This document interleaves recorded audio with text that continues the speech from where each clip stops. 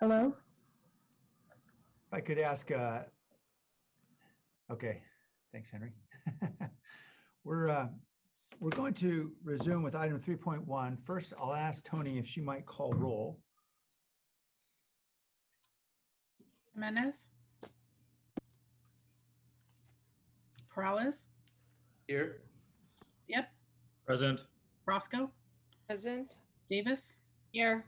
Esparza. Here. Arenas. Foley. Here. Yamis. Here. Jones. Present. Licardo. Present. And I'm present as well, Tony. Thank you. Thank you. Great. We have a quorum. All right. So resuming at 3.1, I think Councilmember Dieppe held the floor before he called us all off to lunch. Councilmember Dieppe. I'm done, Mayor. Thank you. Okay, great. Councilmember Jimenez. Thank you, Mayor. I had a question for the chief. Oh, there he is. I was trying to see in the Hollywood Squares if I saw him. So he's hanging out there. There he is. Chief, I had a question about the fire breaks generally. I know those are typically used, and correct me if I'm wrong, but they're used to prevent the spread of fires. And I think there's typically like a break in vegetation or things of that nature. And there's certainly some parts of the city that are a little bit more rural in nature. And so what I'm curious about is, has there been like an evaluation of these fire breaks, whether they exist or they need to be implemented in different parts of the city by the fire department? Is that something you all sort of take on? So with regards to the fire that's burning now, so that Calaveras zone, Canyon zone, all part of the Santa Clara unit, that is all state responsibility area. And I can tell you that when weather and conditions permit, there is an active vegetation management program for that very purpose, which is to create areas where fuels are not quite so dangerous and thick. And here in San Jose, it's actually a program that I'm trying to get started, which would be a more active vegetation management program under a study. It's called essentially it's a wildland urban interface study that identified some areas where we might want to focus our efforts with regards to vegetation management. And if I may ask, are there any impediments that prevent us from moving that forward? Planning and funding ultimately. We actually have a grant proposal out right now to initiate some vegetation management in the coming pre-season. And so it really would be a matter of resourcing and planning ultimately. Okay. And then are there, to the extent you're at liberty to share without exciting some folks in the community, but are there any parts of the city that you think we need to have an extra sort of set of eyes on and just watching very closely? And I assume that if that's needed, that you're probably already doing some of that, but I'm curious if there are any parts of the city you think need to be watched a little bit more carefully than others. Well, I think our fire history tells us quite a bit about where our hazards are generally, but certainly in South San Jose, most recently, of Santa Teresa Park, and areas. We had the Colleen fire earlier this year that hill burns from Blossom Valley into Almaden Valley and is a common hazard that we look at. There's actually some state responsibility area on that hill cap as well. And then certainly all along our eastern edge, which is actually area that we cover for the county under agreement with the county. It's not city proper area, but there's quite a bit of residential areas that are intermixed with natural vegetation there that we want to focus on as well. Okay. All right. I suspect as potentially other council members feel the same way, but the fires and such, whatever it was that started them, was really brought to the forefront some of the general concerns that at least my constituents have had over the years as it relates to fires and such. So I guess what I'm curious about is, where, as it relates to many of the things we discuss here at council, do you think that we'll have a chance to dig a little deeper as to fire mitigation and things of that nature as it relates to some of the things you've touched on? I mean, is there anything going to come to PISFIS or before us here at council again, or? It is a component of the work plan that I've assigned to our Field Operations Bureau, and so I can certainly look for an update and get a better timeline that I can let you know about. Yeah, I think even if it's a memo, I think it'd be great to just get an update as to, you know, if there's anything we can do, or even leaning on our state partners to really get some of the stuff done to the extent they're needed. So with that, those are all my questions. I just want to thank you and the department for all the work you all did. I know there's some in South San Jose, and I know there's some residents that reached out to me saying thank you very much for making quick work of that fire up by Manila Drive and Burnell Intermediate Middle School and Curry. Was really appreciated. And I was driving by there, so I got a chance to see you guys in action, and it was very much appreciative. So thank you. Thank you. Yeah, thank you, Councilor Menace. There's certainly great work being done down there in Coyote. Put out that fire in particular. I wanted to go back to Lee for a moment because I think, Lee, you indicated you wanted to have another look at the map. Is that right? Actually, I just, not another look at the map, Mayor. I just wanted to kind of clarify a few points that were raised by Councilmember Carrasco and Dieppe related kind of the confusion and lack of clarity. And, you know, just wanted to, you know, as we kind of in the EOC and I'll speak on behalf of the chief and I, is very important when an incident like this occurs, whoever has command of that incident has the speaking voice. And in that case, it is CAL FIRE. So it is our job to support their operations and then also support that communications and amplify it and summarize it to the extent we can. And so obviously that last Wednesday night, the 19th, you know, very early on for that fire, where a lot of resources from CAL FIRE were pointed at the LNU fire and Santa Cruz fire early on, those initial boundaries that came in from CAL FIRE, just wanted to say that they were confusing for us as well. And oftentimes early in some of these emergencies, we do have that lack of precision.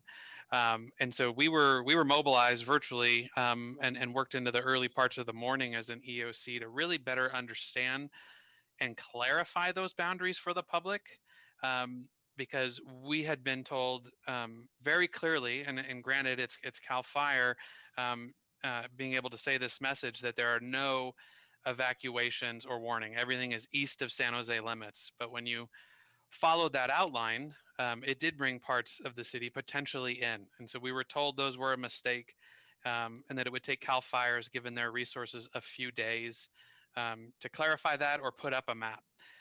So we made the decision to not produce that map that night and work through the night to get the data along with the county in partnership to produce maps early on in the morning so we could more clearly and effective communicate with the public on what CAL FIRE was trying to say. So, you know, did just want to acknowledge, you know, there was a 12-hour period there in the EOC where we were trying to get that clarity from CAL FIRE and work with the chief and his team to better understand what the fire would do that night. And it was so far off from San Jose's borders at that point. We worked to clarify that and get additional information out in the morning. So just wanted to clarify that. If I could add to that, I did get in early contact with Incident Command, and the reality of the time period when those orders were coming out was that they were defending structures in the canyon zone, and so almost all of the attention of the incident was rightfully in that direction, and the other evacuation orders that were being developed were done quite hurriedly and weren't revisited for several hours. And so that period of time where there was uncertainty, there was good reason for that. Thanks, Chief. Thanks, Lee. Okay, Councilmember Rennes. I want to start off by just really thanking our fire department, our CAL FIRE police department, EOC. I know that you've not had a break since almost the beginning of this year, and I think your skills just really were really sharpened by this by this time. And so I think all of the communication that I received from the team was just on point. My contact, which was Kim Walsh, kept us in minute by minute information and updates. And so I really appreciate that. Of course, my district is on the backside of that fire, and and there are some unincorporated areas, like Councilmember Carrasco mentioned earlier, that are in our districts, and people don't really understand whether they're in San Jose proper, but if they've ever tried to access our services, they probably have been told before that you're not in city of San Jose proper, and either talk to the county about it. But when it comes to disasters like these, it doesn't really matter. People just want help. And so I do agree that at some of the communication could have been improved in terms of CAL FIRE being the lead and the county being the contact lead in this area. My question for all of you is there going to be a debriefing with the county so we can pick up from lessons learned in this particular incident? Yes, I would defer to Chief Sapien on the fire part, but as we activate in the EOC, we always do some type of after action report. And I think we can definitely include county coordination in that. I'd say we actually did have pretty good coordination early on, especially on kind of divide and conquer on some of the mapping resources. But I think as time went on, that coordination becomes more and more important as we get into operationalizing things. Yes, and I've got to say that I had my own map resource person because my chief of staff, Patrick McGarity, was a geography major. So we understood very well right from the beginning whether we were included. You know, he broke down a lot of the maps that were somewhat confusing to some folks that have already mentioned that. But it allowed me to understand who was involved and who wasn't. And one of my team members lives in the unincorporated areas that were actually eventually evacuated. But let me just share a little bit about her experience because it was a bit chaotic. So that night that we got the call from EOC contacts from Kim Walsh, and you were all working on that map overnight to figure out and to just make it much better for the next day. I know that people were still feeling very uneasy and they wanted just more information, right? And lots of folks stayed up and kept sending us notes and emails and things of that sort. And we wish we had more information, but we gave them whatever we had at that moment. So that very night, the sheriff's department went up to the hillsides in my district. They didn't knock on doors. What they did is they used their whatever system they used to talk to folks through their cars, and just went through the neighborhood saying, you know, this is a voluntary evacuation request for all of you, you know, so on and so on. That was like at 4:30 in the morning. So for a voluntary evacuation request, that is one of the most, I don't know, strangest ways to request people to voluntarily evacuate. One, you're creating a little bit of chaos at 4:30 in the morning. Nobody wants to get any calls after 1 a.m. Because they're just bad news, right? So being woken up at 4:30 in the morning by the sheriff's department, and whether you understood the message clearly or not, you're being asked to voluntarily evacuate. Now you're on notice, right? Now you're on high alert. And some folks decided to evacuate, some people didn't.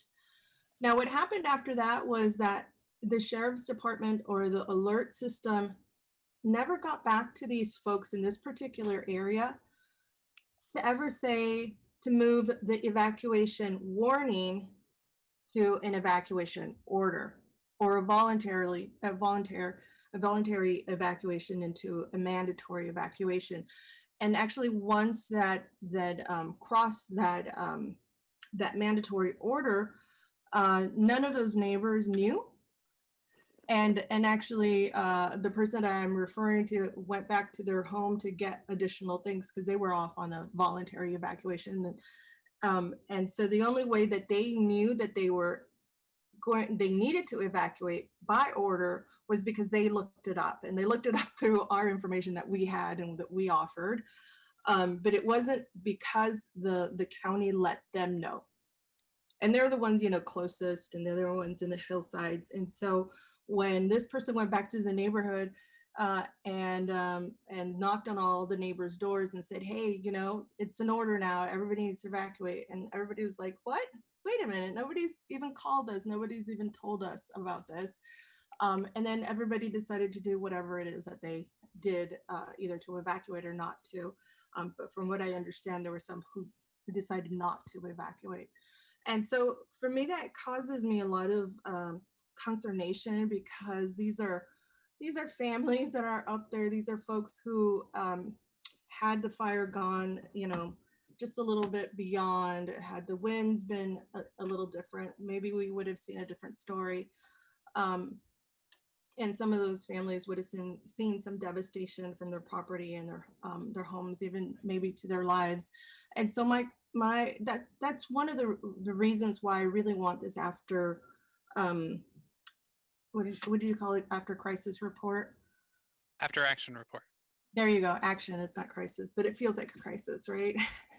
So in this after action report, I think it's really important to figure out with our county partners, since they were the ones who were point with CAL FIRE, how did they manage to alert people in those areas, especially unincorporated areas in our districts? Because I feel like that wasn't properly done with our community. And everything is good now. I think everything is very well managed. There's no additional threat of dry lightning, and no additional fires as far as we know. Anything can change in terms of weather, as we've seen. But in the meantime, I think there's a lot of lessons learned for our folks in terms of how to notify our community. I think the city of San Jose, I think we did a really wonderful job in letting our folks know. I saw a lot of our council members tweeting and posting on your Facebooks, regardless of whether the fire was in your area. I think we all have friends and family everywhere in San Jose, and so I thought that was really important. And we were all on the same messaging. We all were providing the same type of messaging, and we're as clear as we could be in terms of what we understood the messages to be from CAL FIRE. And I think that piece, went really well, and I've got to just acknowledge everybody who was part of that it was a job absolutely well done. Thank you for sharing all of that with us. I think one of the areas that just needs some more attention is that connection with the county. And I know it's very difficult to work with different systems, but now that we have some lessons learned under our belts, that we can possibly anticipate this maybe happening every year, that possibly, right, we just never know, that that we have a better plan for our community members. And I really appreciate that question that you posed earlier, Councilmember Davis, about those folks who are not able to evacuate on their own, and how do we help those folks? I know in my district, we have a couple of mobile home camps, and definitely a lot of long-term senior care facilities. We have the villages, which is just a huge, huge community. And so how do we prepare them so that they could be better prepared for next year, for the next year's fires? Hopefully it'll all be next year, and I'm going to knock on wood. I think those are the 3 points that I wanted to make on the fires. Aside from just my deep gratitude to all those folks who put their their lives at risk and their well-being at risk to protect us and to protect our property. There's just no words for them. And for those acts of hero-ness for Shiro and Hero from our fire department and our police department. So I'm really grateful for that. I know a lot of families had conversations with their children about what does it mean if we evacuate? You know, I had that conversation with my children too. And, you know, children get a little more stressed out when they don't know what's happening next. And so I think it would be wonderful to also connect with the schools and figure out a messaging that could also be incorporated into our school time when these things happen, especially now that everybody's on Zoom and it's so much more easier to get this information to our teachers. And that way our students are also in this network of support at home, at school, and right now not in their neighborhood, but at least 2 out of 3 isn't bad.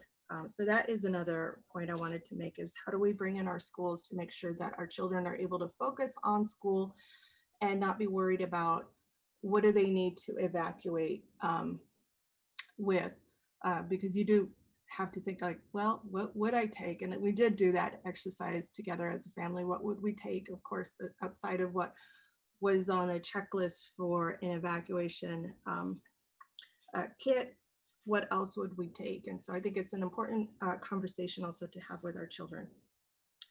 So moving on from the fire, and thank you so much, Chief Sapien, for your leadership. I wanted to move on to the legislative team and the report that they gave. I don't believe they gave any information on the exemption of childcare. Oh, I know.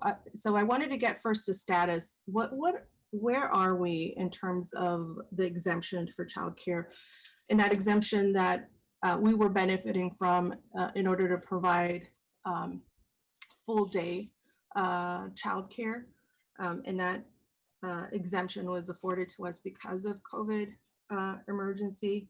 Are we able to expand on that and take that? Are we able to address that? I think because school is functioning the way it's functioning now, I think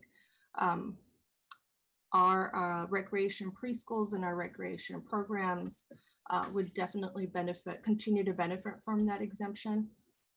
So do you know where it's at this point, Lee?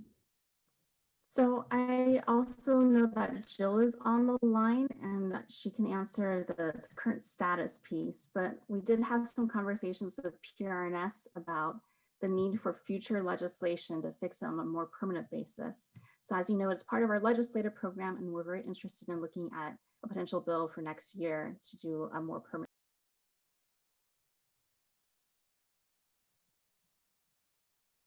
Hi, can you see me? Very dark. Yeah, as Ben has said, the current status has been that there was a waiver associated with the original emergency. We are that waiver we understood was no longer applicable when school is in session. And so that's been the challenge, that now school is technically in session, although our children can't be on site, which is, makes the need for some sort of child care or child support program really important. And we've been working to deliver that with PRNS, obviously. So the current session is within the 15-week period that's allowable as a recreation programming. And the need that we would have if we want to continue past December is to get either an additional waiver or apply for an exemption through a legislative process that would need to be initiated. And I would note that we're not the only city that is looking at this. So if there was that intent, it could easily be something that we would work on with other cities. Thank you, Jill. And Benno, is that something that we should start working on now in terms of collectively looking either at a regional effort or statewide effort? There's so many of our cities that would benefit from this. Yes, absolutely. Fall is generally the time right now where we're starting to put together a legislative program for next year. So the timing works really well for that. Oh, perfect, perfect. So we're not necessarily going to wait until December to start working on this. We're going to start working on organizing together, either regionally or statewide, whatever the approach is that works the best. But that legislative effort is something that you're starting to do as of now, correct? Yeah, so generally during the fall time is where we explore legislation. So that includes the coalition building that you are talking about. We have conversations with the committee consultants, understand the past history on some of these issues, and get all that work together. January, when the legislature comes back, is when authors formally introduce bills. And so the idea would be that we're ready by then to actually formally introduce something. But as Jill said, it sounds like there's still other options to get some waivers in the meantime that we could take a look at as well. Great. Okay, great. So we would get ready to present in January. And I think, yes, there probably are some other waivers and things of that sort, but I think this needs almost a permanent fix, not only from for our city of San Jose, but just regionally, because our folks work everywhere around the Bay Area. So I think it's something that all of our cities would benefit. So thank you. And I would love to continue to get information on how that progresses as their efforts progress, Benna. Those are my questions. I appreciate it. Thank you.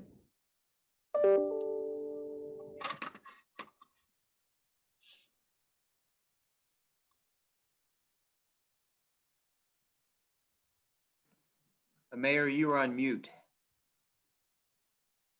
Please forgive me. I thought I had called on Councilmember Camus and nobody heard me. Thank you, Dave.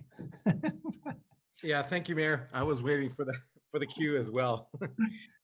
Last week I asked about our cooperation, multi-jurisdictional cooperation on trash cleanup. I still see the garbage piles on Highway 85 and Almaden Expressway, and I'm at my wit's end. I have people who want to do cleanups clandestinely. So should I take matters into my own hands, or what should we do? I'm tired of saying this jurisdiction has this jurisdiction has that. So I asked that last week and maybe even the week before. Where are we with that? Yeah, Councilmember Camus, this is Jim Ortball, Deputy City Manager. Last week when we talked, you indicated you were going to contact me and give me details about the locations that you wanted us to look into. So if you would do that, we'd be happy to look into that and figure out the right jurisdiction to take care of it and address it. So if you would reach out to me, that would be great. I'm 90% sure that we did. We will reach out to you, and I will have my staff CC me, and hopefully they're all listening at this point. And if I did and I missed it, I apologize. But if we get that, we're happy to investigate it and address it.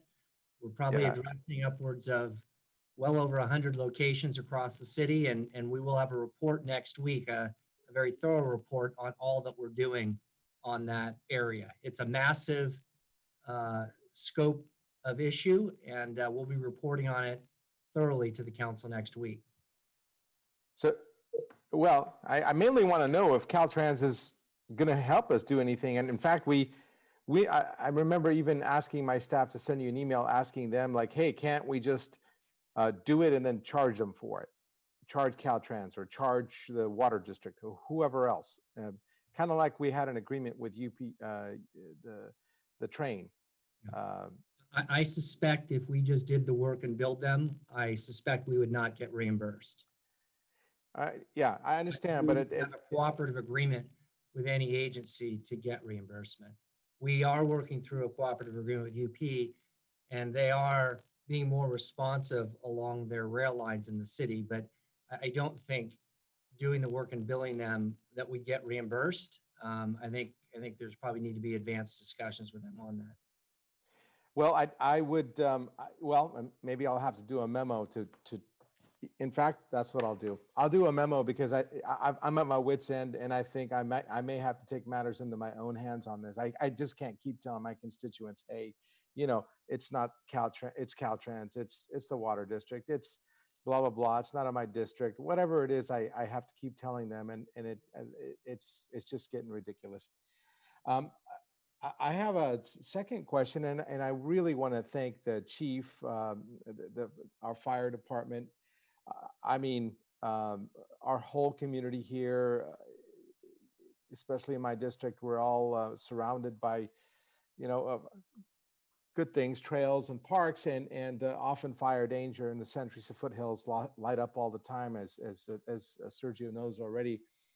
But I do have a question in regards to, are we giving support to CAL FIRE, say, like in Morgan Hill or something, because I actually have a lot of relatives in Morgan Hill as well. And is that, to stop the fire from going further to San Jose, is that something that our fire department is active with, or are we trying to batten down the hatches and stick to our own city parameter? Thank you, council member, for the question. So San Jose has committed resources in several areas. We had committed resources to the river fire south of Salinas, to the Santa Cruz lightning complex, to LNU complex, and to Santa Clara units lightning complex. In addition, we also committed 4 engines to covering local CAL FIRE response areas. And so we have actually San Jose units that are covering CAL FIRE stations in the Santa Clara unit as well. So we're spread pretty thin. And in fact, we may have our task force committed to the fire as well here before the day is over. Well, listen, I really, well, God bless you all. I could tell you that I don't know how you all are doing it. Maybe I just have a weak system, but I was out just walking to the grocery store yesterday, and there was so much smoke. It felt like I smoked 5 packs of cigarettes, and I just couldn't breathe. And I had a horrible headache that I felt like I even needed to go to the doctor for it. That's how bad it was. And I just can't imagine what your firefighters are going through. Thank you all for everything that you're doing. God bless you all. And thank you for the reports, City Manager. Thank you. All right. Other questions? I want to echo all the thanks. Big thank you to Lee Wilcox and everybody at the EOC for their hard work. Again, to Chief Sapien, I had an opportunity to be able to meet some members of the Wildland Task Force, which I guess has just been constituted as a result of the department's ability to acquire some more apparatus, and it's really great to see folks who are willing to step up for what must be an incredibly demanding and grueling assignment like that, and certainly sense no hesitation from any of them, and I'm just grateful that they're willing to put themselves out there. I think, Chief, we had for several days 49 firefighters deployed to other parts of the valley outside of our city. Is that right? That number's about right, and it's been creeping up a little over the last few days with additional overhead positions. Yeah. Okay, so we got a lot of firefighters out there serving the broader valley and Santa Cruz and elsewhere. So just very grateful for all they're doing. I want to thank Erica also in the fire department team, who's doing a great job of communications. And I should note that, speaking of our firefighters, Governor Newsom gave them a shout out. If any of you heard a couple of days ago in his statewide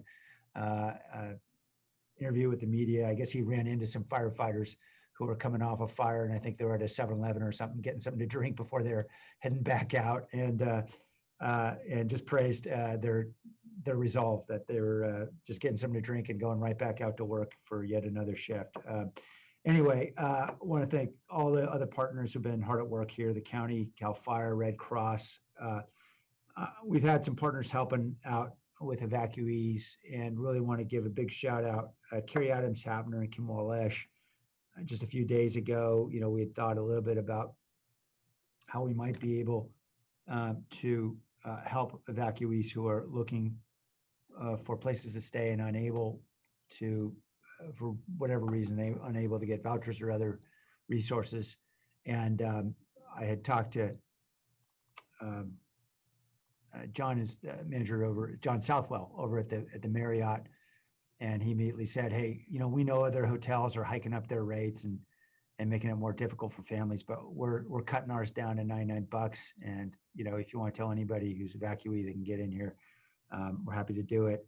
And sure enough, then Carrie Adams Habner reached out to John LaFortune over at Team San Jose, and they coordinated getting more than a dozen hotels, all to say we're going to cut our rates to $89, $99. I think one got to $79. So appreciate them all reducing their rates. I know they're all struggling mightily to hold on to what's been a brutal, difficult time, and doing everything they can just to pay their staff. So appreciate their efforts. Appreciate Airbnb stepping up also for their open homes program, which is offering free places to stay for an awful lot of residents.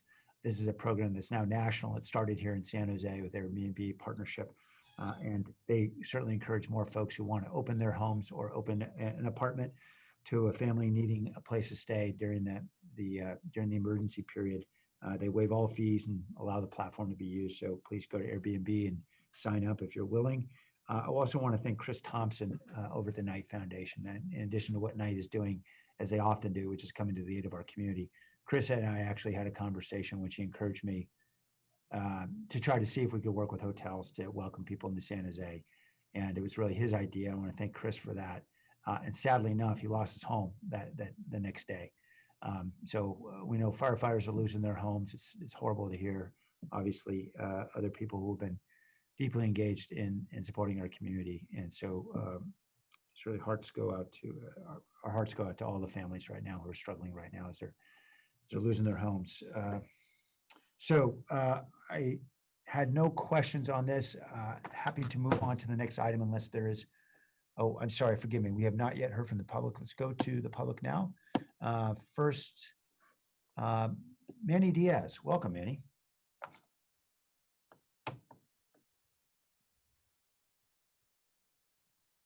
Manny, I think your device is on mute right now. If you could unmute your device and we'll be able to hear you.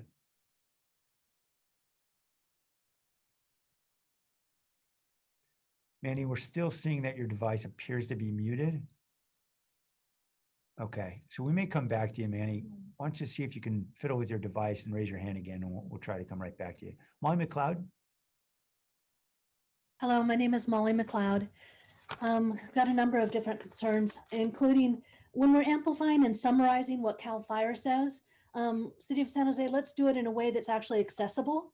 That means that there should be image descriptions and alt text. People with disability, everybody who's a resident should be able to reply. I was on the Thursday call with Cal OES, and that was the point that I raised then with CAL FIRE. I'm glad to see that their tweets are now including some information, but we need to do better San Jose in making sure all the residents know. That also includes not relying on acoustical devices solely. That's an improvement from the 2017 flood, but what about people who are deaf or hard of hearing? What's the plan? I don't know. In fact, nobody with disabilities would be able to know what's going on from Silicon Valley Strong website because there is no access information and there's no disability specific resources. That means that if I'm a person who relies upon insulin, I don't know whether any of the heating and cooling centers or the evacuation locations actually have refrigeration. The plans that are relying on VTA and moving people over are so vague because I know that wheelchair users have been bringing to the attention of City of San Jose and the county the inadequacy of the resources. City of San Jose, why aren't you including people with disability in all of the surveys that are done? In fact, whether it's public outreach or EOC plans, disability specifically was left off. They're most likely to be left behind and die, and that's completely unacceptable. And I'm speaking from the perspective of a person who had worked in the EOC at the PSPS shutoffs, and we are not prepared. Don't retweet without the information for everybody to read. Let's do better, San Jose. Thank you. Blair Beekman.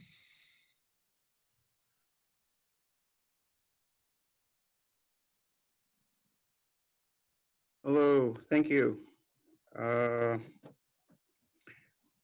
In this time of COVID-19, the stock market itself is continuing to know how to develop incredibly vast money-making systems in this time of COVID-19.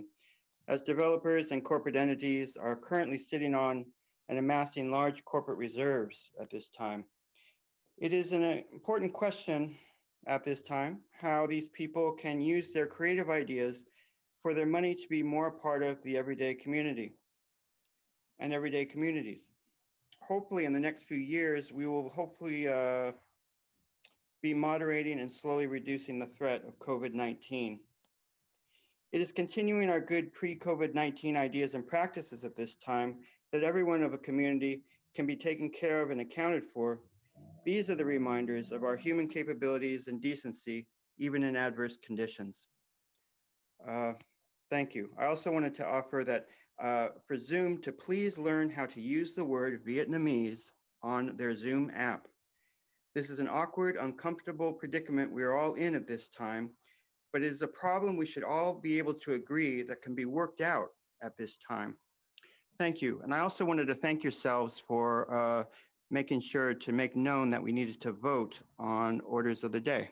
That was really nice. Thank you. Thank you. The person with the phone number ending 6262.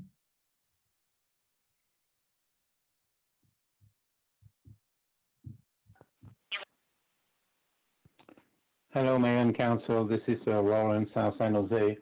I'd like to start by echoing a council member Jimenez's comment. That fire started approximately 200 yards from my house, and I was concerned that our, fire services would be depleted because of the fires. They were not. The response was immediate. It was extraordinary, and I really want to thank the people who made that happen. But the reason I'm addressing you is where the fire started. And it started behind a property known as 272 Curie Drive. And I know you can't do it online, but if you go back to item number 2.27 on the June 25, 2002 council meeting, we actually contributed $900,000 of Open Space Authority funds to buy this property that were matched by another $900,000 of county park charter funds. And if you don't know what park charter funds are, for every $1,000 of asset value of your property, you're paying 15 cents for this. So personally, I pay $150 a year to the park charter fund. That's a property I had attempted to buy for $400,000. So the question is, how did we end up paying $1.8 million for it? The next question is, that property used to be occupied. It developed a leak in the roof, I think 10 years ago. The county ripped the roof off, put the top on it, eventually abandoned the property. And they've just spent another $500,000 on consultants for development. My question to you is, why aren't we restoring this property, housing a potentially homeless family in it, and again, protecting the local neighborhood, because there'll be somebody there keeping an eye on what's going on behind that property. Thank you. Thank you. Assemblymember Diaz.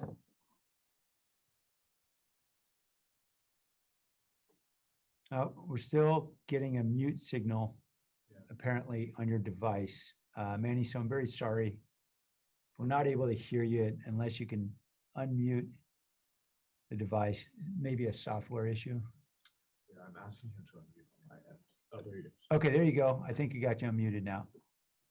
Yeah, Mayor, I'm sorry. I meant to speak on item 3.7. I'll get off of raising my hand. Oh, okay, great. We'll hear then. Thank you very much. Sure. All right, we'll move forward then. Item on the consent calendar, there are several items that council members would like to pull. Councilor Davis wanted to pull item 2.6, council liaison to the retirement boards.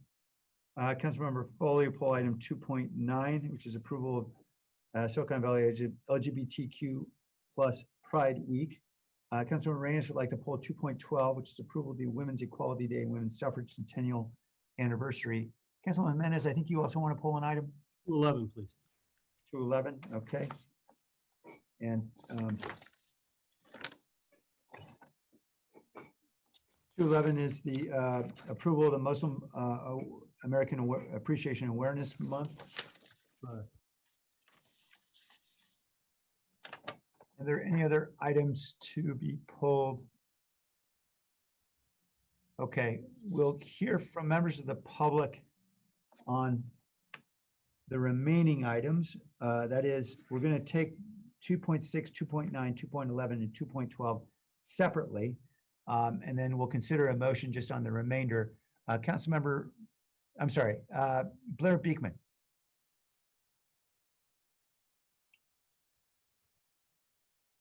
Hello, I would like to speak on item 2.11, so if I can wait until that item comes up, please. Absolutely. Okay, let's go first to 2.6. Councilmember Davis. This is you're the liaison to the retirement boards. Yes, thank you. There's some good news for a change. So I wanted to give a report, and I hope that Councilmember Foley won't mind. I'll give the report as well for police and fire. Is that all right? I was hoping you'd cover the same numbers twice. I'm happy to do that. It's easier to do it that way. So the second quarter of 2020 for the federated pension plan, it was up 11.1%. And for police and fire, it was up 9.6%. For the fiscal year 2019-2020, the federated plan was up 3.6%, and which put it in the top 14% of its peers. And for police and fire, it was up, these are positive numbers, by the way, 3.1% for the fiscal year 2019-2020. And that puts them in the top 17% of their peers. So very good numbers. Did want to say, of course, calendar year to date through the end of June, the federated pension plan is down 1% and police and fire is down 2%, but that still puts both of them in the top quartile of their peer plans, with actually the federated pension plan for the first time being in the top 1% of their peers, and police and fire in the top 12% of their peers. So just for comparison, the 10-year percentile rankings for federated and police and fire are basically at the bottom of all of their peers. They're in the 99th and 98th percentile. So I just want to be really clear that this is good news, and a dramatic improvement in performance, and the changes that they have made to their investment strategy in response to COVID-19 do appear to be paying off. I did also want to say at the federated board meeting last week, we talked about when we could have a joint meeting, and I did make a recommendation. I hope it is all right with all of you. I did make a recommendation that we maybe have 2 joint meetings, one being in the fall and one being in the early part of 2021. That way we could have a discussion about a deeper discussion about COVID and the impacts on both the city budget as well as on the retirement plans in the fall, and then we can talk about other items that we would normally talk about at our joint meeting in the January-February timeframe. So that was the recommendation that I made. I don't know if they will take that recommendation, but they did say they would take that back. So that is my report, and I'm happy to take any questions or just make a motion to approve it. Great. Any questions? Second. There's a motion and a second. Hi, this is Tony. Did we want to take comment on all the individual items and do one consent calendar motion for everything? Yeah, we can do that. We can move on to the next item. That might be easier. So we'll ask Councilmember Davis, you can just withdraw the motion. We'll come back to you. Withdrawn. Thank you. Councilmember Foley would like to speak on item 2.9, which is approval of Silicon Valley LGBTQ+ Pride Week.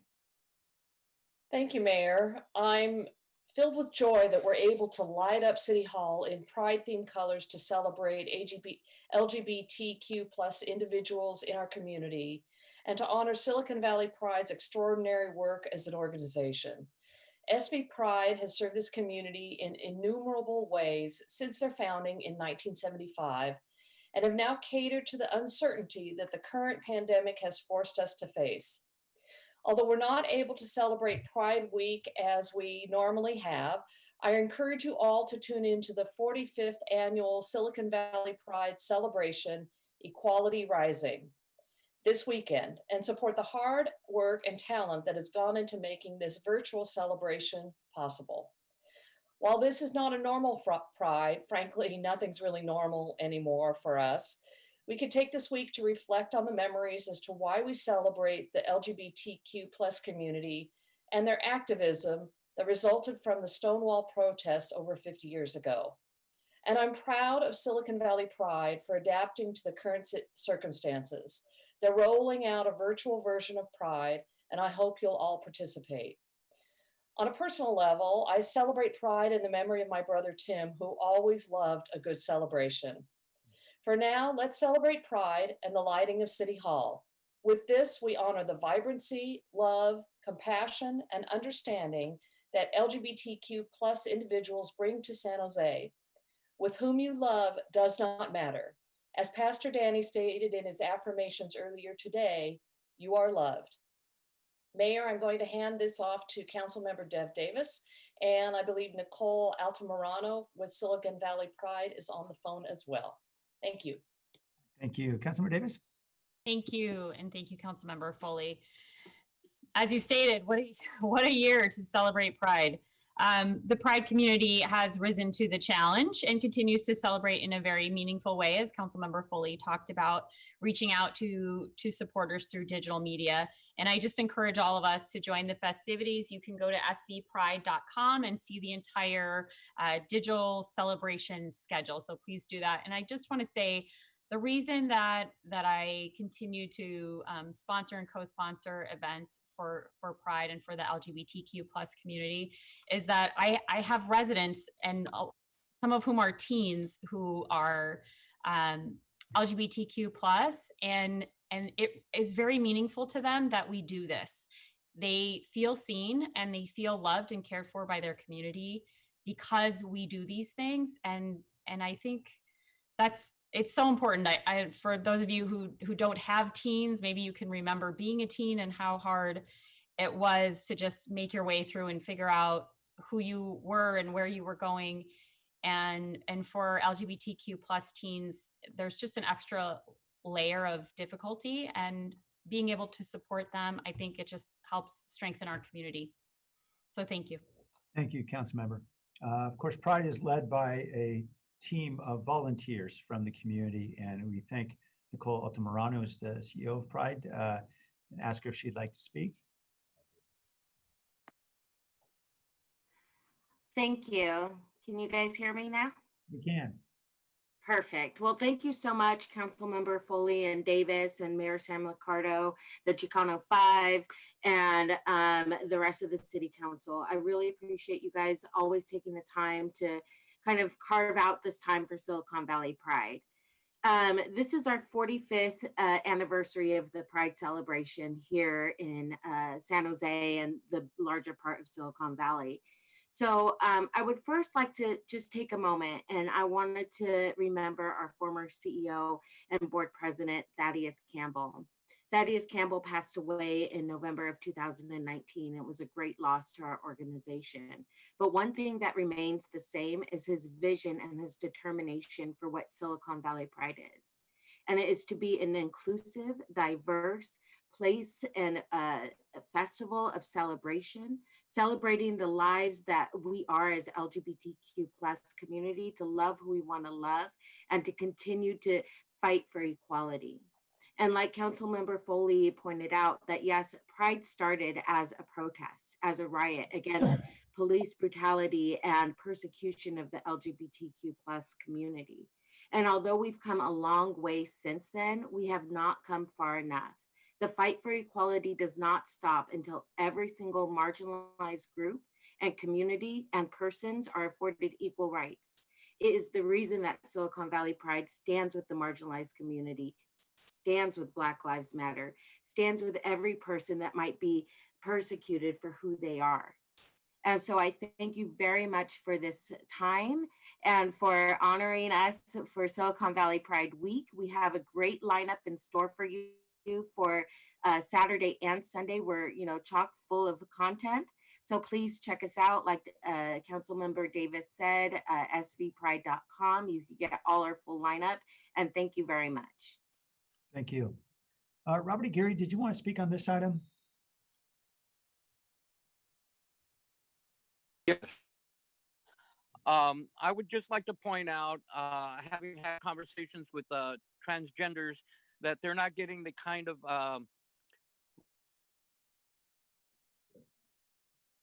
LGBTQ plus community, and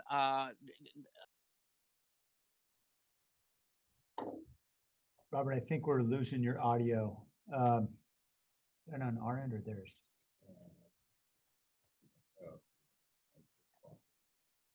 Can you hear me? Okay, I can hear you right now, Robert. Yeah. Oh, okay, I'm gonna try not to move. All right, so I don't know how much you did here, but working with the transgender community, I've found out that the transgenders are not being given the same amount of respect or voice in the LGBTQ plus community. And I'm not sure there's anything you can do about it, but I just wanted to make a public statement about it, that even within that group, there's not enough inclusivity in it. And we need to be much more respectful of people of all genders and all persuasions and colors and economic situations and so forth. And I do know there was a very large community of transgenders that were living in the jungle before it closed down. And I've lost contact with a number of those, but I would like to make sure that they are properly represented as well. So that's all I had to say. Thank you, Robert. Okay, returning to council then. Thank you very much for that, council members Foley and Davis. Item 2.11, Councilmember Jimenez, you pulled this item, which is the approval of Muslim American Appreciation Awareness Month. Yeah, thank you, Mayor. Under normal circumstances, we'd be presenting these proclamations and giving them out to some of the folks in the council chambers today. It's in honor of American Muslim Appreciation and Awareness Month. So I just wanted to share a few words and then open up the floor for Samina Usman that's going to give a few comments. So, enriched by the unparalleled diversity of its residents, the city of San Jose takes great pride in supporting individual religious freedoms and is strengthened by the many varied religious, political, and cultural traditions and contributions of its diverse population, including those Americans who practice Islam. Freedom of religion is the distinct, cherished right and a fundamental value upon which the law and ethics of the United States are based. In the Bay Area, we have a thriving community of 250,000 Muslims and over 100 mosques and religious centers. In Santa Clara County, there are over 67,000 Muslims who make innumerable contributions to the cultural, political, and economic fabric and well-being of California and the United States. It is appropriate to acknowledge and promote awareness of the myriad of invaluable contributions of American Muslims in California and in San Jose, and of course, across the country, and extend to them the respect and camaraderie every American deserves. American Muslims are teachers, lawyers, doctors, social workers, tech workers, nurses, business owners, among numerous other valued professions, as well as peace builders, activists, entrepreneurs, and of course, politicians.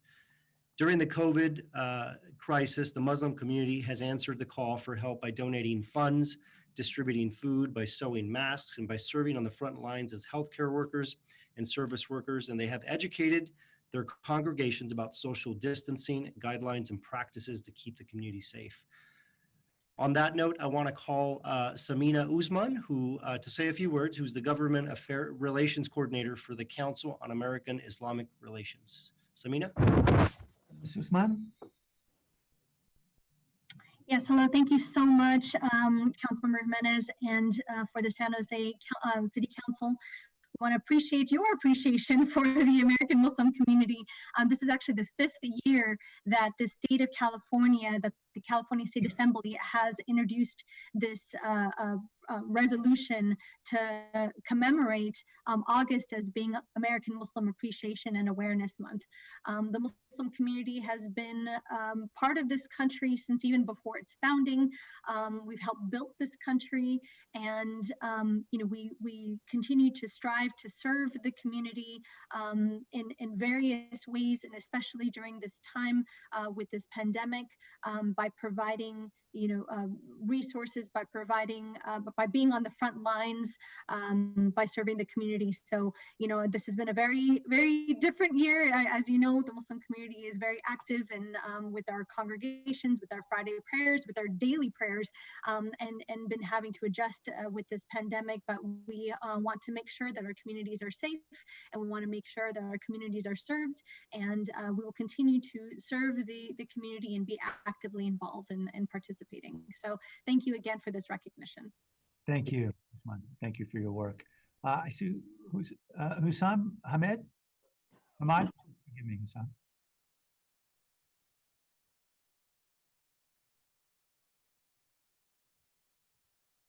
Welcome, Mr. Hamad. Yeah, I have to unmute myself. Yeah, sorry. Welcome. Thank you, Mayor Lacardo and Councilman Jimenez for this appreciation. My name is Hussam Hamad. I'm with the Blossom Valley Muslim Community Center in South San Jose. And we appreciate the recognition. And we also, we're part of the community. We participate in everything during the pandemic. It was very difficult for us. Until recently, we were not able to hold any prayers inside. Recently, we were allowed to pray outside, and we're holding 2 services daily there. And we also held special prayers for rain last night, and tonight we're going to hold another one to help maybe bring some rain for with the help with the fires that's happening right now. But also, I just wanted to express my appreciation to the council and the mayor on this certificate that you're presenting. Thank you. Thank you, sir. Blair Bigman.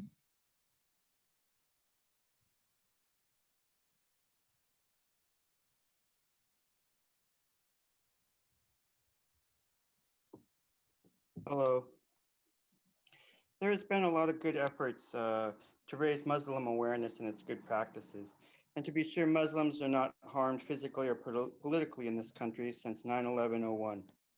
Another important human rights activist was killed in the Philippines last week in the current Philippine government intolerance policy. And in this country, we are measuring how to deliver a vitriolic policy of hatred at the borders and to solely blame the Chinese government for the COVID-19 pandemic, when many people in China, Vietnam, and across the world have been working hard to stave off the virus, and when the US might have had its own important role in China, with China, as both competitor and accomplice, creating in US labs a confusing maze of rival COVID-19 pathogens and cures. Most all of this above are the ideas of state-sponsored violence, extremism, and terrorism to work out our long-term social planning, societal planning, ideas and goals.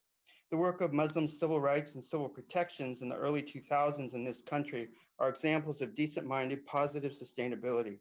I hope our first steps out of this COVID-19 situation is that we work to make sure we don't have to harm or kill each other to arrive at good legal examples and practices for the sustainable future local communities, our nation states, and this planet. To conclude, and that simple continual negotiation and dialogue can always solve our problems. Thank you. Thank you. Okay, back to council, and thank you, Councilmember Jimenez. Let's go on to item 2.12, which is the approval of the Women's Equality Day, Women's Suffrage Centennial Anniversary. Councilmember Arenas? Oh, I'm sorry, forgive me. There was one more person who had raised their hand, and they had the identity of San Jose, and they just lowered it again. Is that not on that item? Okay. Oh, San Jose, yes, welcome. Right now, your device appears to be muted, San Jose. All right. Yeah, this is Sean Saigal. Oh, welcome. And I'm a resident of San Jose. Sam Liccardo, really happy to, be here. And I'm really happy that every year, you commemorate, the day for Muslim Awareness Month. And we're happy to see that, as you know, we are part of the community and you have helped us a lot in different areas, regarding our masajids, place of worship and in any other issues that we have. And by the way, currently I'm also serving as in the County of Santa Clara as the Human Rights in the Human Rights Commission. And previously I've also served as in the city also on the CDBG committee a while back. And it's nice to see that everybody recognizes the city council, the presence of the Muslims and what they have done.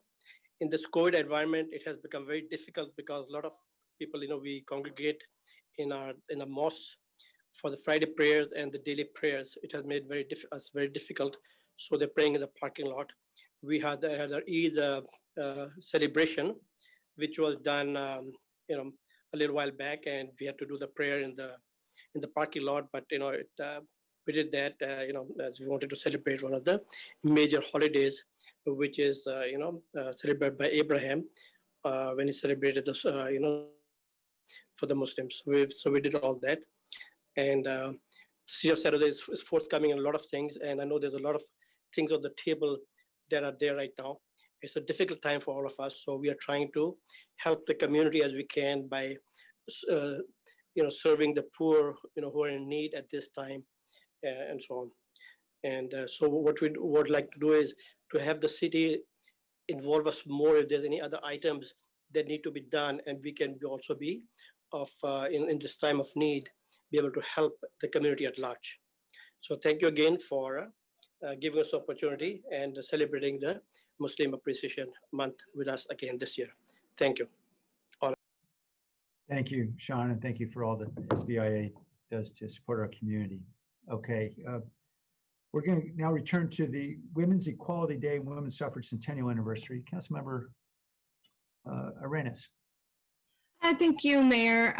But before I begin, I just want to thank Councilmember Davis and Foley for sponsoring the LGBTQ Pride Week and sponsoring the City Hall lighting, as well as Councilmember Jimenez for your recognition of Muslim American appreciation. So thank you for making sure that our communities continue to be highlighted every month, despite not being able to congregate and celebrate together.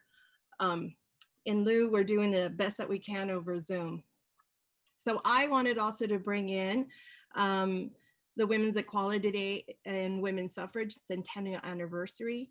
And this is strictly a Council District 8 sponsored special event, but because we have the honor of having 5 women on council, I wanted to make sure we celebrate all together and wanted to take a moment to recognize that today and every day we celebrate women's achievements and the ongoing fight for gender equality.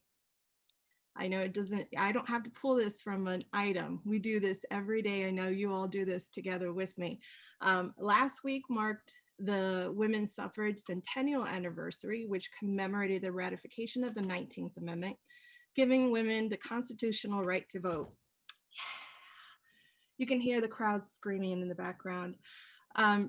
Tomorrow, August 26th, officially marks Women's Equality Day.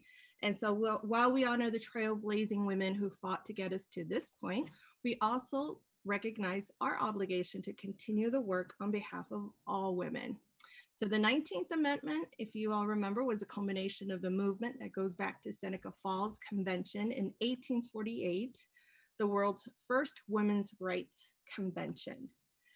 In the years that followed, women marched, they lobbied, they protested, they campaigned in pursuit of that goal, and many were arrested, imprisoned for just demanding the right to vote.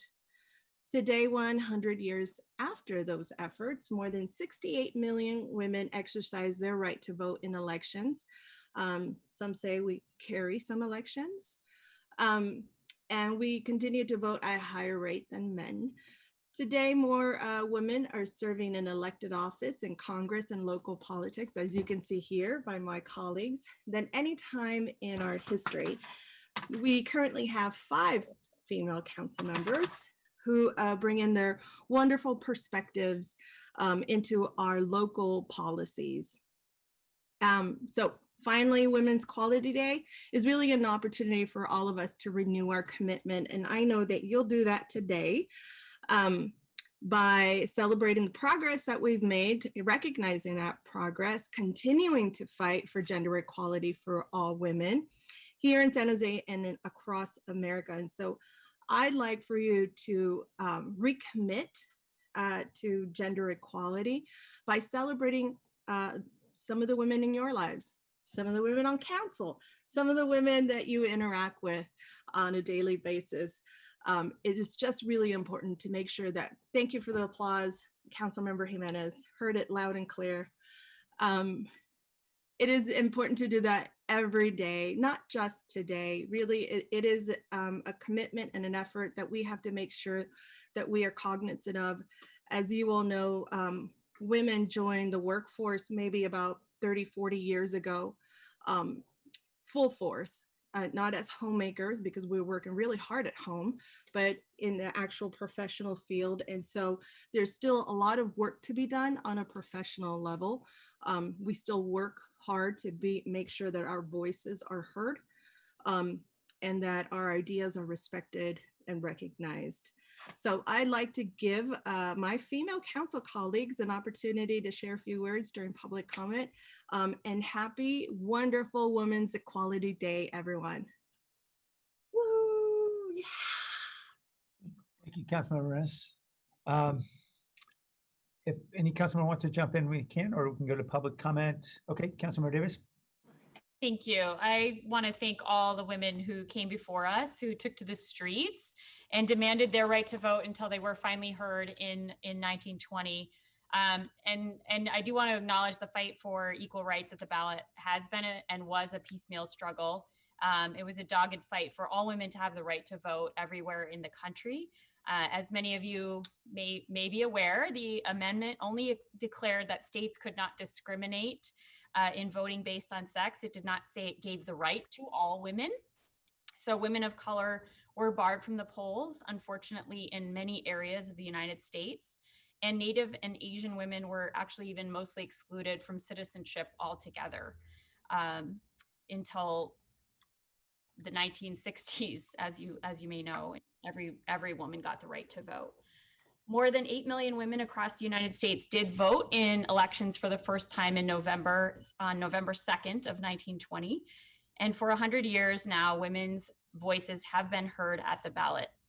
And as Councilmember Arenas stated, now is the time for more representation as elected officials. I encourage you to check out the National Archives exhibit online. It's called Rightfully Hers, American Women and the Vote. And that's at museum.archives.gov/rightfullyhers. You can look that up.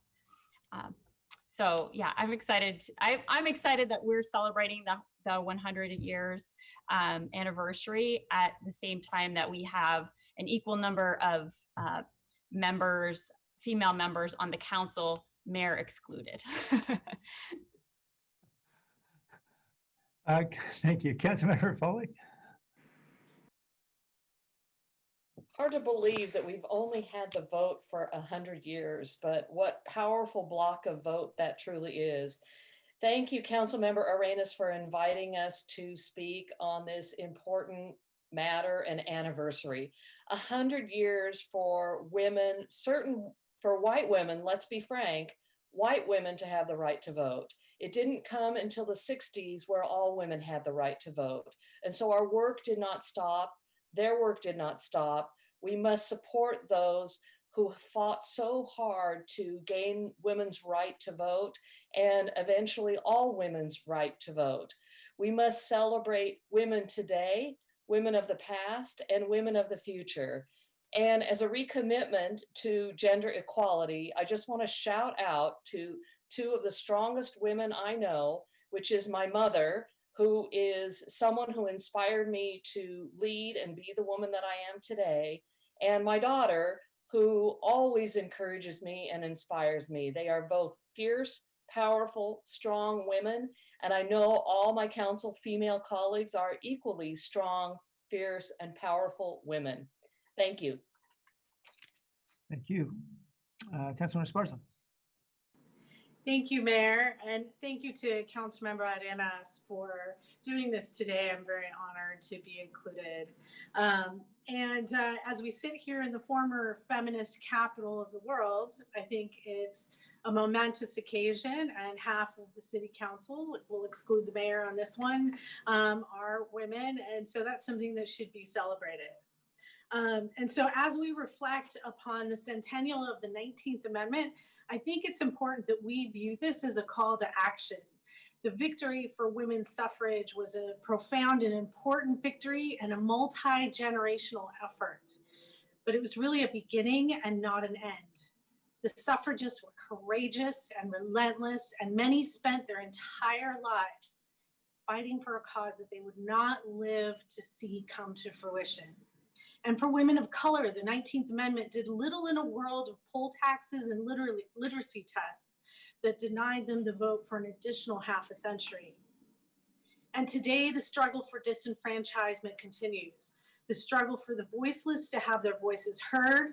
And as we face a federal administration intent on silencing our voices at the ballot box and turning back the clock on voting rights here in the US, now more than ever is to make sure that we make our voices heard and we vote. Thank you. Thank you. Councilmember Carrasco. Thank you, and I want to thank Councilmember Arenas. This is very special for allowing us to speak on this, and I also want to remember my mother. She became a naturalized citizen when I was only 11 years old, and she voted every single time up until her death. This was very important to her, and so on this day I also want to remember her. But whether it's through the women's suffrage movement or the civil rights movement, women of all shapes, colors, and backgrounds continue to demonstrate what it takes in order to seek justice for a minority that make up the majority. It has both disheartened me and it has emboldened me that in this day and age, women of all backgrounds continue to be discriminated based on gender. It's unbelievable. Gender equality is absolutely critical for our growing communities. As we address gender equality, it's indisputable the positive impacts that women make and that inform policy. And we know that when we inform policy, women, families, seniors become a priority. And we have positive impacts on society. As COVID ravishes communities, especially communities of color, women will lead the way to economic recovery, making sure that women and their children are prioritized and won't be forgotten in the abyss of poverty. Women of color bring progressive ideas, policies, and roadmaps for an equitable society. Women of color must have a seat at the table always. The imbalance of power and representation between men and women is so normalized and systemic that it has hindered the lives of many. And it is up to us to show our communities, and better yet, the world, that through activism, determination, unity, courage, and change, it is possible. We celebrate all the women that came before us, who marched, who fought, and who sacrificed everything to gain the right to vote over 100 years ago. We must also recognize the right to vote was not granted to all women, like all of you have just mentioned. Women of color were unfortunately excluded, oppression at its worst. White suffragists may have championed equality for women, but in practice, they often meant women like themselves. The leadership that has been celebrated throughout our history of women's equality is only a small snippet of what is to come. There's still much work to be done, especially for our women of color. Let's continue the progress. Let's continue the progress together. Together, we can show the world what we're made of, and together, we can lead the way. Thank you so much. Thank you, Councilmember Arenas. And Mayor, may I interrupt? Because I didn't do this earlier, but I also want to just publicly acknowledge my mother for raising 6 very strong women, as well as the women who serve along with me and who serve our city of San Jose. I see Nora and Rachel and many others who I don't get to see on the screen every day, but I know are fighting really hard. Julia, Jennifer, just everybody who is serving our city of San Jose doesn't have an opportunity maybe to contribute in public comment, but I recognize and I thank you for your efforts. And here is the, can you all hear that? It's a stadium full of just cheer and applause. Thank you. Thank you, Mayor. We're going to work on the audio, but thank you, Councilmember Arenas. The intention was clearly received. Thank you. And I want to thank all my colleagues for speaking up. I also want to thank my mom, who grew up, Laura Sevis, as someone who understood very clearly the meaning of the vote. And she urged all of us to be very active and involved and to vote. And she was a passionate believer in democracy, even though there were certainly in the circumstances in which she grew up, there were plenty around her who urged her to believe that vote didn't matter, and she believed otherwise. So I'm grateful to her. I wanted to call now on members of the community. Blair Beekman.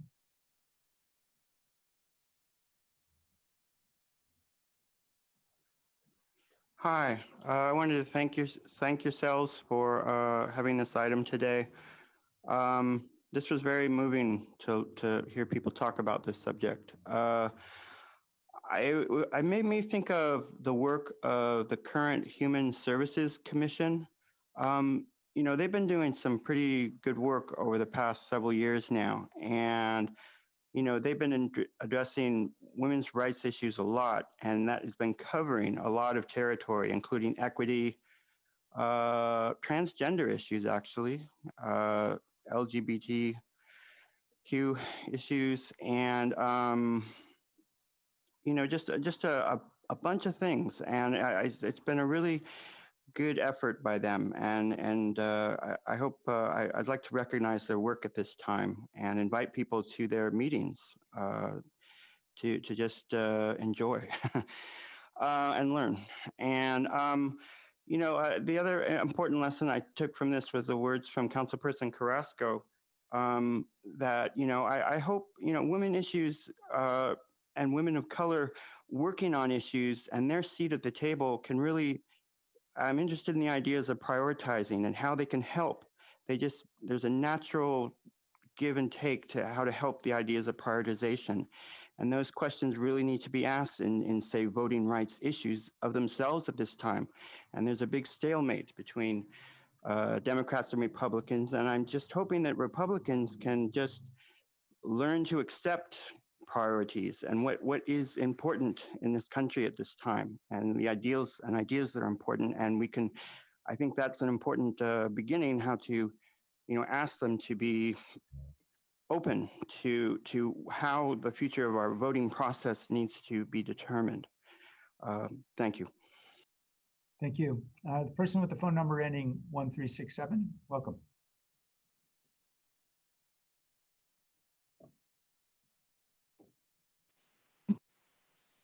Yes, this is Lillian, City Council Representative Davis, represents District 6, and I appreciate all her work. I know that she is also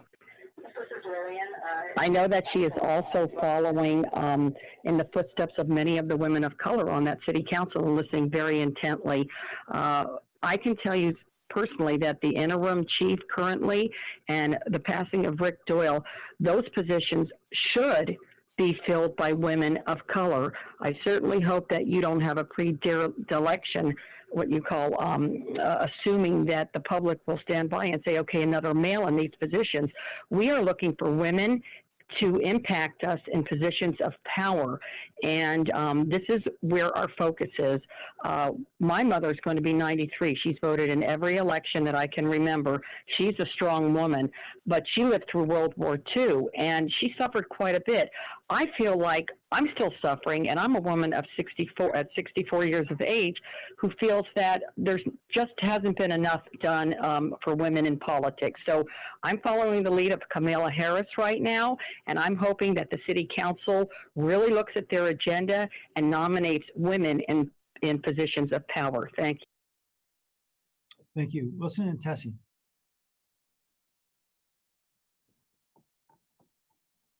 Can you hear me? Yes. I know some of you. My name is Ada Crosby, and I wasn't going to participate in this because I'm waiting for 3.7 point, but I would like to let you know that my entire family and I are victims of socialism of the 21st century, aka Cuban Castro. Uh-oh. Okay. Hello? Ma'am, And yes. this is in regards to voting. Okay, we're talking about women that have been discriminated. There is absolutely no one that has been more discriminated than I am for being Venezuelan, for speaking English, for not speaking Spanish enough, for being LDS, for having a son with autism and all that. Since 2011, Venezuelans have been bringing awareness about Castro communism invasion of not only Venezuela, but the United States with Smartmatic, Sequoia, Dominio, and Votem, which are owned by the Castro Chavez Venezuela regimes, and is a voting system that has been installed in 18 states in the United States. You don't have to take my word for it. All you have to do is Google Smartmatic, Sequoia, Dominion, and voting. My point is, what is the point as a woman to have the right to vote or to vote if our votes are going to be manipulated? Thank you. Thank you. Robert Geary? Yeah, I would like to honor my mother, who recently passed away from COVID. She was a very strong woman. She raised 5 boys, no girls, and you talk about a handful. That's just me. Anyway, all women should be honored and should be respected. And I'm very grateful for this opportunity to be able to speak up for women of all classes, all people, all colors, all genders. And I'm just very proud of my mother and how she raised me, and to make me the gentleman that I am, and to be able to be focused on the issues that I'm focused on right now. She was truly a giving woman, and I never heard a bad word come out of her mouth. Just a great person, and I miss her dearly. And I want to thank all on the council for your strength and your encouragement. And you know, if you will, please reach out to me. I would love to share more with you. So to that, again, I would like to thank you all for the work that you do as well, and the men, because none of us would be here without the men or the women. So thank you for that. Thank you, Robert. All right, coming back to council now. Let's hear a motion on all the consent items. Move to approve. Second. Councilmember Esparza, second from Councilmember Davis. All in favor? Aye. Aye. Now we need to do roll, don't we? Yeah, we're gonna do roll. I'm sorry, I thought you indicated last week, Tony, that we don't need to do so on consent. I met with the attorney's office last week, and they want roll call on all votes pursuant to the Brown Act. Okay, so I wanted you to do one big motion instead of several motions. Okay, so we're going to do it on consent items as well, right? So Okay, roll call. Jimenez, Yes. Morales, Aye. yep, Aye. Crosco,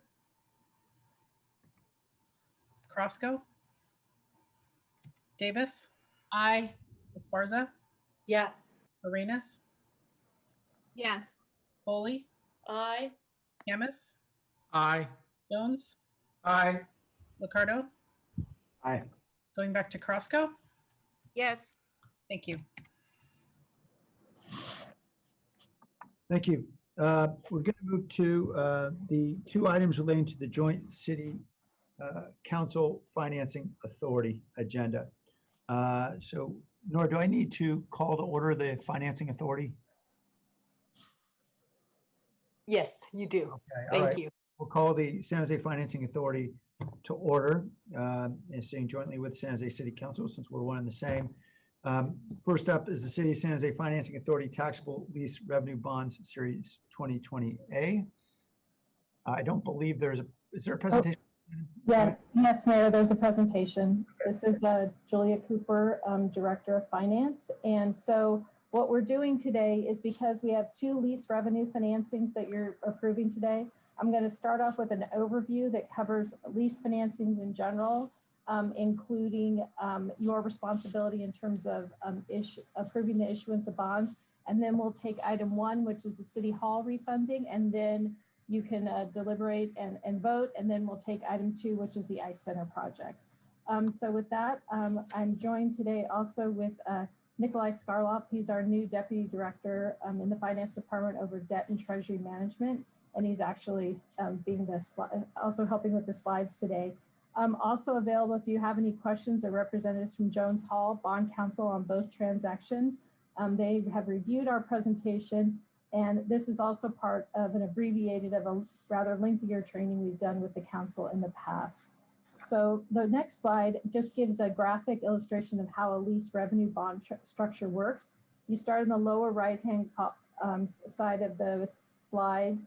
You have bond investors. We sell the bonds and we get bond proceeds. And those bond proceeds are essentially passed through to the City of San Jose Financing Authority and gives an upfront payment of leases to the City of San Jose. And then we make semi-annual lease payments back to the authority, which then in turn makes those payments to the bondholders.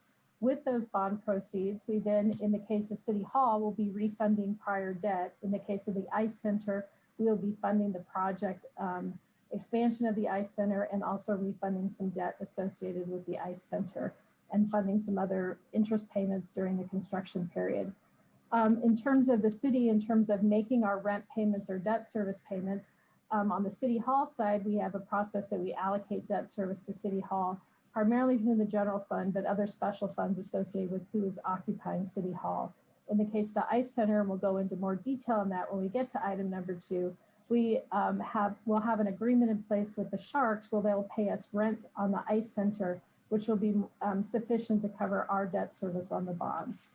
So on the next slide, as a reminder, the policy requirements for lease revenue bonds, according to the municipal code and the council adopted debt management policy, we're required to do a significant amount of due diligence to ensure that we have money available to pay for debt service on the bonds. So in the case of the City Hall, it's a refunding. We'll be saving some money, but it's already in the city's budget with respect to making the debt service. With respect to the ICE Center, we did a feasibility study, which was presented to the City Council back in December, and you directed us to move forward to bring forward the bond financing. Also, under the policy and the Muni Code, it requires 2/3 of the City Council, 8 votes, in order to approve the financing. So when we come to the votes on items 1 and 2, we'll have to ensure we have 2/3 of the council approving. On the next slide, in terms of the importance of disclosure and speaking to the market, in your agenda packet posted, you had 2 official statements, one for the City Hall refunding and one for the ICE Center. And as issuers of municipal securities, the city has an obligation to ensure that the information that's included in those documents is accurate and complete with all material respects. And ensuring that that happens and guarantees the investors have ability to understand and evaluate the financial health of our city in which they make a decision to invest in the bonds. We're governed by securities law. Section 17A of the Securities Act of 1933 prohibits fraud in the offer and sale of any securities, which includes municipal bonds. And then 10b-5 of the Act in 1934 prohibits fraud in the purchase or sale of securities, which also includes municipal bonds. And then SEC Rule 10b-5 prohibits making any untrue statement of a material fact or omitting to state a material fact in the offer or the sale of securities. So when we look at those rules, we say, what does the council have to do relative to their review of the official statement? So the official statement has an introduction section, which describes the purpose of the bonds and the source of repayment, and more detailed information and discussion on the risk related to the repayment. And that can be found in the security for the bonds and the bond owner's risk section. In addition, there are appendices to the official statement. Appendix A describes the city's current financial position and fiscal pressures. It also gives information on our geographic, demographic, economic, and financial information, which we believe is useful to investors. Then Appendix B provides a very detailed information about the city's 2 retirement plans. And then Appendix F is our continuing disclosure certificate, which outlines our responsibility to provide ongoing updated information. We don't expect elected officials to be fact checkers with respect to the document. We have a whole bunch of city staff that are assisting us in doing that. So on the next slide, the elected official's responsibility is to look at the document with respect to key information. What is the purpose of the bond issue? What are the sources of repayment? What are the risks that those sources of repayment might be insufficient in the future to repay those bonds? And a discussion of any other events or information that could affect the deliberations to a reasonable investor. And then after you've looked at it, you're asked the following additional elements should be considered. Have we, the city, brought forward all the material risk and events that have been brought to the attention of staff, bond counsel, and other professionals? And have those risks and events been disclosed? And if not, what is the rationale for non-disclosure? So we asked the council, when we come to item 1 and 2, if you have any personal knowledge of any of the material information, the official statements that may be false or misleading, to raise those issues prior to the approval of the distribution of the document. So, and also just as a summary, we met with the rating agencies last week, and we expect to have updates for ratings on these 2 bond issues along with outlooks on those ratings by next Monday. But as a summary, the ratings on the existing City Hall bonds are AA2 and AA from Moody's, S&P, and Fitch. And the ICE Center bonds don't carry a rating because they're a private placement with the bank currently. So we expect to see similar ratings when we get the rating reports back. So with that, I'll take any questions kind of as an overview or move right into item number 1 on the agenda. Any questions on the overview before we move into item 1? Councilman Camus.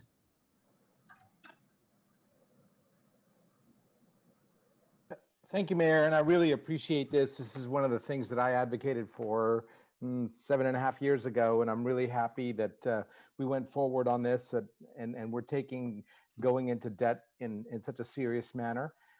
And I appreciate the work that the staff has done on this. And did you say that our bond ratings can be reevaluated next week? Is that what you? Yes, we made presentations to all 3 rating agencies on Thursday and Friday last week on these 2 particular transactions, and then they will come back and rate these particular transactions. So we expect to have those rating reports on Monday next week. Interesting. Pardon me? And we'll let the council know what the ratings are. I'd appreciate that. That is, when all the municipalities in California are suffering from some lower tax revenues than they expected earlier in the year, I'm just curious as to how our ratings are still looking like, even though we had to close a $70 million budget deficit at the beginning of this fiscal cycle. Again, Julia, I really thank you for the thoroughness of your work. You've always been a very thorough and very intelligent person that I always looked up to in our finance department. Thank you for all your work. Okay, thank you. Any other questions before we move on to the substantive items? Okay, let's go to the first item, Julian. Okay, so the first item is the approval of the refunding of the Civic Center bonds. And so Nikolai will also be assisting in this presentation.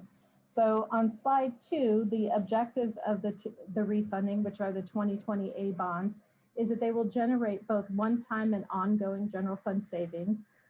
The 2020 lease revenue bonds will refund prior bonds that are outstanding related to City Hall, the 2006A and the 2013A bonds.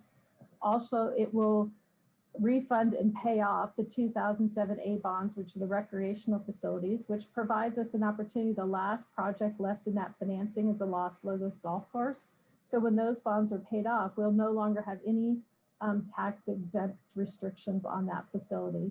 And it will also prepay lease obligations from a master equipment lease. It will also provide a small amount of project funding, $4.8 million, for improvements for space in the 4th and San Fernando Street, a garage for the Community Energy Department. You may recall that you approved the use of commercial paper to provide initial bridge financing for that project to help expand the office space within the City Hall facility. So as I mentioned, we are using taxable bonds. The City Hall will also be refunded with taxable bonds to free up all the private activity use restrictions at both City Hall and the Los Logos Golf Course. So with that, I'll turn it over to Nikolai. Good afternoon, council members. On the next slide, you'll see the debt service in red for the 4 obligations that are outstanding that Julia mentioned. Those are the 2006A, 2013A City Hall bonds, the 2007A recreation bonds, and the master equipment lease obligations. And what you see is that even though we are borrowing $4.8 million of additional funds for the clean energy project, interest rates are so low right now, even taxable interest rates are so low right now, that we're going to end up with debt service that we currently project will be significantly lower than the debt service of all these obligations. You'll also see that those savings come even higher in the early years because of the prepayment of those lease obligations. So in those early years, the savings will be approximately $6 million a year, leveling out at $2.9 million a year. So an average savings each year of $4.2 million over the life of those bonds. We'll do that by borrowing approximately $357 million of taxable debt. We'll be releasing the reserve funds on the existing debt. We will not be funding new reserves on the new debt, and we'll speak to that in a moment. And that's how we'll achieve these results. On page 5, as Julia mentioned, these are general fund lease obligations secured by the rental payments on City Hall. There'll be no reserve fund, and the rental payments will be allocated to the various departments. With that, I'll turn it back to Julia. Oh, I'm sorry, Julia. In your agenda, you have a series of documents, the resolutions, the offering document known as a preliminary official statement, the indenture of trust, the site lease, the lease agreement, the bond purchase agreement, and the continuing disclosure certificate attached to that. Council members may recall that last year, for your general obligation bonds, you also had to address Senate Bill 450, providing a estimate, good faith estimate, which we have worked on with our financial advisors and underwriters, and that is attached to each resolution as required by the Senate bill. If City Council and Authority both approve the transaction, we will receive our ratings by next Monday. And by next Tuesday, we expect to release the offering document to investors after going through one final discussion internally to make sure nothing has changed. The bonds will price September 9th, and we expect to close the transaction September 24th. And with that, I will turn it back to Julia. Okay, so thank you, Nikolai. So the recommendations today are, for one, the council needs to hold a public hearing. So, and then also for the council to adopt a resolution approving the lease financing to refund the prior bonds and to fund a small portion of new money for the improvements in the 4th and San Fernando Street garage project, and to issue up to $365 million of bonds. and then authorize approving all the execution of the legal documents. And the financing authority takes similar action with respect to approving the issuance of the bonds and the associated legal documents. And as I mentioned, it does require 2/3 of the city council to approve the project to move forward. So with that, we're available to answer any questions. I thank you both for all the work you've done. That's going to save us millions of dollars at a time we critically need to do just that. And obviously we'll need to save a lot more because we're headed into some really tough times. And we really appreciate everything you're doing to help reduce financing costs so we can spend money on what is most important, which is people. We need to spend money on the people who provide the services to our community. And so really appreciate what you're doing.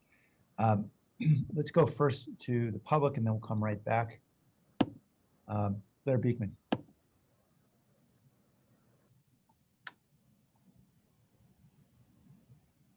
Hi, thank you for this item. I think to give presentations of bond issues is an interesting and good idea. Thank you. It sets a good schedule of priorities, how to think about things as a public process. Thank you. And especially at this time of COVID, yeah, just all the more important. Thanks.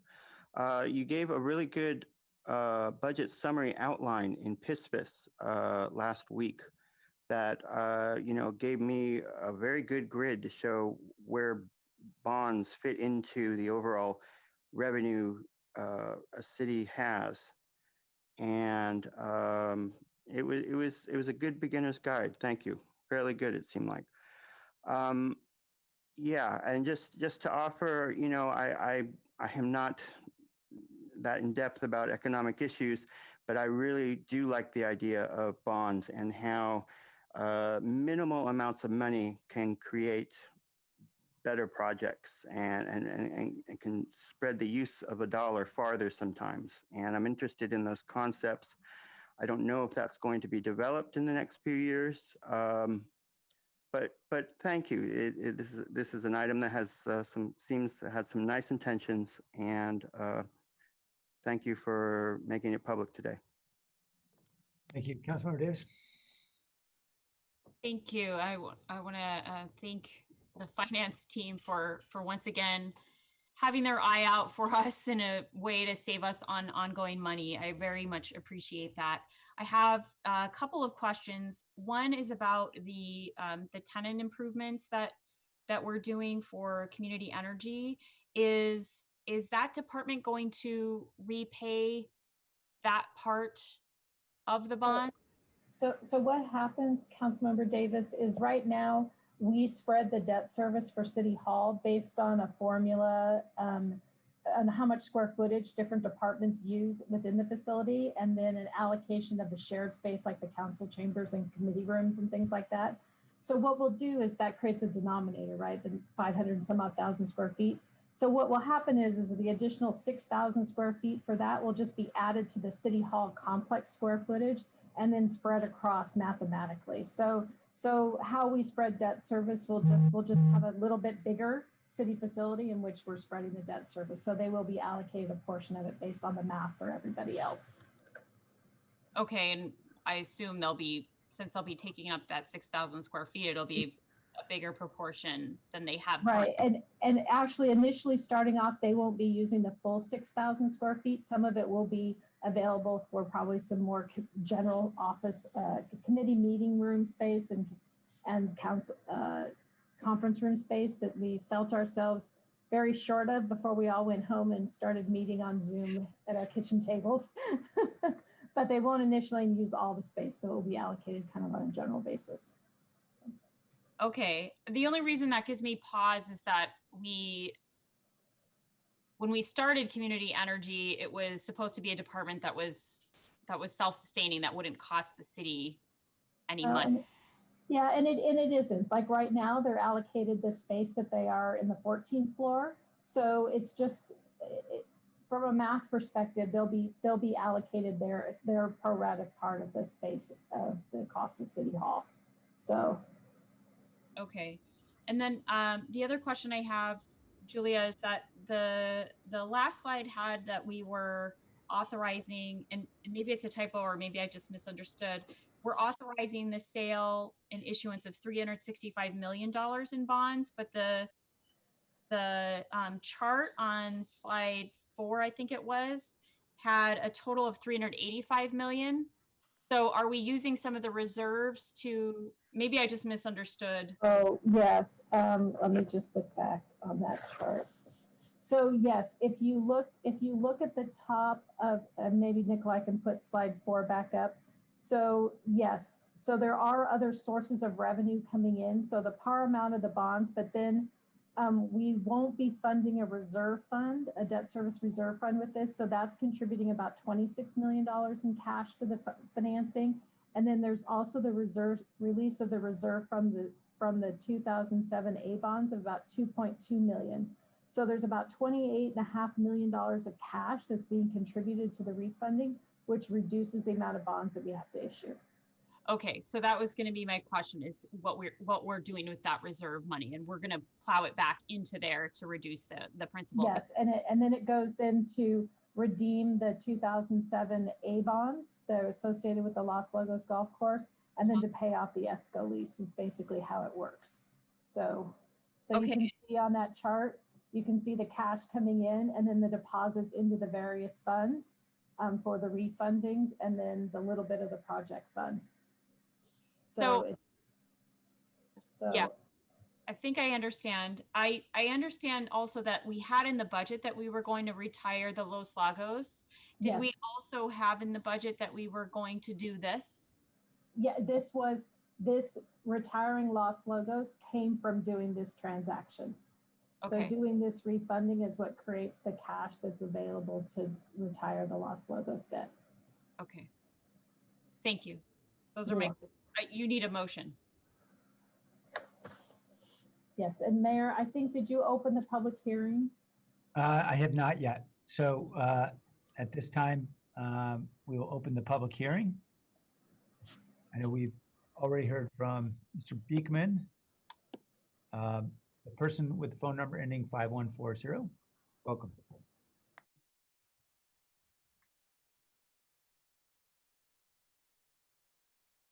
I just came in late. What's the topic? The City of San Jose Financing Authority Taxable Lease Revenue Bond Series 2028. Yeah, I think you should vote no on all taxes. That's what I think. You know, It's not tax time, sir. so you want everyone to vote on a bond to raise taxes?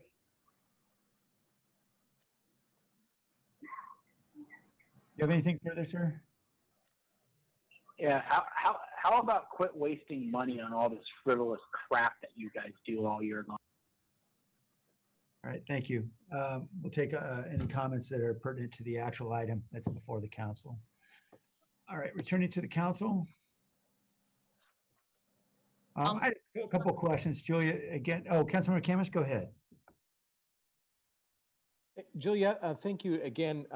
In regards to the choice to go with taxable bonds versus non-taxable bonds, can you explain a little bit of why you went that route? Because it is more, we do have to pay a higher interest rate, I imagine, for taxable bonds than for non-taxable bonds.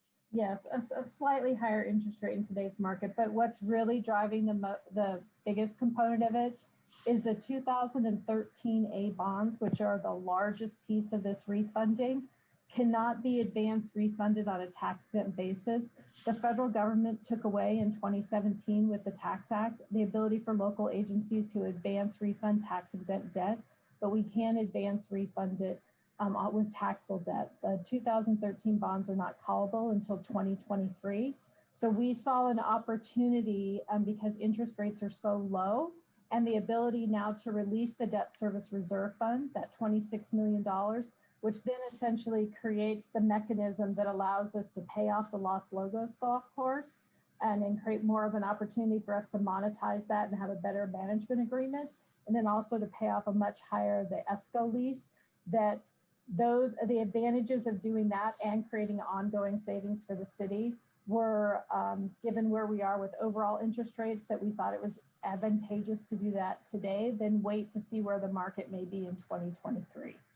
No, again, I wasn't asking about waiting. I just the Yeah, taxable so- versus non-taxable. But I really am so happy we're getting rid of the loans on Los Lagos, because they were restricting the amount of things that we could do with that golf course as far as who we asked to take care of it. And very happy that we're going down this direction.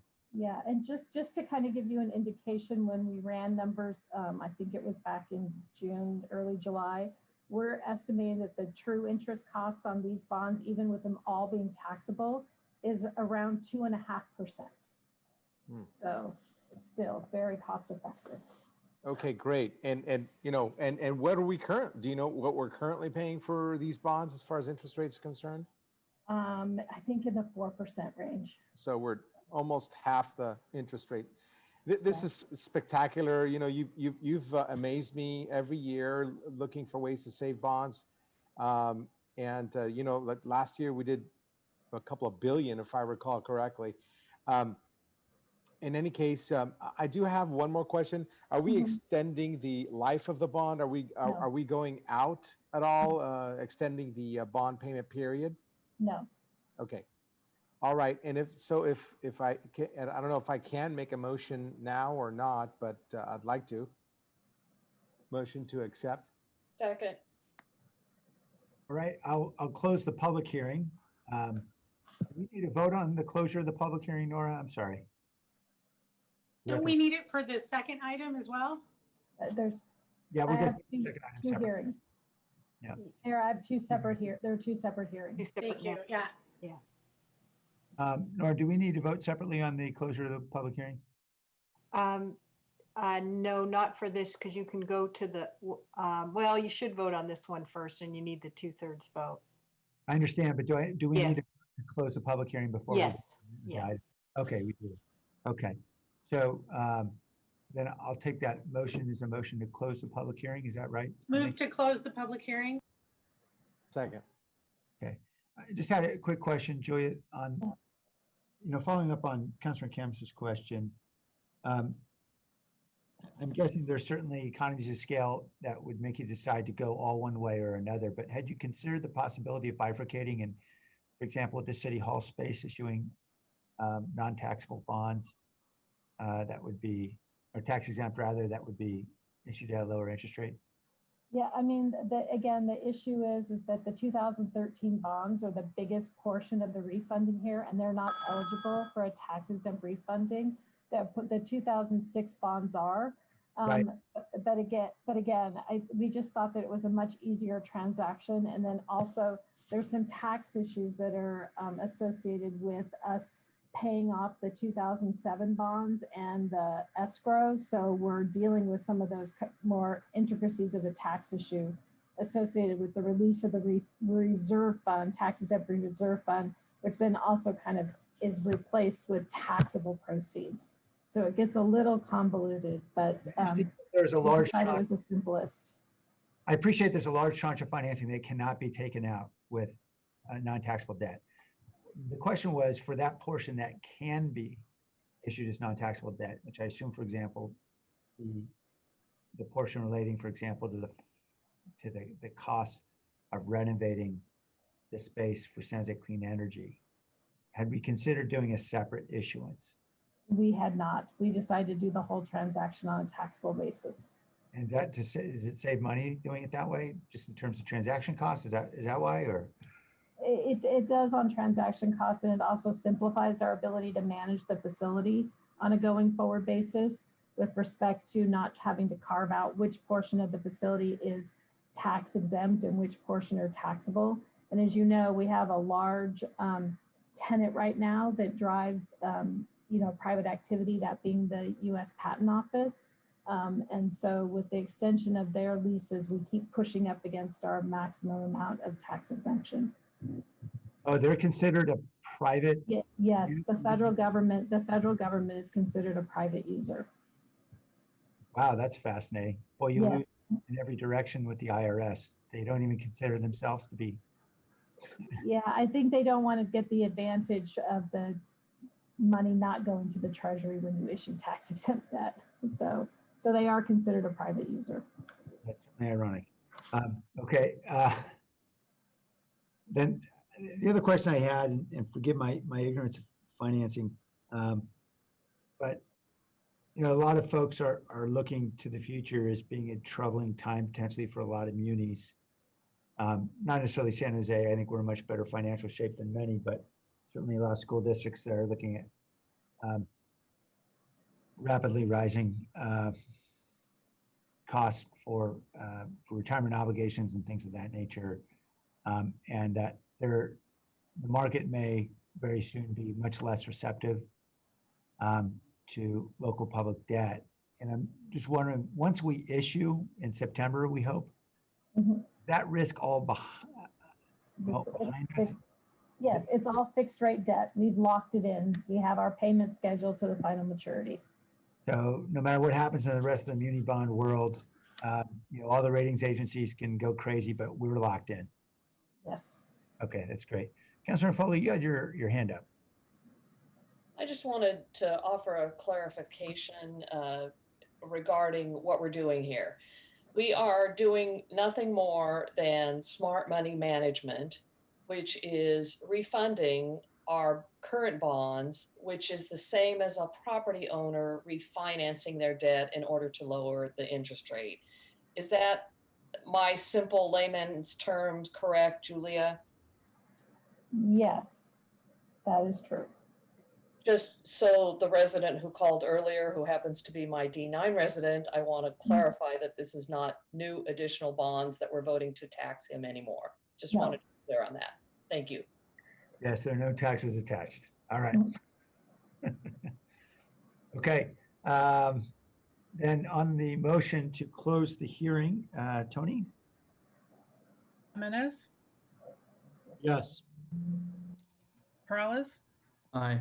yep, Aye. Roscoe, Aye. Davis, Aye. Esparza, Arenas, Aye. Foley, Aye. Yamis, Aye. Jones, Aye. Ricardo, Aye. Esparza. Yes. Thank you. Okay, that concludes the voting. Is that right, Tony? Okay. We'll now hear a motion to approve the item. So moved. Second. All right, let's vote.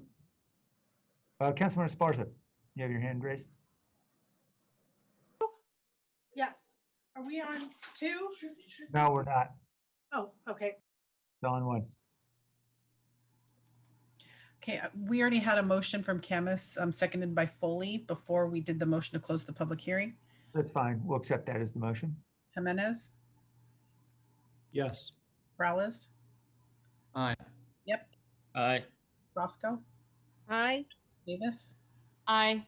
Garza, Yes. Arenas, Yes. Foley, Aye. Camus, Aye. Jones, Aye. Ricardo. Aye. Thank you. Okay, that was only 357 million. Let's move on then to item 2, which is the City of San Jose Financing Authority Taxable Lease Revenue Bond Series 2020B for the Ice Center project. Thank you, Mayor. So I have Nancy Klein is joining and making the presentation today. Matt Kano and Jim Shannon are available if there's any questions related to budget or the Ice Center Public Works project in general. So, moving to slide 2, the objectives of the 2020B bonds are to provide $120 million to fund the Ice Center expansion project, which includes 2 new rinks and buildings at the Ice Center. It will also refund a little over $11 million of outstanding lease revenue bonds, which are the 2008 E bonds. Those are currently variable rate bonds, so we'll be taking those out with lower fixed rate bonds. This is a general fund lease obligation. However, the city will be entering into an amended and restated lease and management agreement with the Sharks, in which base rent paid by the Sharks will be sufficient to cover the debt service on the bonds. The city and the Sharks will execute that agreement concurrently with the bond closing, and the Sharks will be obligated to make both base rent and additional rent payments to the city, which Nancy will describe in more detail. Additionally, under the fourth expansion agreement between the city and the Sharks will construct the ice center using the $120 million of bond proceeds. It's important to remember that the city owns the land and will retain ownership of the current improvements and the new improvements. So with that, I'll turn it over to Nancy. Thank you very much, Julia. Just a little bit about the current operations. The facility, the Ice Center, is of course run by Sharks Ice, and all 4 rinks are available for public skating. Pre-COVID, the facility was jam-packed, open from 5:30 a.m. to 1:30 a.m. all the time.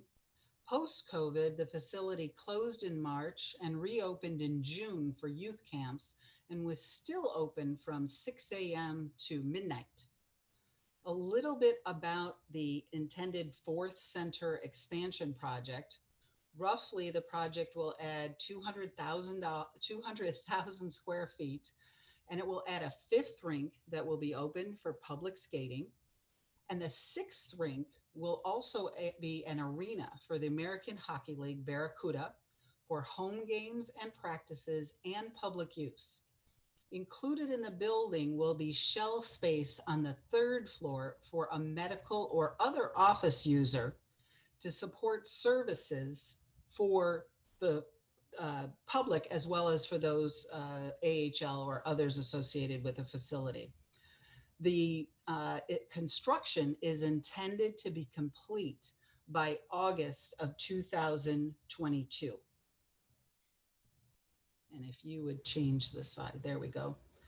The parties to the agreement are the city and Sharks Ice. The initial term commences October 2020 and ending in June 2051, or a 30-year term, to coincide with the 2020B debt service payments.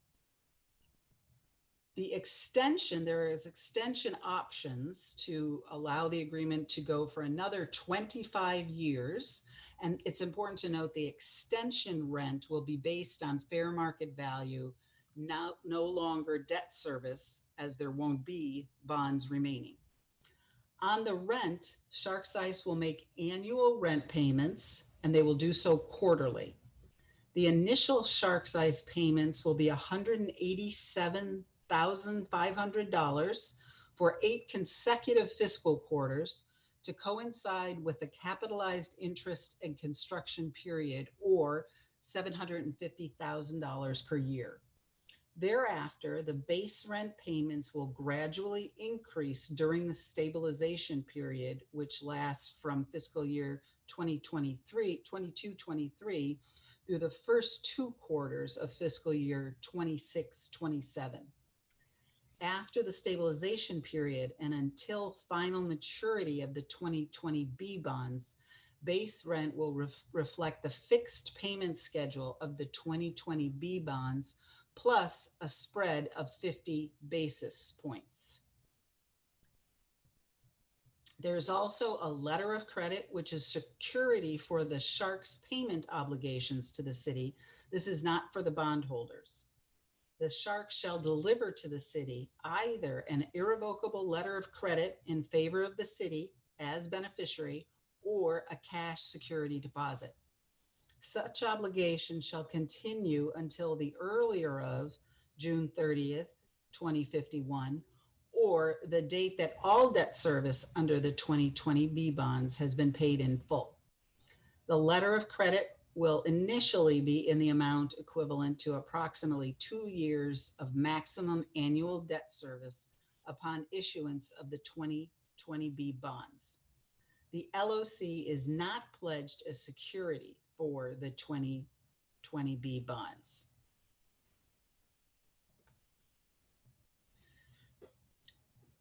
On capital improvements and reserves, the Sharks are responsible for all capital repairs and replacement. They are subject to annual review and approval by the Arena Authority and the city. The capital rehabilitation reserve is credited to fund extraordinary repair work, which is the obligation of the cities. And it's important to note that the agreement was negotiated so that any cost overruns would be the responsible of the Sharks, not the city. The Arena Authority currently contributes approximately $51,454 annually. That's true for this fiscal year, for 2021. And what this memorandum allows is that it will increase to $75,000 a year, a prorated amount, and eventually to support $100,000 per year. Also want to mention that for the 2021 fiscal year, the amount for city administrative expenses is estimated to be $75,000 and will be paid for by the bond. The ticket distribution program will be administered, and the Sharks will provide the city with up to 20 complimentary club level seat tickets to Barracuda home games for distribution for municipal purposes, and those will be distributed by the Arena Authority.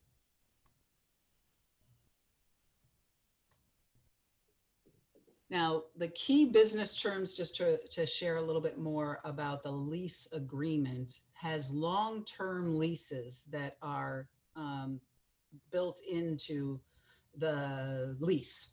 The Barracuda will sign a 30-year sublease for the Barracuda's occupancy for the American Hockey League training facility, and the San Jose Sharks will sign a 30-year sublease for the National Hockey League training facility. There can be substitutions in the unlikely event that either the Barracuda or the Sharks would relocate to another venue. Sharks Ice would be responsible to pay all amounts due under their sublease until a suitable substitute is found that's acceptable to the city.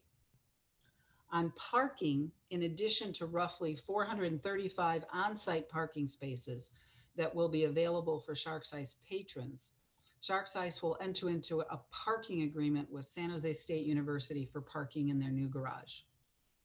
The parking agreement must at least align with the initial term of the agreement and allow the parking agreement to be assigned to the city or other operator of the ice center.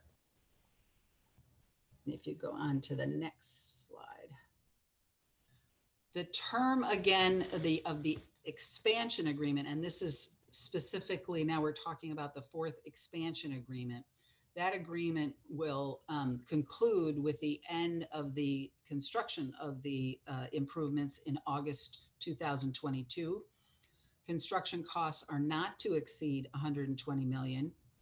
A Public Works construction fee of $1.57 million is paid from the 2020B bonds, and project funds to be held by the trustee appointed under the 2020B bond documents, and the funds are to be dispersed from the trustee upon written requests from the Sharks approved by both Public Works and Finance. The Sharks intend to follow the city's updated requirements, which include prime contractors will sign and comply with the city's project labor agreement for the project. There is an exception for ice sheet contractors. Public bidding for obtaining and awarding construction bids, and all contractors will pay prevailing wages and conduct outreach to small and local businesses for all bidding opportunities. The Ice Center Revenue Fund, there are budget actions in order to facilitate the actions spoken of. First, we'll reduce rent payments from the Sharks by $2 million to account for the reduced debt service in fiscal year 2021. And will eliminate capital repair expenses of $1 million that were previously routed through the fund. These expenses will instead be paid directly by the Sharks. Establish a transfer to the general fund to pay for costs to administer the bond program in the amount of $75,000 that we just mentioned on the previous slide. and establish an appropriation to refund the Sharks related to capital repair and prior debt service savings of $1.6 million, and establish a capital rehabilitation reserve fund in the amount, with the fund amount initially will be $585,000, and that will be added to over the course of the agreement to pay for major structural repairs and rehabilitation of the facility. And now I'll hand it back to Julia. Thank you, Nancy. So as you may recall, we presented the feasibility report to the council in December, and the world kind of changed significantly after December. And so we provided you an updated info memo in June, kind of looking at the feasibility and the sensitivity analysis. So the chart here that was also included in the info memo and in the staff report, it shows that looking at the expected scenario that was included in the financial feasibility report, and then coupling it with a 10, 20, and 30% decline in revenue, that the Sharks base rental payments would be sufficient to pay the debt service on the 2020B bonds and still have a 1.13 times debt service coverage in 2027, which is at the point that we're at the stabilization. And those are based on the preliminary numbers that we received from our municipal advisor, looking at the current market coverage analysis. So, as you can see down there, we look at fiscal year 27, that's the first full year of stabilization, and what the estimated lease payments that will be responsible, that we'll be getting from the Sharks based on the schedule that we will set after we price the bonds, and then what the estimated debt service is. So you can see that we have, even at a 30% revenue decline, more than 1 times coverage, and that's what's important to the city. Additionally, we have protections for the city. As Nancy mentioned, we have a letter of credit in place that will equal 2 years of debt service that we can draw upon to the extent the Sharks don't make their base rental payment.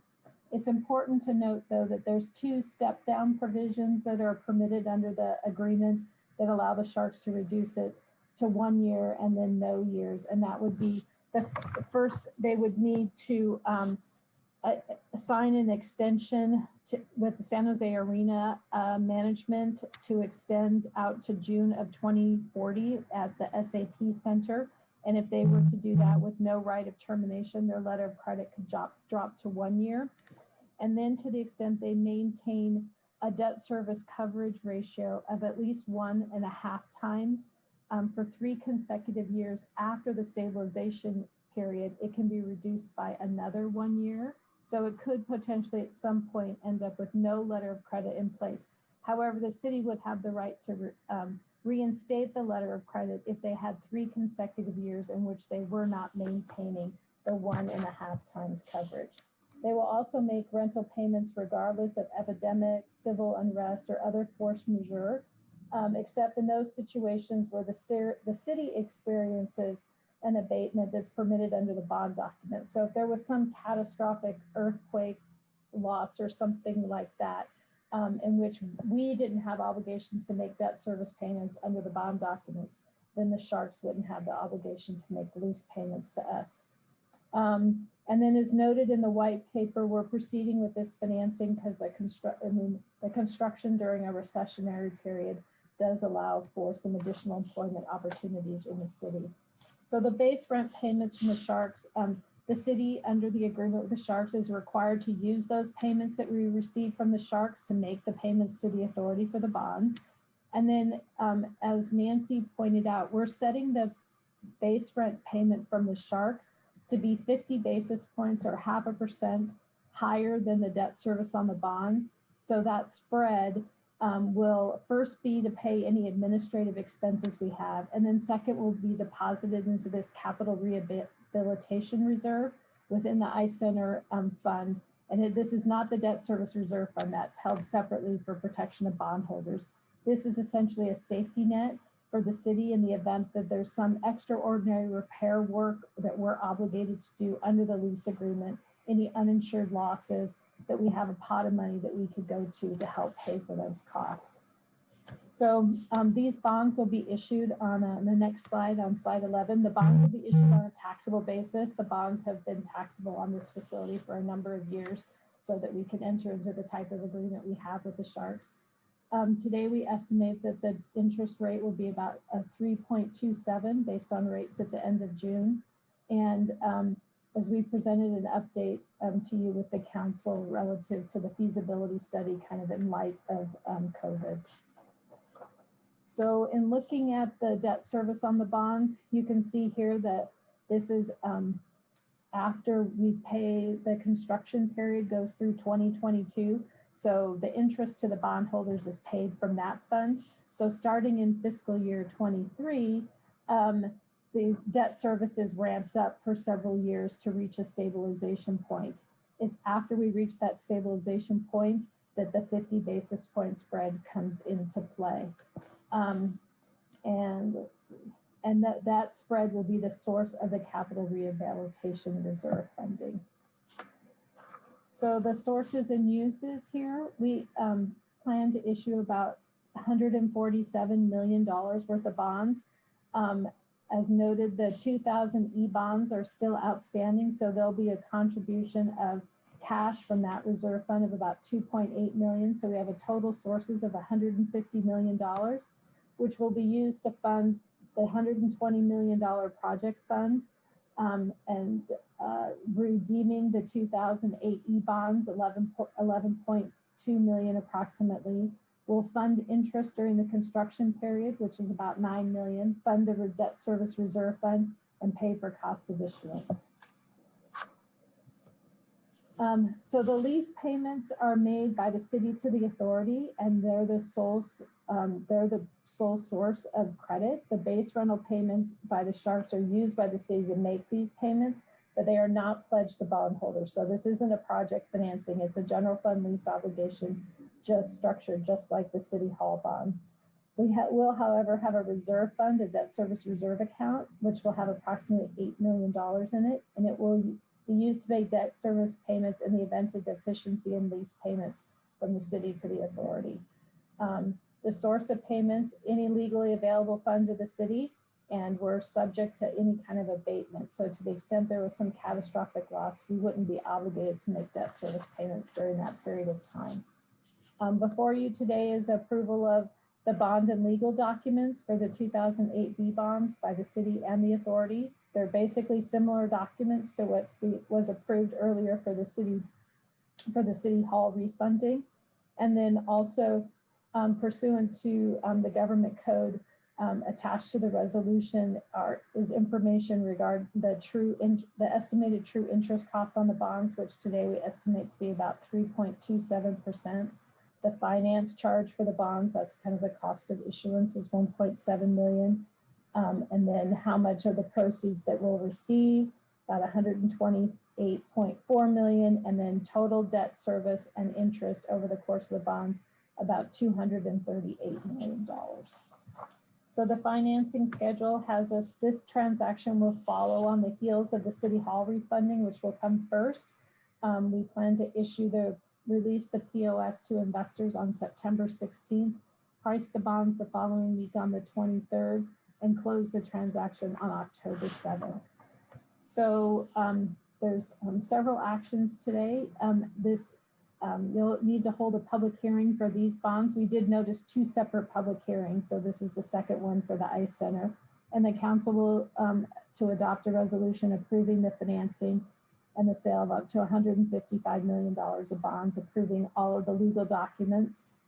Additionally, the authority approving the issuance of the bonds and approving and authorizing the execution of the legal documents. And then the council will also take, actions authorizing the city manager to negotiate and execute the second and amended and restated agreement with the Sharks, and the 4th expansion agreement with the Sharks as well, and any other documents. Those documents will be executed concurrently with the close of the bond issue, since we need to set the base rent based on the price of the interest rate and the debt service schedule we have on the bonds. And then to adopt appropriation ordinance and funding source resolution amendments to essentially clean up the ICE Center fund to take into account the new agreement that's in place. So with that, we're available to answer any questions. Thank you. We're going to open the public hearing at this time. And on the public hearing, we'll hear from the person with the phone number ending 6262. This is regarding the bond issuance for the ICE Center project by the City of San Jose Financing Authority for taxable lease revenue bonds, Series 2020B. Thank you, Mayor and Council. This is Roland Lebrun. The reason I raised my hand is that initially I did not understand this was the ICE Center. And the reason I did not is because this item, I couldn't even find it on the agenda until my council member helped me out. And the presentations are not out there. So now that I know that's the ICE Center, yes, I'm totally comfortable with what's happening here. The thing I do want to talk to you about is the arena. Moving forward, it's 20 years old, and we know it's probably got 10 years left. And rather than investing more money in the arena, which I understand you're not doing right now, I would really like the council to provide direction to staff to relocate the arena, possibly either next door or even at Avaya Stadium. And once we do that, we're going to have a long-term solution to these massive parking demands we're getting from the Sharks at the arena, which quite frankly, we're no longer able to accommodate with the kind of development we can have down there. Thank you. Thank you. Jay Gustafson. Can you guys hear me? Yes. Mayor Liccardo, Councilmember Esparza, Council members John Gustafson speaking on behalf of Shark Sports and Entertainment. As you know, this bond financing approval is the last important step needed to make Shark's Ice expansion a reality. We want to thank the Finance Department, the OED, and the Manager's Office for their hard work and diligence in bringing forward such a comprehensive package for you to review today. As I've said before, Shark's Ice is an incredible community asset, which has paid for itself and more for 2 decades without risk to the city. The expansion will make it even better. It will help create important construction jobs to support local economic recovery as the COVID-19 challenge continues. The new bond package has even more financial protections for the city, fully pressure tested for the unthinkable COVID-19 situation. The expansion will allow us to support over 2 million visitors per year and become the premier ice facility in North America, operating 24/7, 365. We'll also add 50% more ice inventory, which will allow us to grow current programming as well as new exciting options for our local community and our customers. The project will allow us to expand our ability to attract national and international events, which will further our contribution to economic development by generating TOT through hotel bookings when large events can restart. And finally, the facility will be the cornerstone to the rapidly developing South Campus area. The Giants, all the amazing upgrades San Jose State is doing, Happy Hollow History Park, and now having our new home for our AHL team, the San Jose Barracuda, will only enhance what's happening in our neighborhood. Shark Sports Entertainment is excited to expand and continue our successful partnership with the City of San Jose today. Special thanks to Councilmember Esparza, who has been so supportive in our effort to make this project reality. I ask for your support in approving the staff's recommendation before you today, and happy to answer any questions that you may have. Thanks, Mayor. Thank you. The person with the phone number ending 5140.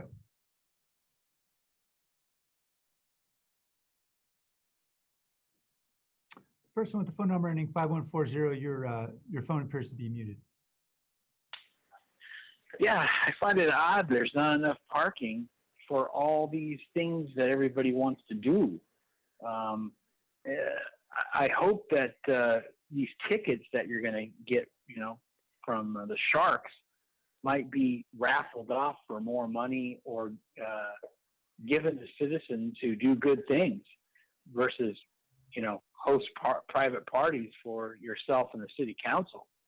I'm also hoping that you could promote having an Italian-American Heritage Night since you guys got rid of the Columbus statue. That was one of the things that old Sam Liccardo promised, that there'd be some kind of Italian-American Heritage Week or something. Let's have it during a Sharks game.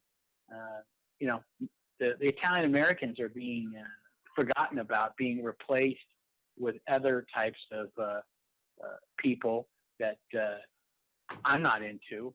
But my own group of people is being disparaged and statues, plaques taken down.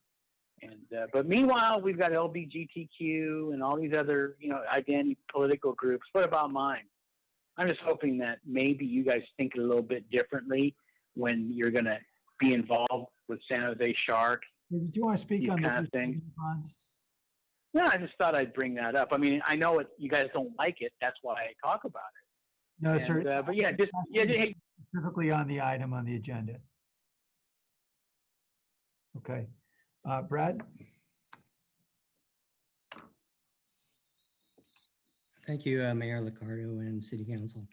I can appreciate you all proceeding as if things were going to be normal. Hopefully things will get back to some normalcy in the next 4 or 5 years. But I think you also have to have in the back of your mind of whether or not you're even going to be able to sustain a professional sports team.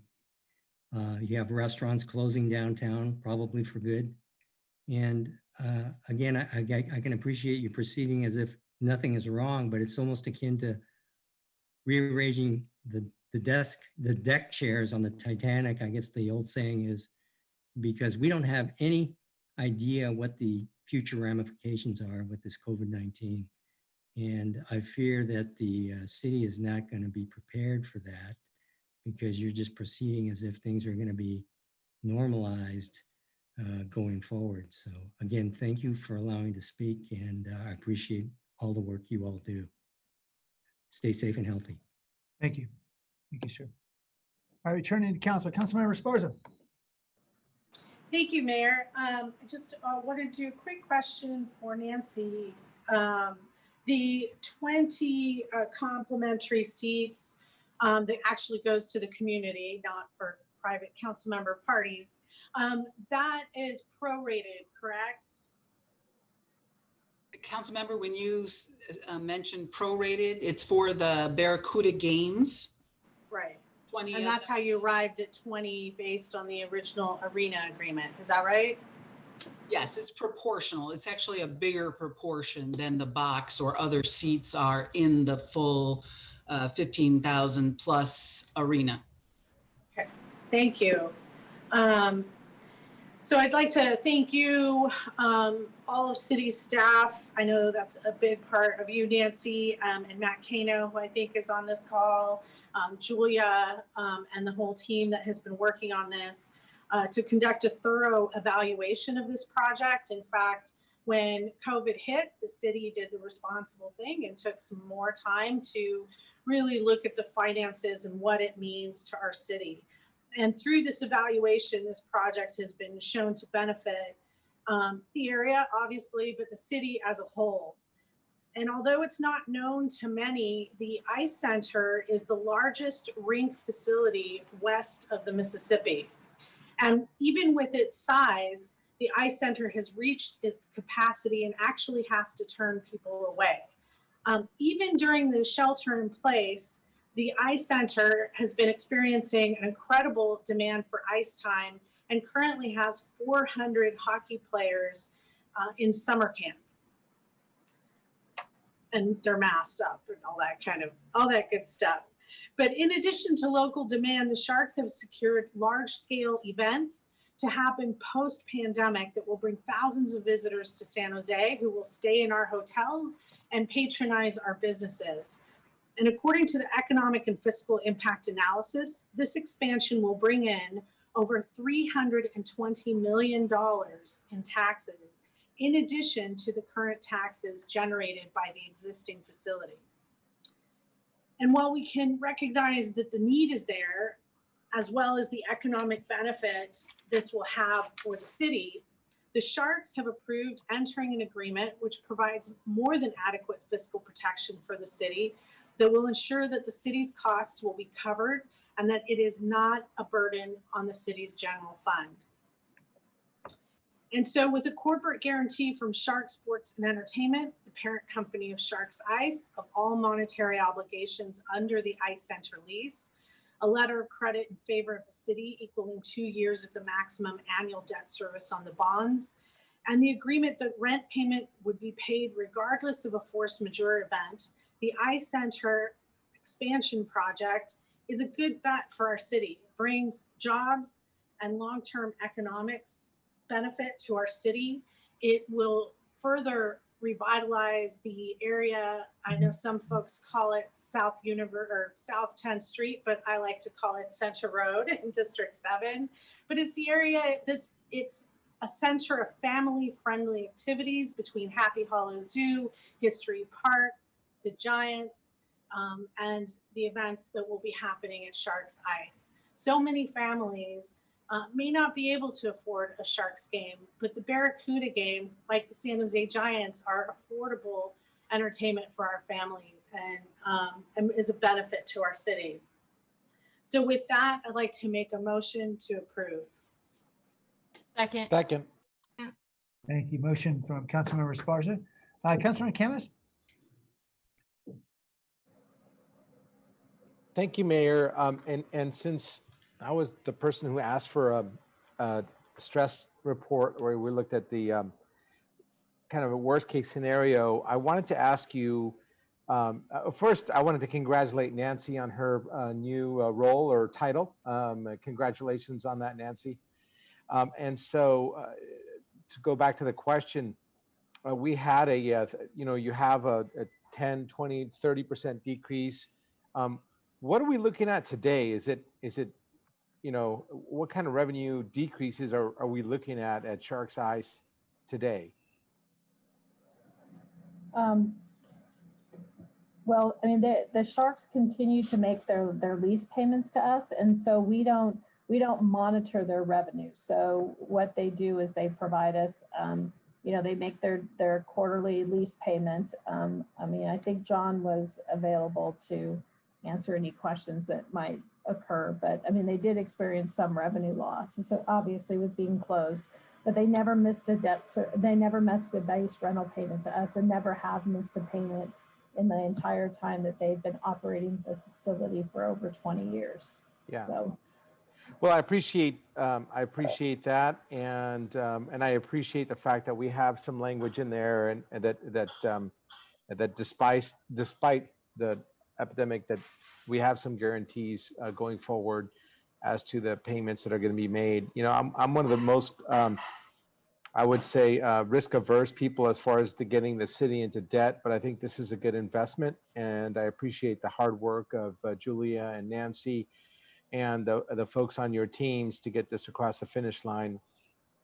And thank you for the report as well. Always good to know the good case and worst case scenarios. Again, thank you, and that's the end of my comments. Thank you. I support this project. I just had a couple of questions. I want to make sure we clarify.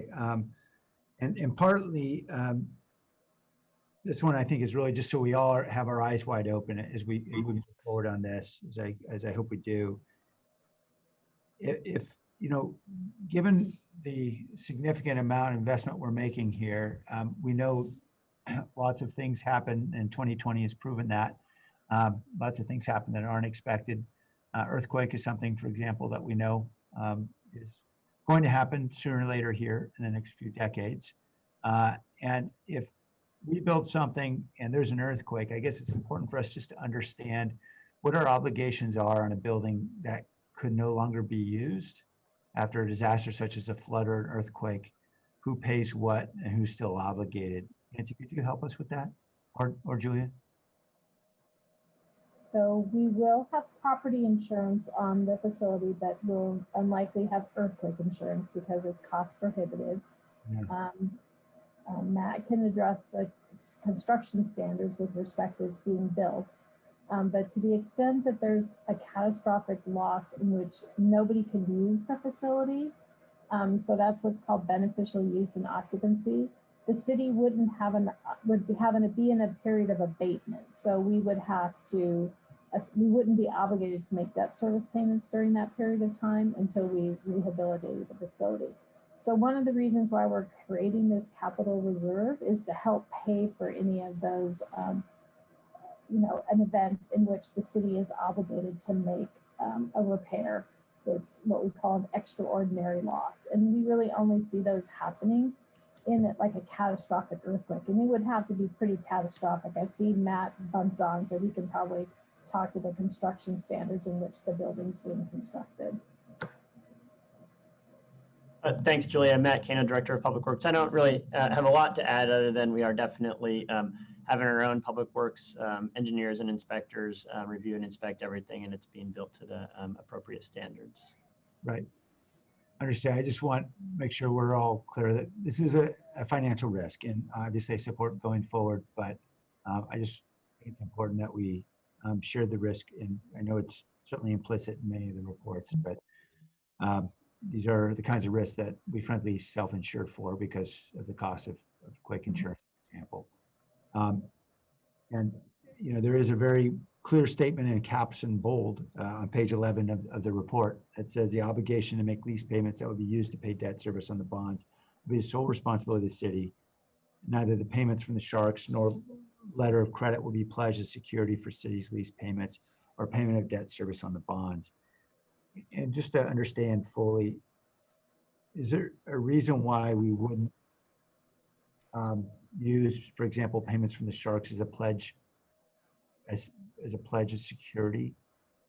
Because then it becomes a project financing, and a project financing essentially would require much higher coverage than we're requiring from the Sharks and result in a much higher interest rate, which would essentially make the project kind of infeasible.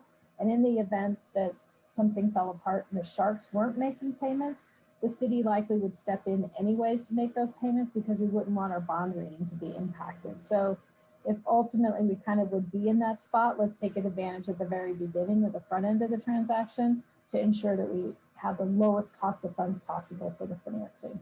Okay. So it would increase our debt coverage ratio, that would increase the cost, and it would also increase the interest. Is that right? Yes. It would be a very difficult financing to do on a project revenue basis. Understood. It would be impossible. So. Okay. They would be on the hook anyway, so when I take this help for that kind of expense. Yeah, I mean, I think the agreement with the Sharks puts a lot of protections in place for the city with the letter of credit, the force majeure, the guarantee from the Sharks organization. I mean, there's a lot of protection to the city before we would, we would essentially be looking to step in with our own general fund dollars, more so than any other more than we ever had on the Hayes mansion, and certainly anything we ever had on the golf courses in terms of using it from a comparison perspective. Great, thank you. Enjoy it.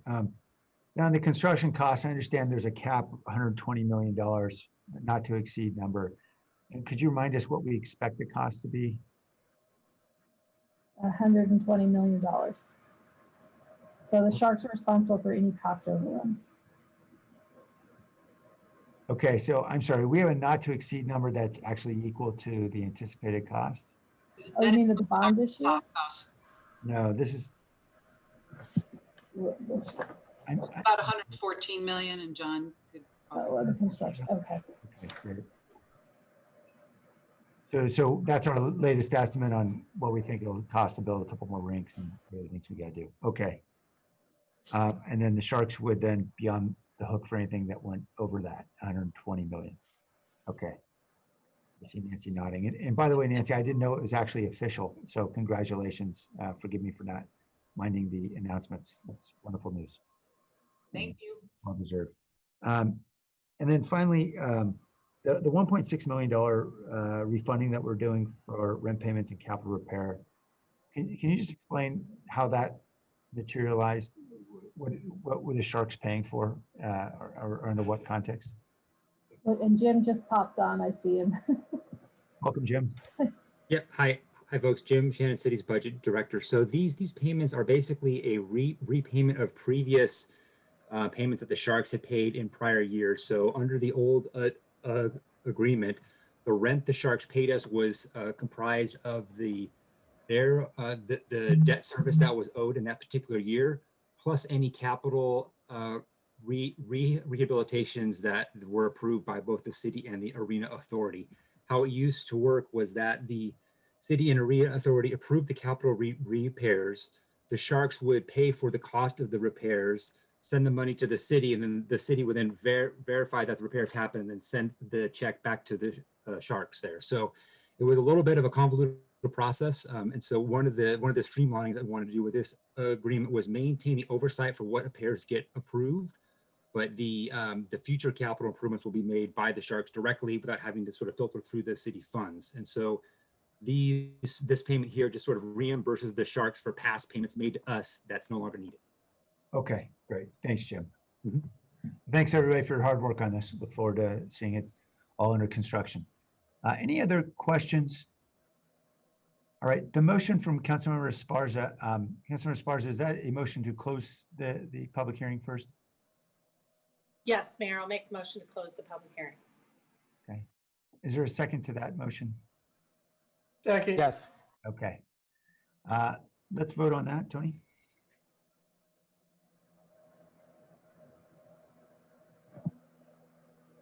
Hold on, let me share screen.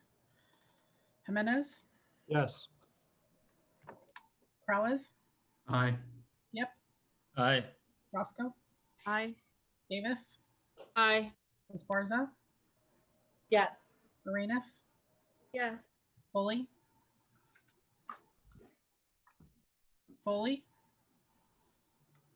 Yes, yes. got it. Camus, Yes. Jones, Yes. Ricardo. Yes. Okay, now on the actual approval of the item, Councilor Esparza had a motion, I believe, already. Is that right, Councilmember? Yes. Okay. Needed. Okay, if there wasn't a second before, we got another one now. Yeah, we have a second. Okay, great. Let's vote. Jimenez, Yes. Peralez, Aye. Yep, Aye. Roscoe, Aye. Davis, Aye. Esparza, Yes. Arenas, Aye. Foley, Aye. Camus, Aye. Jones, Aye. Ricardo. Aye. Thank you. Thank you. 3.4 is a public hearing on the grant of franchise to Hummingbird Energy Storage LLC for electric services. I don't believe there's a presentation on this, is there, Dave? Okay, so we'll go to public comment now. The comment will be on item 3.4, which is a public hearing on the grant of franchise to Hummingbird Energy Storage LLC. Larry Beekman?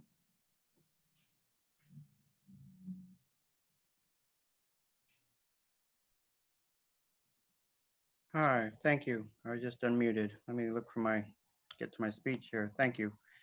With item 3.4 today, along with item 6.1, which is energy deals for 500+ million over the next 10 years, it is nice to note the city of San Jose has had local community energy items on their council committee agendas for at least the past 3 weeks in a row now. Thank you. To note, East Bay Energy Community Energy, EBCE, will be returning to its 4+ public meetings a month this September. San Jose has been slowly building small, efficient, corporatized examples with local community energy ideas. Hummingbird Energy and its connections with PG&E may be a good example of future local neighborhood microgrids. But the importance of why Northern California Local Community Energy Ideas was created in the first place was specifically meant to ask how to break away from PG&E and other large corporate energy structures. Does the current mayor and does the community of San Jose want to begin to consider how to work towards these important local, renewable energy concepts, more localized cooperative energy practices of local communities, and its better democratic principles for each community? As these are the hopes and promises of local community energy and how it was initially conceived and meant to work towards. To close, please remember it is renewable energy that offers more inventive, overall sustainable ideas and practices compared with clean energy ideas like nuclear that are based on mostly carbon neutral ideas. Thank you. Thank you. Eric Shinar. Good afternoon, Mayor Liccardo, members of the council. My name's Eric Schoenauer. I represent Hummingbird Energy Storage and ES Volta on this project. We want to thank the Public Works Department and City Attorney's Office on preparing the franchise agreement and working with our team. This is, I believe, the first battery storage facility in the city that supplies energy to the regional and statewide grid. I can make more. Our project I made a master copy. We just have to with run it through the the scanner. city's climate smart strategy to transition to renewable energy. We can't increase our reliance on renewable energy without battery storage. This kind of storage is needed because the wind isn't always blowing and the sun isn't always shining. And this allows smooth reliability of energy throughout the day. Secondly, the project being physically or geographically located in San Jose does have benefit to San Jose in that it contributes towards San Jose Clean Energy's California Public Utility Commission mandate for local capacity requirement. And so this will help reduce San Jose Clean Energy's need to purchase energy from natural gas facilities. So it is beneficial that the facility is located in San Jose itself.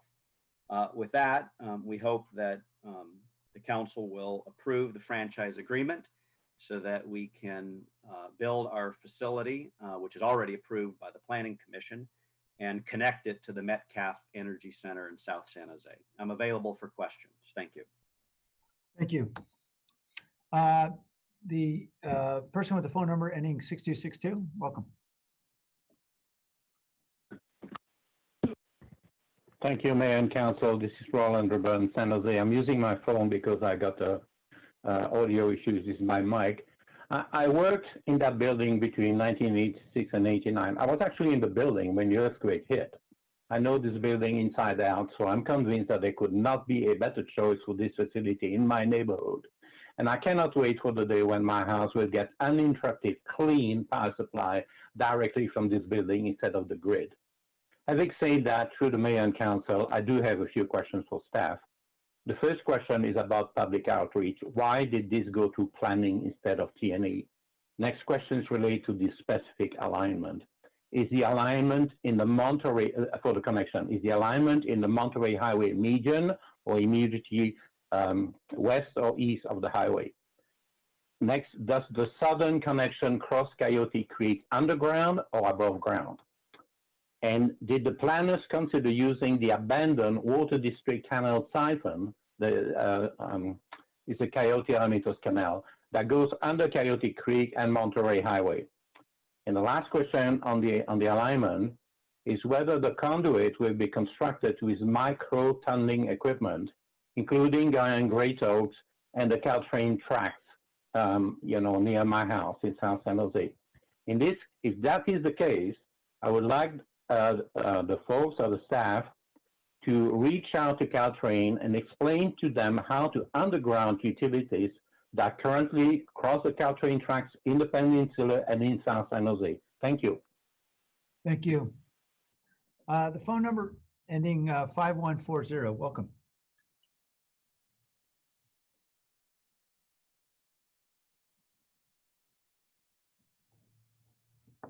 Yeah, I'd like to know if this Hummingbird grid's going to melt down on one hot day like what happened the other day.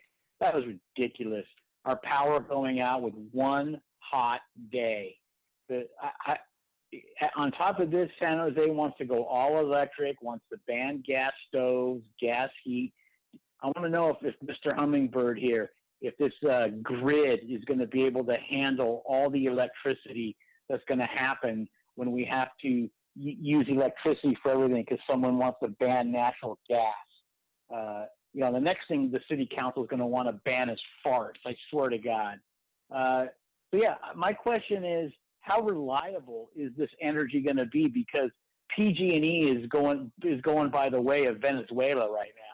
And once again, I hope it doesn't get much hotter or the economy doesn't come back online. How are you going to be able to handle the energy from with this new grid and everything? I hope it's not another San Jose boondoggle, but it sure sounds like it. Well, thank you. Back to the council. Councilmember Menace. Yes, very quickly, just wanted to thank the applicant. I know that the original location for this Hummingbird battery storage location was in a different place, and I appreciated their flexibility in looking for a different location, a more optimal location in the eyes of many. And so I very much appreciate that. Eric, I assume you're still on the line. I was wondering if you can touch on the question around alignment. Because I thought it was a relevant question as it relates to Monterey Road and sending the energy down to the Metcalf energy plant. Yeah. So I'm sorry, I'm going to have to defer to city staff on the exact placement of the facilities along Monterey Road, but in general, yes, the alignment goes straight down Monterey Road. And then when it gets down near the Metcalf Energy Center, it'll turn above ground over Coyote Creek to get to Metcalf Energy Center. And that was all part of our discussion with Public Works, and we're having to work with county parks and others to get the connection. Today, this just authorizes the use of the city's right-of-way for the connection. Okay, so I guess if there's anyone on staff that maybe has an idea as to how it may happen, it seems like we have yet to work out all the details, but Matt. Thank you, Councilmember Jimenez, for the question, and I can definitely follow up with yourself and Mr. LeBrun afterwards as well. The resolution in front of you today, Exhibit A of the resolution, is the same as Exhibit A in the memo, which just shows a general alignment, which Mr. Shaynauer mentioned, and so that's a question I'll have to follow up with the detail on. Okay, and then one thing that comes to mind is Roland asked that question is that I think I suspect John Risto isn't on the line, but I know Monterey Road is due to get some treatment maybe over the next year or so. And I'm curious how this aligns with that. I know sometimes we delay some of the treatments as it relates to, or when we expect some digging up of the streets and such. And so I'm curious as to how this would be timed and if it would impact the work on Monterey Road. And I John, see. Welcome, John. Yeah, Council Member John Risso, Department of Transportation Director. Yeah, you're referring to, we are going to do some resurfacing on section of Monterey Highway down in the southern section down there, and it could have some overlap, but we would be coordinating with any of the work that would be going on with installation of any of the utilities to time that right. We may be there next summer for the work on Monterey, so I'm not sure the timing of this work, but we would be there next summer. Okay, cool, thank you. And Mayor, I'm not sure if we have a motion, but I'll move to approve. Well, we do now. Is there a second? Second. Thank you. Second from Councilmember Davis. I really share Councilmember Jimenez's appreciation for the new location for this. I think it's certainly environmentally superior, and really appreciate the willingness of the company to look for other options, given all of our ambitions for the preservation of Coyote Valley. I also appreciate, obviously, the purpose of storage. We critically need energy storage if we're going to be able to achieve our renewable future, the one that I know is very attainable for this city, if there's any city in the country that can do it. Well, I was hoping you could help me understand just a bit more. I'm supportive of this project. I just want to understand about how we should think about these particular projects moving forward, and whether or not there should be conditions on future franchise agreements in this, or grants of franchise from the city. And specifically, I think Mr. Shaynauer said that this project contributes to help fulfill our local energy requirement, the PUC. Now, I assume he didn't mean to say that it actually helps fulfill our resource adequacy requirements, because I don't think it does it? No, this is a contract with PG&E, so it helps fulfill their local resource adequacy requirements. We're not contracted with this particular project. Okay. So just to understand, in this case, we've got a long-term, or the applicant has a long-term contract with PG&E for RA, for resource adequacy. So PG&E gets a financial and regulatory benefit with our approval of the franchise, which allows this applicant to be able to use their city right away. And I have no problem with that in the abstract. But certainly we've had longstanding challenges with PG&E in the companies withholding supply from the resource adequacy market. And that's resulted in regulatory penalties to the city and ultimately higher costs for our residents in San Jose, the participants in San Jose Clean Energy, small businesses and residents. And so I wanted to understand, is there any opportunity for us in the future, if we were to have a policy in place, to require the beneficiaries of contracts like this to actually make forward commitments, for example, to San Jose Clean Energy for resource adequacy supply, or some other kinds of commitments that will actually address our longstanding challenges? Yeah, that's a good question, and it's something we can certainly consider in the future. Just so that everybody is aware, this particular project was approved and contracted by PG&E before San Jose Clean Energy started. So it was a contract for PG&E's resource adequacy, and this particular developer has also bid into our solicitations for resource adequacy, and definitely open to working with them and other companies and meeting our needs. And we all know that transitioning to more battery storage is important for the future. So certainly something we can look at in future franchise agreements. I hope that answers your question. I'm not sure if you have additional concerns.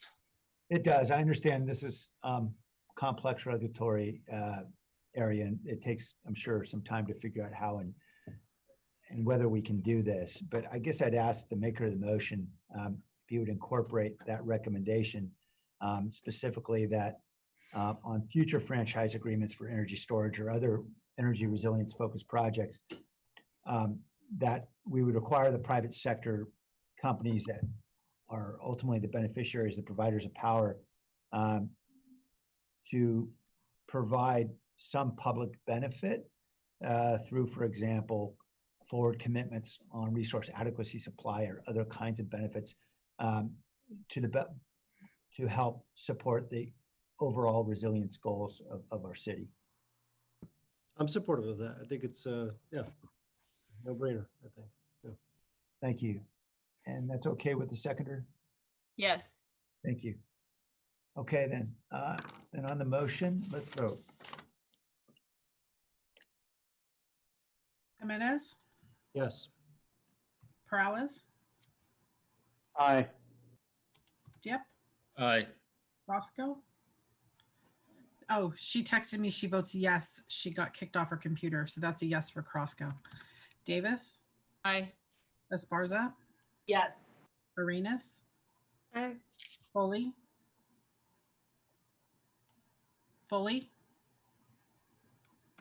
Camus, Yes. Jones, Aye. Ricardo. Aye. Tony, I'm back on. This is Magdalena. Okay, you voted yes. Yes. Thank you, Pam Foley. I'm back on, and yes. Got it. Thank you. Thank you. All right, with apologies. For those who are getting kicked off, just please text Tony or me, and hopefully we'll see it in time. All right, on to item 3.5, which is the Community Plan to End Homelessness 2020-25. We do have a presentation. We do. Thank you, Mayor. This is Lee Wilcox, Chief of Staff for the City Manager. And Sarah, can we put up the presentation?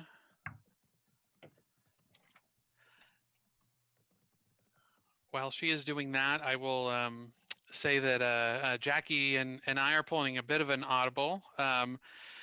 We had anticipated that the County Board of Supervisors would be taking up this item this morning, and they took it up about 3 minutes before we did. So we have staff straddling both these items, so some of the introductions may change. Sarah, are you able to put up the presentation, or Jackie? Lee, would it help for us to stall out until we get our staff back from the county, or? Well, I think we've got KJ, Ray, and Jackie and myself ready to present. So Okay. I think we have it covered in the spirit of true partnership. Great. So I'll go ahead and start us off. Jackie and I are pulling a bit. We do have Catherine Kaminsky from the county's Office of Supporting Housing with us. We have Ray Bramson, Destination Home Chief Impact Officer, joining us. Jackie Morales-Ferrand from our own housing department will be filling in for Reagan. And then Claudine Sapelli, who is a board member of Destination Home and also on the Lived Experience Advisory Board. And I'll go ahead with my intro while we get the presentation up, but text me, Sarah, if you need help. Homelessness is a result of various social and economic systemic failures, many which disproportionately impact communities of colors. The homelessness crisis is exacerbated by the current public health crisis caused by the spread of COVID-19 in our community. Everyone is impacted. The only way forward is together, as everyone has a role to play in the homelessness response. Understanding this, a broad cross-sector of key stakeholders work together to create a common agenda and to address the social problem in front of us. Even before the planning process began, an interagency cohort worked to refine and increase our collaboration capacity over the last 2 years. All involved in the planning process were committed to centering the voices of people with lived experience and ensuring an inclusive process that sought input and perspective from service providers, residents, businesses, subject matter experts, and key stakeholders across healthcare, business, philanthropy, government, and education sectors. The conclusion of that extensive year-long planning and engagement process is the community plan before you today, a plan intentionally designed as a collective impact model with a county-wide framework that focuses policy and programmatic priorities where they will have the largest impact. One thing is for sure, advantaging the plan strategies requires broad sector alignment and collaboration and significant investments and social innovation. As you'll hear later in the presentation, the intersecting pandemic crisis has allowed for and demanded implementation of these strategies at an accelerated pace over the past several months. Fortunately, because of the ongoing communication and collaboration occurring between the city, county, Destination Home, our housing and homelessness issues, our respective staff have been prepared to work together as a team to operationalize solutions fast over the past several months. Internally, we know that homelessness impacts nearly every department in our system. The scale of the problem requires us to work collectively across all of our city departments. Ensuring an organizational, focused response is and has been a priority for this administration. This was reflected in communications prior to the COVID-19 pandemic, where we described how the administration had initiated an internal implementation planning process to move from a county-wide strategic framework that's in front of you today to a tailored solution for San Jose. Although the pandemic has impacted our budget, our staffing, and that planning process, it has provided an opportunity to create interdepartmental emergency operations center branches in the EOC to support the city's response to our vulnerable unhoused residents. 3 branches to date have worked diligently to build shelters, interim housing, deliver services and resources to our unsheltered neighbors. All of this work has been aligned with the plan's strategies and will continue as we respond to the many crises that continue to unfold and layer on top of the homelessness crisis. We undoubtedly have a long way to go, but we've come a long way thus far. And as Ray will describe later, we have the right people at the table and a collective vision to make a big impact. With that, if she is on the line, I would like to turn it over to Claudine, who I mentioned is a Destination Home board member and member of the Lived Experience Advisory Board with Destination Home. Claudine? Hello, thank you. I apologize. My name is not Jennifer Loving, as you can see. Our complexions are different, but we share the same excitement for all of this. So again, my name is Claudine Cipilli. I'm a lived experience advisory board member for Destination Home. And then I'm also a frontline worker for City Team, which is a Santa Clara County Continuum of Care partnering agency. I want to let you all know about the Lived Experience Advisory Board, how it's formed, and what we're doing right now, and the impact we have made so far as this community plan to end homelessness. The board was formed in April of 2018. We are an assembly of people with past or current experience of homelessness, and we have come together to learn a system of care, to evaluate it, and to make feedback and recommendations for improvement from a consumer's perspective.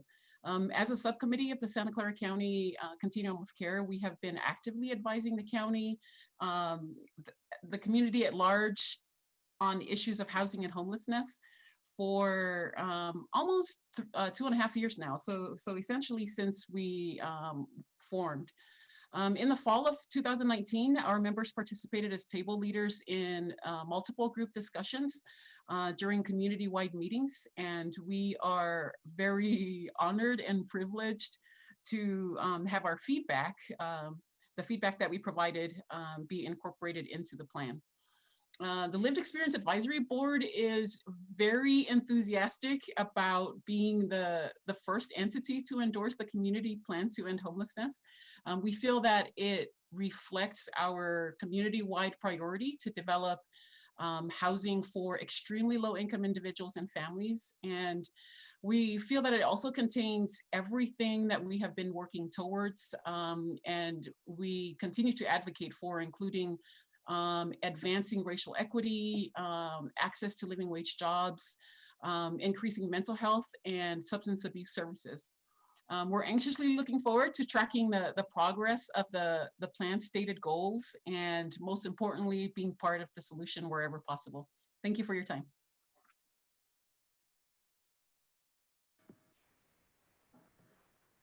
Good afternoon, Mayor, Vice Mayor, council members. Ray Bramson with Destination Home. Thank you for the opportunity to present today. Try and keep this as brief as possible, as I know these meetings run much longer than they used to. 15 years ago, 15 years ago, we had a different community. We had we had a city plan to end homelessness. We had a county 10-year plan to end chronic homelessness, a bunch of nonprofit organizations working towards a very good cause, but there was no guiding light and North Star. In 2015, the Santa Clara County Continuum of Care, which is comprised of all the stakeholders in our community who are working together on a collective impact model to end homelessness, came together and approved our first ever community plan to end homelessness. We were focusing on ensuring that we had a broad voice and a big vision for what we could do in 2015. And the good news is we've done a lot of it. Next slide, please.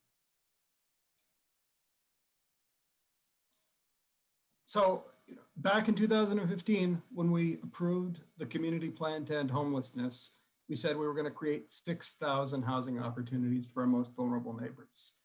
I'm happy to share that we've housed over 14,000 people in that time.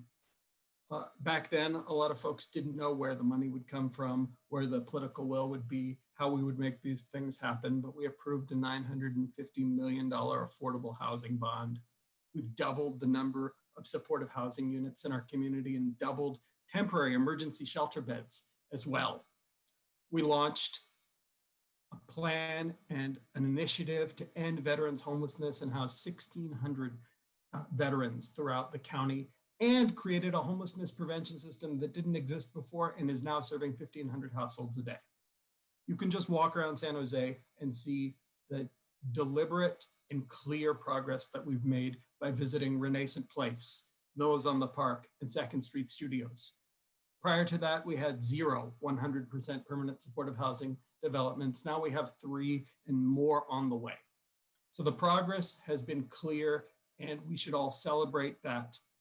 The challenge, however, if you go to the next slide,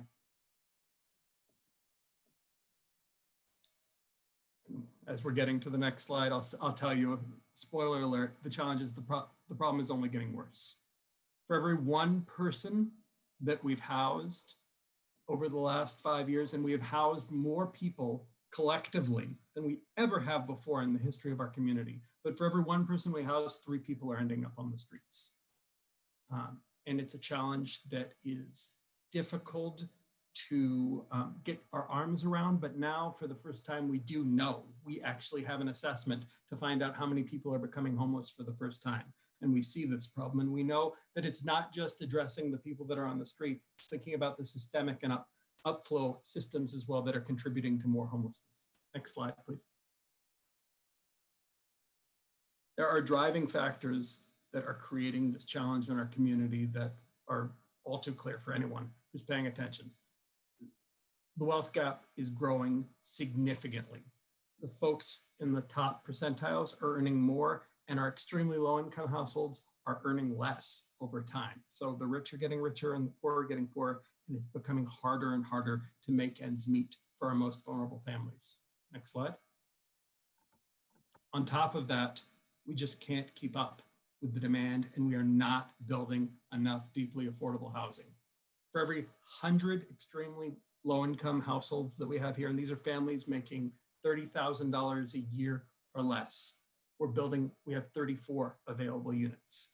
So that means all those other households that can't get into homes where they can afford to pay the rent are severely rent burdened, and most likely 1 paycheck away from homelessness. Next slide, please. And then lastly, we're seeing the racial disparities. Destination Home conducted a racial equity study in 2019, looking at some of these challenges, and what we found, which was no surprise, unfortunately, was disproportionately Black and brown people are entering homelessness and ending up on our streets and in our shelters. So we know there's a lot of challenges to address. So that's why the community plan that you'll hear about today looks to go beyond just dealing with the problem that we're seeing on our street, but trying to figure out how we can make changes for our community as a whole. Thank you. Thanks, Ray, and thank you, council members. I'm Catherine Kaminsky with the County of Santa Clara Office of Supportive Housing. So as Ray mentioned, this plan really is our roadmap for ensuring a safe and stable home for all in our community. And as we developed this plan, we felt it was really important to have a couple of guiding values that are seen throughout and driving the strategies throughout our plan. These aren't standalone strategies, not standalone objectives, but they should be guiding the way that we implement this plan, as well as the policies that we move forward. So the first of these is that we want to raise the voices and share power with our unhoused and recently housed neighbors. We're being really thoughtful about how we are accountable to people with lived experience and integrating them into this process in a meaningful and powerful way. And as Claudine mentioned, one of the first steps was in the implementation of this plan was to take this plan to the Lived Experience Advisory Board for endorsement prior to taking it to anybody else, to make sure that we were on track and the plan reflected their priorities. Second, but no less importantly, we're focused on policies and programs that will address the racial inequities present today and to reverse the disproportionately high rates of people of color that are unhoused that Ray showed on a previous slide. Again, this work should be reflected in the programs we implement as well as the policies we support as we move forward. Next slide, please. So this plan is built on 3 core strategies. The first is the broadest and is really addressing the entrenched economic and societal causes of homelessness through systemic and policy change. So this plan sets a 5-year goal of reducing new unhoused individuals and families in a given year by 30%. And a lot of that work is going to be done in this first area, this first strategy. While that first area is about addressing systemic causes, we know that we have a large homeless population today. We know that there will be some people who become unhoused because of our lack of affordable and accessible housing over the next few years. So the second area is really around expanding our homelessness prevention system, expanding our capacity of our housing programs to better meet the need. And finally, while the first two strategies seek to end and prevent homelessness, we know that there are so many people outside today that we need to develop strategies that will improve the quality of life for folks that are staying outside today, including increasing temporary housing options and basic needs services for those that are unhoused. Next slide, please. So in this first strategy, the plan is in the packet, and I'm sure many of you have looked through it. So I'm not going to read each of the sub strategies around here, but the first area of work around addressing the root causes, this is really the broadest in scope and will require the most collaboration across our homeless system, our partners across every jurisdiction in our county. There are 6 areas of work in this first strategy. This includes things like working with all the jurisdictions across the county to create conditions needed to develop the affordable housing that our lowest income households need. It includes strengthening our safety net and housing support for families involved in child welfare, for youth and foster care, for example. And it includes increasing access to living wage jobs. In the second strategy, next slide, please. In this second strategy, we have 3 areas of work, and this is really building on our successes over the last 5 years, but setting more aggressive targets to expand the capacity of our programs. We know what we're doing is working. We know we need to do more of it. So we have goals to increase the capacity of our permanent supportive housing programs, our rapid rehousing programs, to implement housing problem solving across our system, also known as diversion to many folks. We want to expand our homelessness prevention system. We developed it over the last several years and expanded greatly from the start of that program. And we want to serve another 7,000 households through that system over the next 5 years. Next slide, please. And in strategy 3, we have 5 areas of work here, and this is really around improving the quality of life of folks that are living outside today, as well as improving safety and health in our neighborhoods. So here we have some aggressive targets around increasing the shelter capacity to double the number of year-round temporary housing beds. We have goals to increase street outreach, hygiene services, and transportation options. We have strategies to increase mental health and substance use services to those that are living on the street today, including increasing the number of mobile crisis teams with clinical staff, for example. And we know as we do this work, we need to engage a huge cross-section of community partners to address the needs. And so we've outlined some strategies in the plan as well. I think with that, I'm going to hand it over to Reagan to talk about our targets. Jackie. Yes, so unfortunately, Reagan is still over by with the county talking about the plan. I'm Jackie Morales-Ferran, the Director of Housing.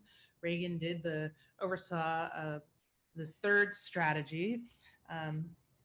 So I'm going to be starting off with talking about what our targets are. So by 2025, we tried to set some very aggressive targets in place so that we can stay on task. So we plan to house 20,000 people, reduce the annual inflow of people becoming homeless by 30%, double temporary housing and shelter capacity, and address the racial inequities present among the unhoused, tracking progress towards reducing these disparities. Next slide. As our memo outlined, our COVID-19 response is aligned with the community plan. I just wanted to highlight a few examples. So under root cause, the city continues to work with its eviction moratorium, which is designed to keep tenants safely housed during COVID-19. Under strategy 2, the city has contributed close to $25 million to assist both tenants and landlords in our homeless prevention funding and rental assistance funding. And we've continued to permanently house people even throughout COVID-19. 865 formerly homeless households have transitioned into permanent housing during this time. Under strategy 3, we're meeting the needs of people who are living on the streets. The city, thanks to the direction of the city council, is developing 3 emergency interim housing sites for individuals and families, and those sites will continue to operate after COVID-19, helping to expand our shelter capacity. And then another item that we implemented during the crisis, which we would like to continue, is a centralized hotline where people can find out what shelters have availability. So instead of having to go to each shelter to find out what's available, there's one telephone number to call. Next slide. So in terms of implementing the plan, the Continuum of Care Steering Committee oversees the plan, and it is an interagency group. So it includes representatives from the city. I'm the City of San Jose representative, the county, nonprofits, Destination Home. In terms of the City of San Jose's specific work plan, it had been our hopes, as Lee started out this discussion with you all, it was our hopes that we were going to bring a City of San Jose's specific plan with the community plan. Unfortunately, due to COVID-19, we were unable to produce the plan. So one of our goals is we're going to use the COVID-19 after action review and report to help us better understand what strategies we used during COVID-19 that were successful and what we can tweak in order to improve our service delivery. We would like to include some additional council input as when we come back with our strategies that will be specific to what the city will be implementing. And again, the city implementing under the umbrella of the city manager's strategic priority and the city with the help of the city manager's office. And all of these actions will continue to be aligned with our partners. As we've continued to demonstrate during COVID-19, the housing department is aligned with the county and Destination Home and nonprofits in implementing how we address homelessness together. And it also includes private partners as well. And so our goal is, absent additional COVID-19, floods, anything else that could happen, fires, our plan is to make it in the spring with a full implementation plan for the city. So what we're seeking today is your endorsement of this plan. We'll come back with implementation and we will report jointly on our progress. So our plan is to come back as the team you see here that will include the county, Destination Home, presenting the overall success of the plan in addition to what the city has been able to achieve. That will be an annual report out.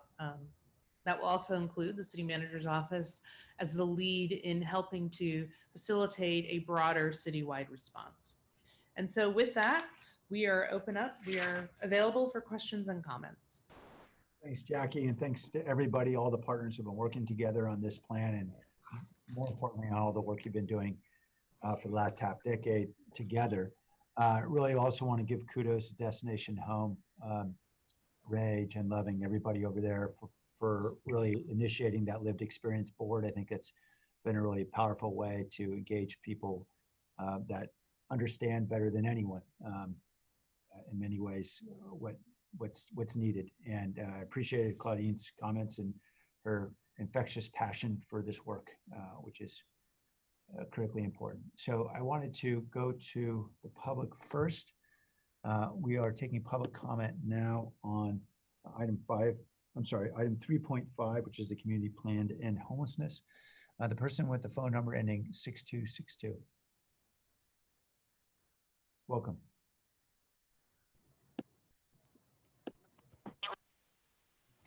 Hi, this is Roland Trappan again. So earlier on, so first of all, I do appreciate the plan, but you know, where I come from, we say the proof of the pudding is in the eating.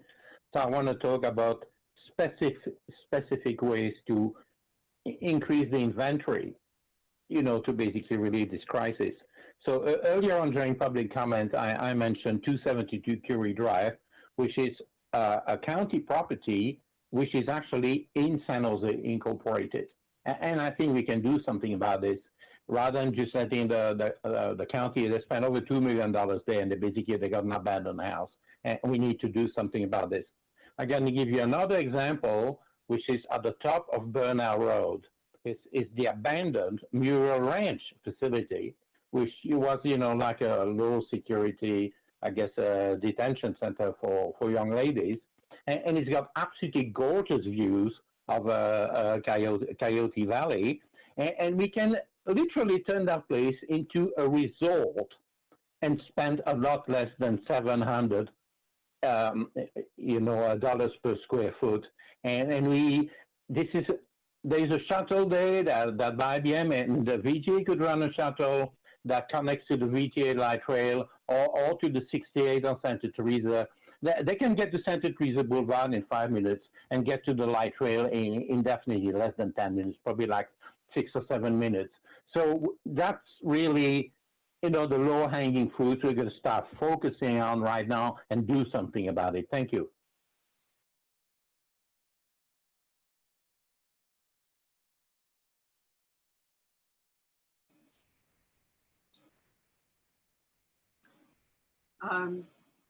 Good afternoon, Mayor, Council, City staff. I've spoken here before with my concerns that the current program is not being administered as well as it should be, and I hope we can resolve those issues going forward. I'm glad, you know, I see that a lot of thought is going into this plan. There's a lot of good features. I hope it works as well as planned.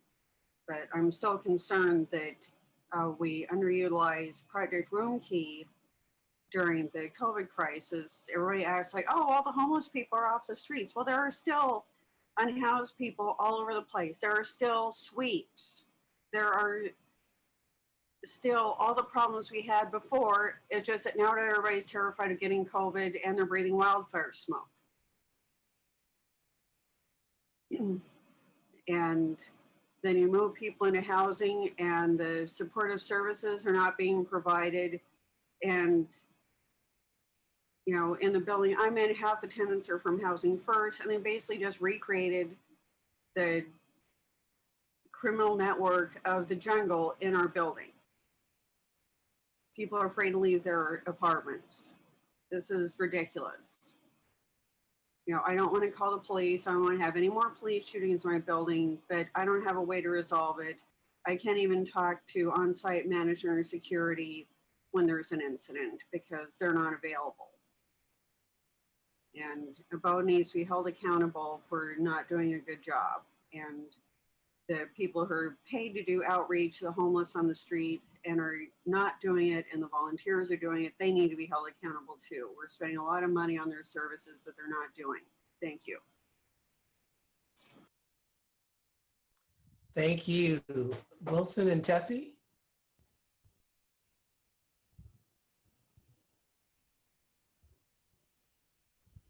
Can you hear me? Yes, we can. Okay, thank you so much. Again, I wasn't planning for this, but I would like to share with you my experience. I worked for the Second Harvest Food Bank for a number of years, and one of those years I was at the Bocado little orchard, stationed there for one entire year. And the things that I saw and heard and witnessed were heartbreaking. Number one, I only have experience with the people that were homeless that were coming to that center, okay? The people that work at the front desk were absolutely brutal to all the homeless, regardless whether it was a disability, drugs, gay or lesbian, mental illness, whatever. They were kicked out a certain time of the day and they were not allowed in. If they had their property in the little cubicles, if they didn't return by 8 o'clock the next day, The people, the personal, will go to their cubicles and throw away their personal things. We're talking wallets, their IDs, computers, and everything.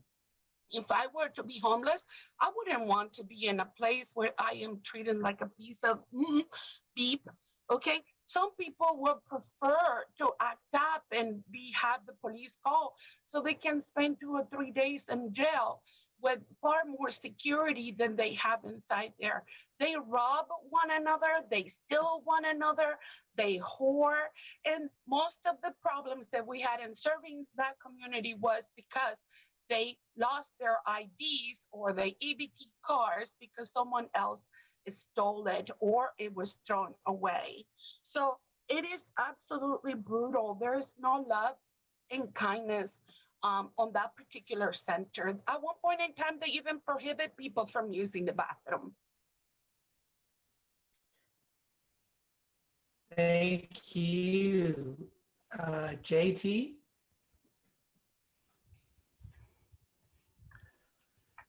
So it was a great plan that we've seen, but I think it's important that we remember that San Jose has over 6,000 homeless, and everybody knows the issue is only getting worse.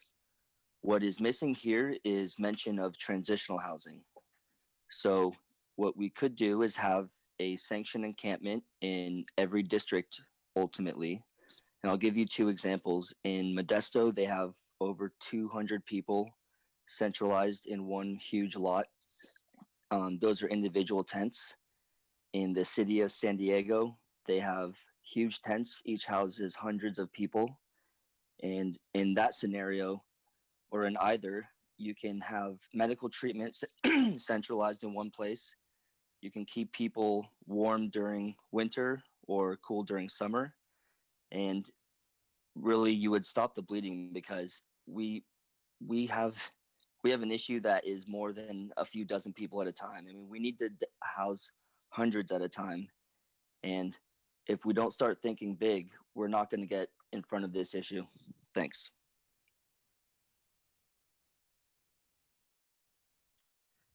Thank you. Robert?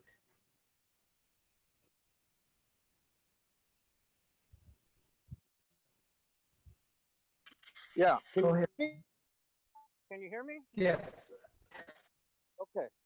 Yes, you're kind of low. All right. Let me get. Can you hear me now? Yes. How about now? Go ahead. Okay. Is that better? All right. So first of all, the idea of calling this a community plan to end homelessness is a ridiculous thing. This is on the tail end of a 5-year program to end homelessness, on top of another 5-year, on top of a 10-year program. I mean, we've been ending homelessness, and it has never decreased. It's always increased, and so that's one issue. The other issue is that I don't see where advocates are being included in this discussion. We have a lot of people that have a lot of experience that have been going out into encampments for a very long time. And you know that. Everybody on that council knows who these people are. We come to the meetings, we talk about stuff all the time. We don't just come at one time where we're going to say, here's the plan we've been working on, and here it is. We work on this stuff all the time. And the idea of not including the advocates in this process is absolutely ridiculous and insulting.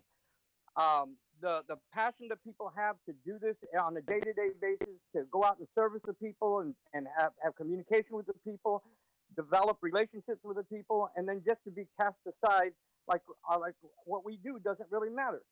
I also want to say that the representation that's on this thing are all people from Destination Home.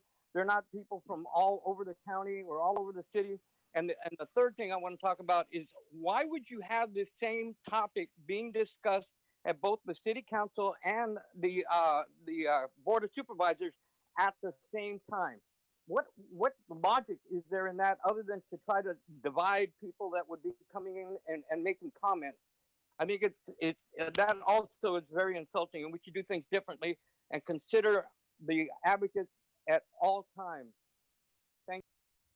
Thank you, Robert. Blair?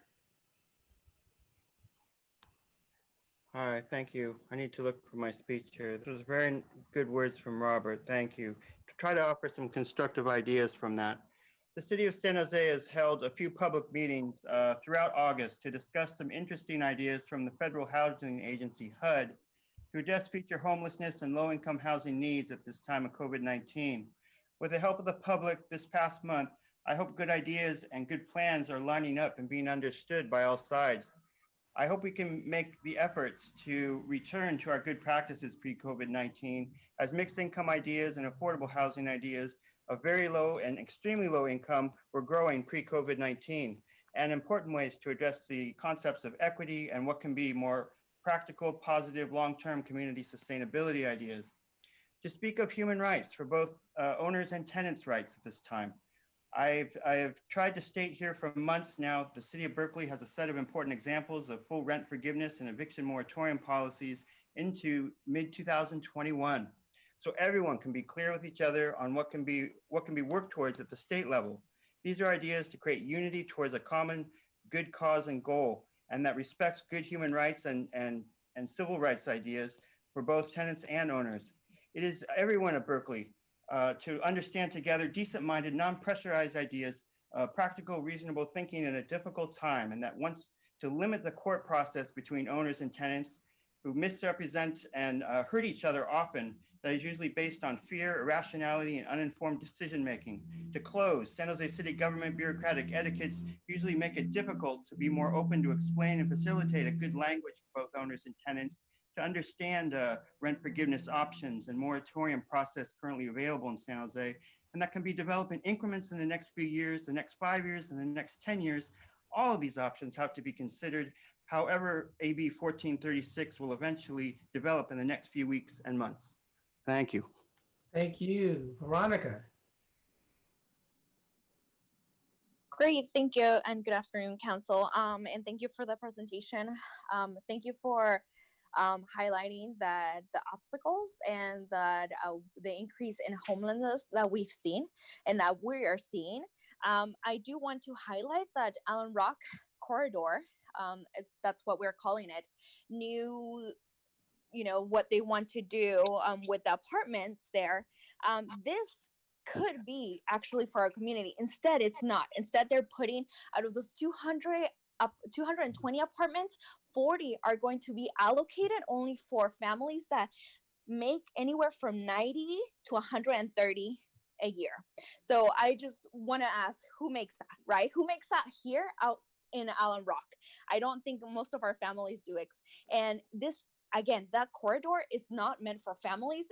Most of them are just a 1-bedroom apartment. Who are we attracting? We are attracting the technology people. We are attracting the single people. We're not, again, fostering our families, and we're not taking in consideration our families and our community. Those apartments are not culturally responsive either to our community. So please pay attention to that, specifically to the Allen Rock corridor, because instead of us really trying to end homelessness, we're going to end up with more families having to leave our county, our city, and having to be dislocated. Please pay attention to this Allen Rock corridor. It is very important that we give it to our families, that we give it to our community, and not bring people from outside the community. Thank you. Thank you. Dean?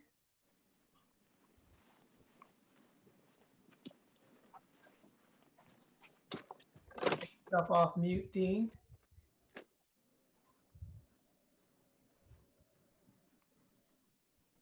I'm sorry. Okay.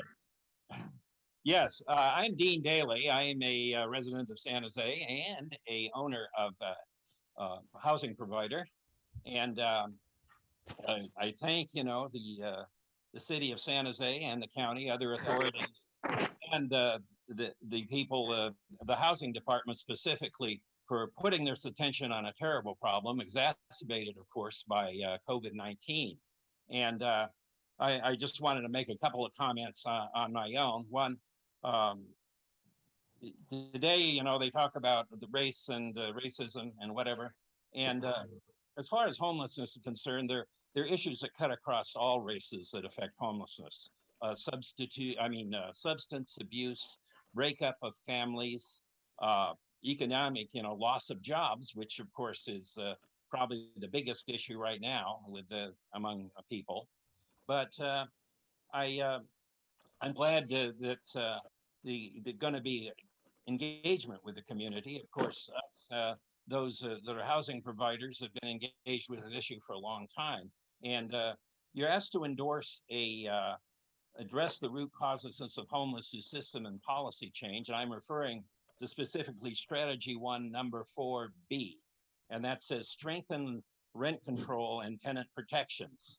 And that at least should require the active engagement of the people that are actually have the housing that's available. And I'm sure you've heard plenty, and you'll hear more about the dangers of local rent control. We have a lot more than we used to. And some of the advocates there, specifically when they talk about moratoriums, are going down a dangerous path. So I hope going forward that we, the housing providers, will be fully engaged. Thank you. Thank you. Sasha? Hey, thank everyone for working on this very important and critical issue. It has become very apparent with the COVID pandemic that we need to solve it really urgently. And I just wanted to address a few issues I think that were not mentioned. So in strategy 1, you did not specify as a root cause mental health and substance abuse. And in many researches, those are one of the major causes of homelessness. You did address it in strategy 3, and I totally agree that mental health can deteriorate significantly because of the homelessness, but it is also a root cause of the issue. And I would really like to see that. And I also didn't hear how you would address those folks who choose to live on the streets for whatever they have reasons. They like the lifestyle, the freedom of it. And if you actually talk to homeless people, there is a number of those. And I also wanted to thank Dean for addressing the rent control issue. Rent control is dangerous. It prevents, with all the tenant protection laws, it makes very scary for landlords to actually rent out, and which I think contribute to even shortage of housing. So again, that's a gray area. I wish everyone would be housed, but we need to take those measures very carefully. Thank you. Thank you. Anthony?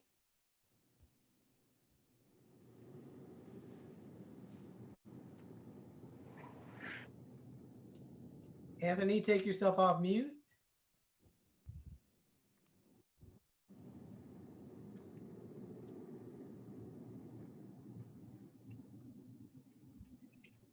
Anthony, are you there?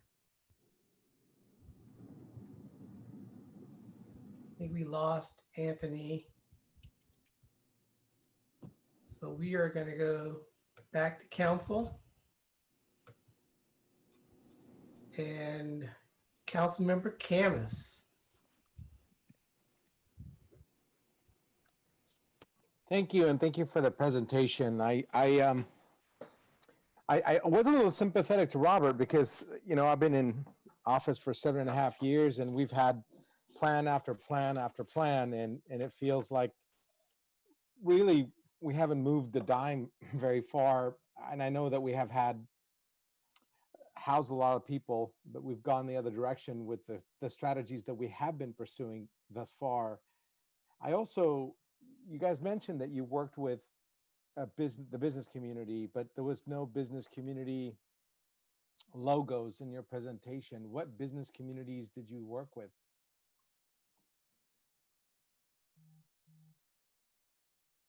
Am I muted? No. Hello? Oh, okay. Who do you want to answer that question, Councilman? Well, I you know, there's a whole group. I don't care. Ray, Reagan, whoever feels up there. I mean, Jackie, Ray. Yeah. So what business? Certainly, council member. So we did an outreach to a number of different focus groups that included members from the business community from San Jose and throughout Santa Clara County. On the steering committee itself, we had one representative from the business community, and that was Cisco. And Cisco joined was a part of the Bloomberg initiative several months before. that the mayor and the city had created. So we continued them on into the steering committee so we could have a corporate voice in the discussion. And as one of San Jose's largest employers, seemed like a good representative from the business side. So you had Cisco. Look, if you forgive me for saying this, you're trying to tackle a housing problem with a network engineering firm. I would say what would be better is if we reached out to the Real Estate Association or the California Apartment Association. If you wanted to pursue business solutions, I've been talking about buying versus building. And I feel like it's gone on deaf ears. And I know that a lot of money's restricted. But you know, some of the organizations at the table, your money's not restricted. And I think that it's really important for us to, it takes forever to build something. It doesn't take much time at all comparatively to buy something. It's worked with the Plaza Hotel. And I know we don't even have to buy fixer-uppers with the money that's coming in from Measure E and some of the money that's coming in from the Ciscos and the Apples and what have you. I think we need to actually really engage people in the real estate investment community so that we can get like business solutions, real business solutions at the table. And I'm going to bring that suggestion up. And I hope that you really do incorporate business, because, you know, building at $700 to $800 a square foot, it's not, you know, we could tax for forever and we just won't get the inventory that we actually need. So I'm hoping that this new collaborative, and I think this is my third time that I've heard of it, of a collaborative effort, and I hope this one works. But please do actually get SCORE at the table, Silvar, whoever, get them at the table and find out how to acquire pieces of property faster than we're currently doing it. And I know that, you know, if Measure E brings in some money, we should be looking at buying apartment buildings. And there's all kinds of tax advantages that we could take advantages of. I have been talking to people in the real estate industry, and it would behoove us to take a look at some of their ideas. That's my first observation. As far as looking at ways to end some of the homelessness, I know that there was a pilot in Gilroy, on like a camping pilot in Gilroy, and I mentioned in your presentation. Do you know how that's going, and that the pilot program? I know it's run by the county, so maybe a county official. A pilot, what kind of pilot program? Sorry, It's a Councilmember Hamas. camping.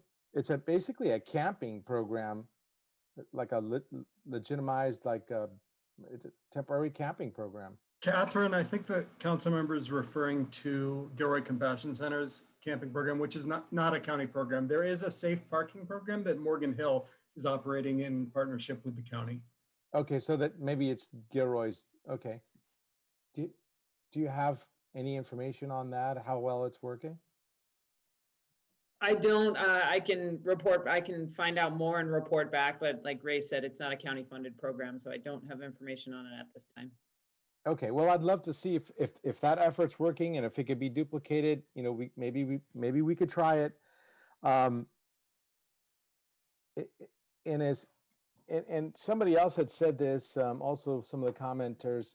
What's the strategy for working with people who refuse service? I know the county brings it up all the time when they talk about homelessness. I think they use the phrase service resistant or something like that. What's the strategy to deal with the service resistant? Do you want me to take that one, Jackie? Yeah. So from the county side, you know, one of the strategies that we use is we have a homeless mentally ill outreach team that is specifically focused on engaging with folks who are challenging to engage and have serious mental illness. So they are, you know, they have repeated engagement with those individuals to try to build relationships and conduct the assessments, to conduct housing assessments to better understand their needs, refer them to services. Those efforts have been fairly successful. So we're looking at expanding those types of efforts to engage with folks with mental illness on the street.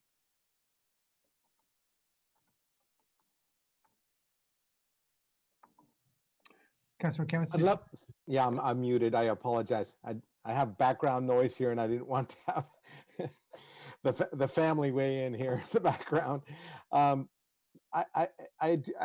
appreciate you taking a look at mental health, and I have been taking a look at mental health for many years as one of the root causes, and I think that the county is resistant, to use their words, to working on issues of mental health in a way that that is a little bit more aggressive. And I think that we need to look at all reasons why people are resisting help.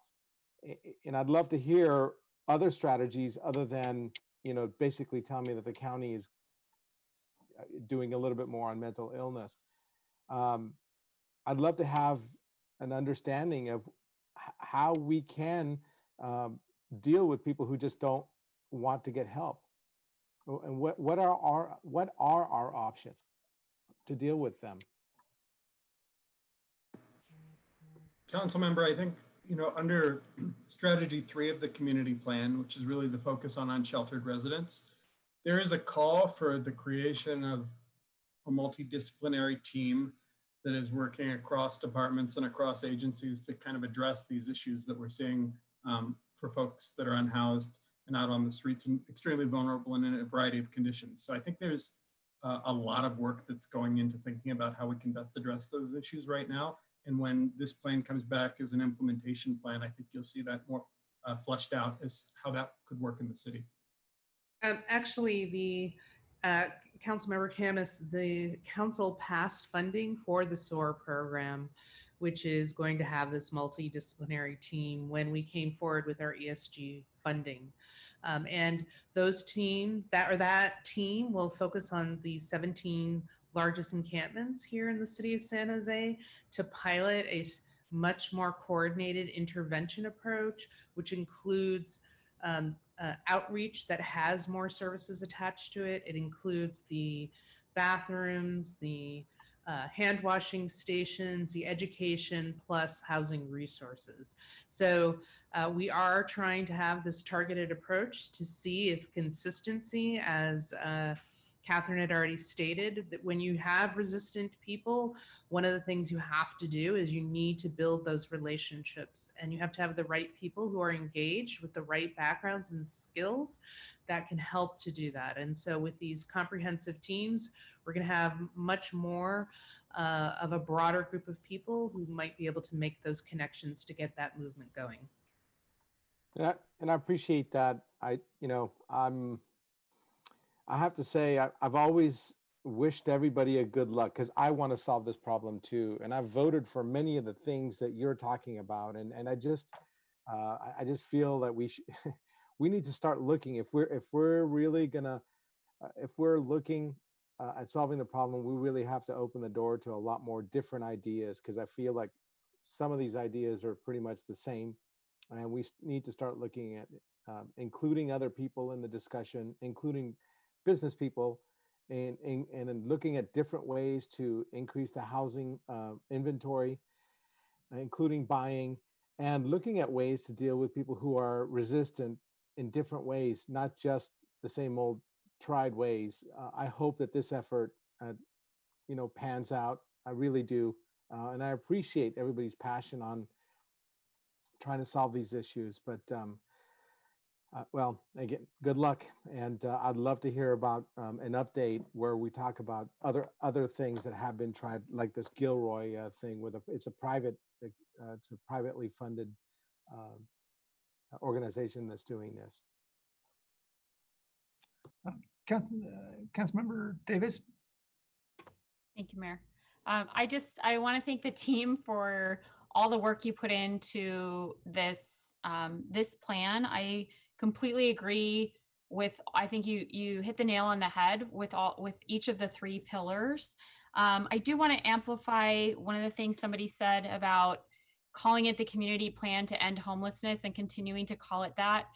I'm maybe I'm a little bit too much of a word nerd, but I think ameliorate is really the word that we mean, because we don't, when we say plan to end homelessness and the plan is 2020 to 2025, I think it's misleading to the community when we have now, we did the plan from 2015 to 2019 and made a ton of progress. I mean, not only met the goal about 6,000 housing opportunities, but actually housed over 14,000 people.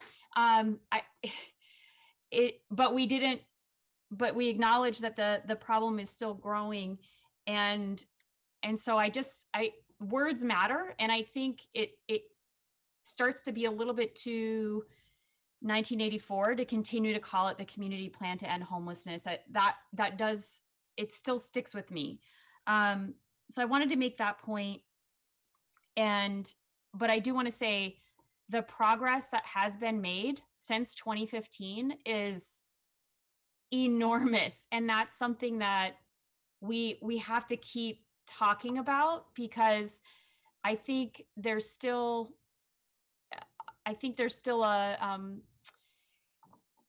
a belief in the community that as they see the number of homeless people grow and become more visible, that we're not doing anything, and that is definitely not the case. So I agree with Councilmember Kamis's suggestion that we should be more inclusive about including the business community, and I would say the residents as well in talking about this issue. And my housing staff, the housing staff at the city know very well that I have tried very hard to do that over the last couple of years, and how fruitful those conversations can be. And I didn't see that in here specifically. So I wanted to ask, I heard Jackie say there's going to be an implementation plan. So one of the things that kind of came up while I was looking through the plan is the tasks underneath the strategies are not all measurable as they are right now. There are some under strategy 2 that are, but not all of the strategies have a measurable, in the way that I think of them, SMART goals, the specific, measurable, achievable, realistic, and timely. The SMART goals, we don't have that. Is that what we're going to get in the implementation plan? And when are we going to see that? So yes, we plan to come back with very specific goals that are detailed in the city plan. And we are, we're trying to make it to the spring, but I do have to be realistic that to the extent the housing staff is still deeply working on responding to the COVID-19, or we have to pivot to some other crisis, then of course that will be delayed. But if we can, that is what our new target is, assuming that our responsibilities begin to lessen under COVID-19. Thank you. I appreciate that. And then for the county, does the county also have an implementation plan? Because there are some items, especially under strategy 1, addressing the root causes like safety net services, that are specific to the county and not the city. Will the county also be doing an implementation plan, and what is the timeline for that? And I think Catherine, is that? Yeah, I can take, yes. Did you notice that we have the same shirt on? Yes, the county will be doing an implementation plan as well as the continuum of care really is like the holder of this plan. That is, as Jackie mentioned earlier, is representative of the city, the county, our nonprofit partners, Destination Home. So we have identified, the steering committee has identified sort of leads for each of these areas of work that will help us develop those plans, help us track progress and be accountable to our elected bodies, to our lived experience community, to the various partners that we engage throughout this process. I don't know the exact timing on when we will have the, something present back, but the county will have a plan, as well as we'll have the COC sort of implementation across all jurisdictions and agencies. And will those include more specifics like SMART goals for each of the items? Yeah, we will have annual targets. I think a lot of this work, setting a 5-year, we set some big 5-year goals, but in order to reach those 5-year goals, we're going to, as a community, have to set some shorter and medium term targets that are measurable that we will report back on. Great. Yeah, thank you. I appreciate that. And then I know I touched on the outreach and wanting to make sure that that the community is involved. And I just want to put a finer point on that for everyone, especially around permanent supportive housing and interim sites. It has been, again, my experience that having the neighborhood involved and having the community involved in that is makes for not only a better project for everyone, the neighborhood and the clients being served at the site, but just overall, it makes for a more cohesive community, and there's give and take there that may not happen if it's set up to not have a relationship. Well, somebody had mentioned building relationships among, I think Jackie, maybe you talked about it, having the right people in building relationships with the SOAR program. I would just like to put out there that I think it's important to do that in the neighborhoods too, when you have solutions, to continue that process to strengthen relationships in the neighborhood amongst the residents who are already there and the residents who come into the new, whether it's permanent supportive housing or whatever the solution is that comes into that community. So it wasn't in here. Yeah, I just want to jump in at that point because I feel like sometimes, because we've had some challenging experiences, especially when we were trying to site the interim housing facilities, the reality is we have not had those same challenges in citing our permanent supportive housing, mostly because the teams have done such a good job in engaging the neighborhoods and trying to get ahead of it, so that we could bring a project where we're getting more community support versus less. And that work has been done by the developers with the help of Destination Home and other nonprofits, the service providers, who are all coming together, doing lessons learned and really trying to be as proactive as possible. And I can tell you that it is exhausting work for everyone as well, because it's above and beyond any kind of expectation that anyone would have for a market rate development. So the level of outreach we're doing is just extraordinary, to try to get these developments to you all with the least amount of opposition. And so far, we have been very successful on the permanent housing side. So I want to give kudos out to the teams that are doing that work, and we will continue to do that. Great. I'm very glad to hear that. And I would just like to also suggest that for council members that have these sites, when we had an overnight warming location at Bascom, I'm sure my colleagues are all rolling their eyes that have their cameras off because I've talked about this many times, but it was helpful to us to have, oh, there he did. Councilmember Jep, thank you for showing it on your video.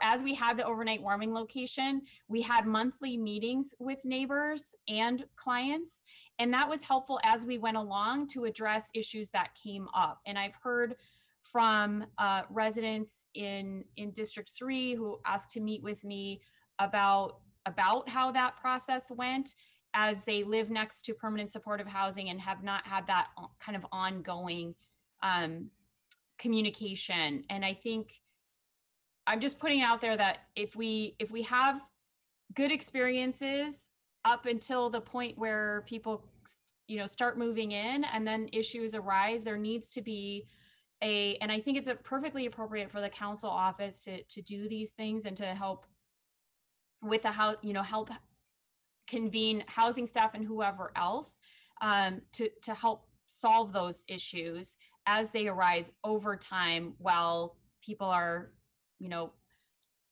learning how the neighborhood is changing and learning to live together. So just want to put that up there. And then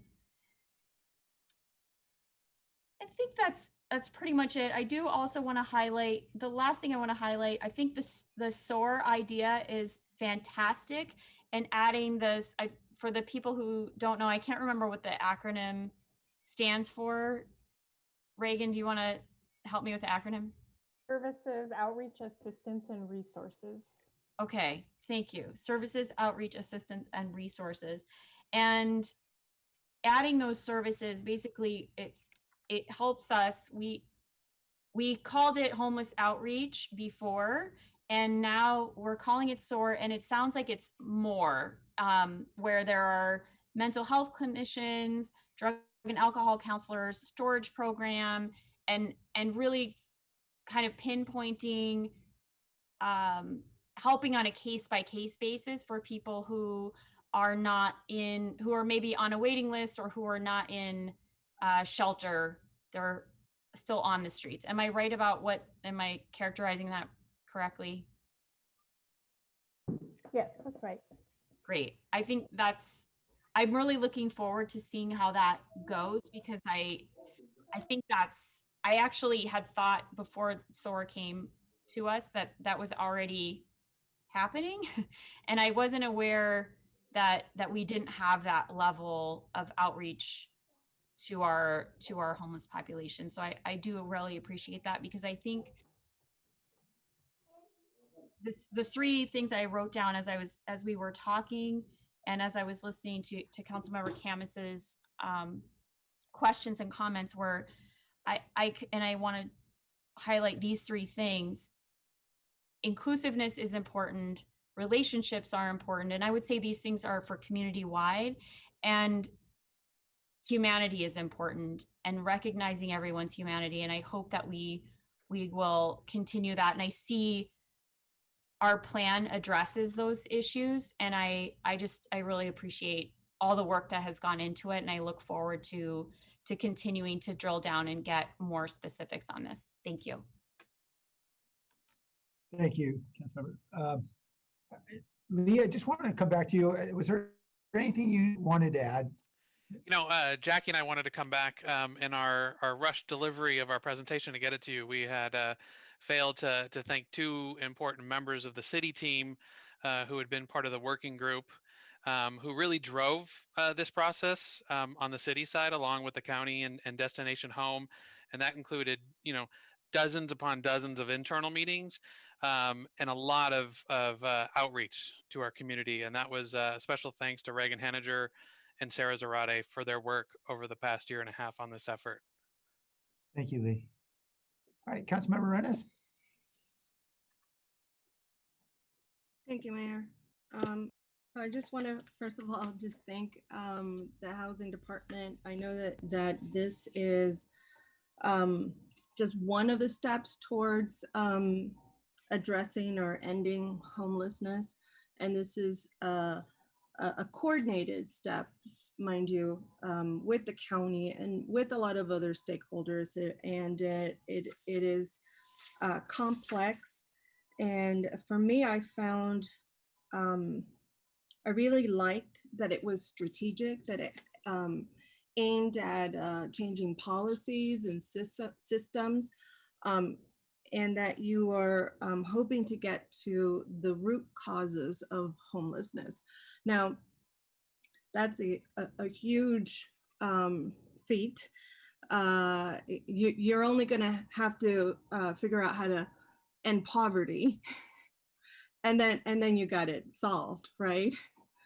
So to me, it's part of being honest in terms of how poverty impacts our community. But this is not an area that is just left for our housing department to fix, right?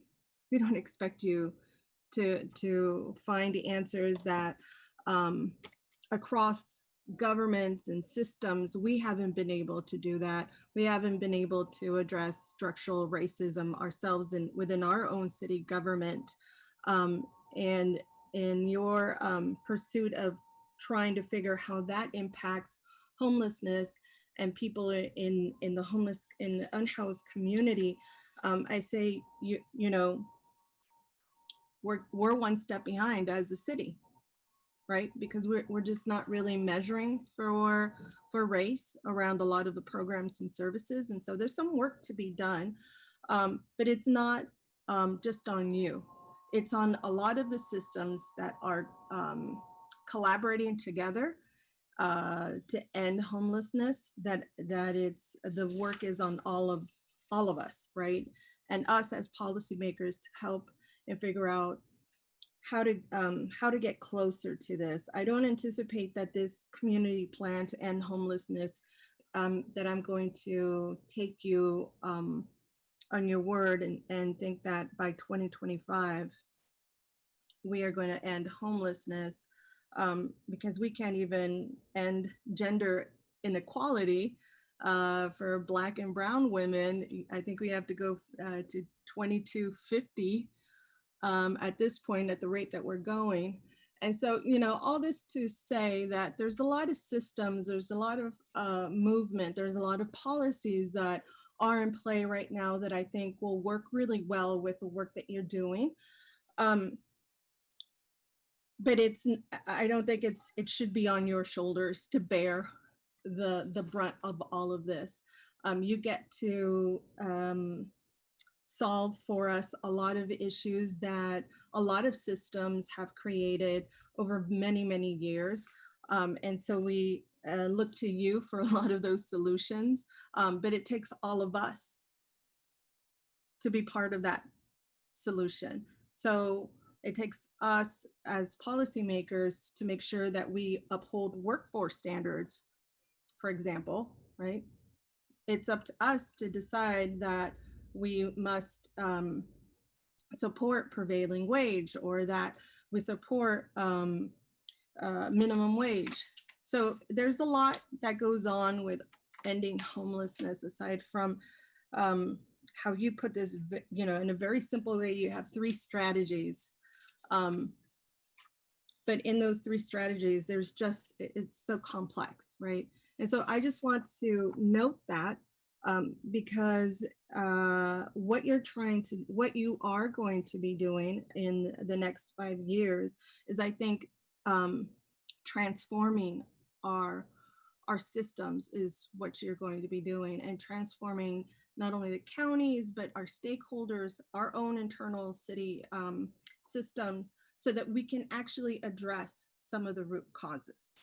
And so I think together, collectively, we can do this, right? I was really pleased to see the recognition of families and their needs throughout this whole report. We had a huge exodus, and Councilmember Davis, if you think that people are rolling their eyes, I think they're rolling their eyes every time I talk about the exodus of our families from the city of San Jose and how it's impacted our schools, right? But it doesn't matter. We have to say it once, twice, as many times as needed, because these are all puzzle pieces that are connected, right? And I see you nodding, and I was not rolling my eyes one bit, Councilmember Davis. So these are all parts of a puzzle that fit together, right? And different systems tell us different things. So for example, that exodus that I mentioned that we all experienced throughout the whole county, and particularly in Evergreen, we closed 2 schools, one of which was my son's school. So he had to start on 6th grade in a completely different school. But mind you, that those are the things that we have to do because we don't have the childbirth rate that we thought we had. And then two, families with the pay inequality in this valley just can't afford to live here anymore, even though we might rely on them for some service industry employment. And so I think all of these are to put together a real picture of what is happening in the city of San Jose, and to not include any of these items, I think would be careless.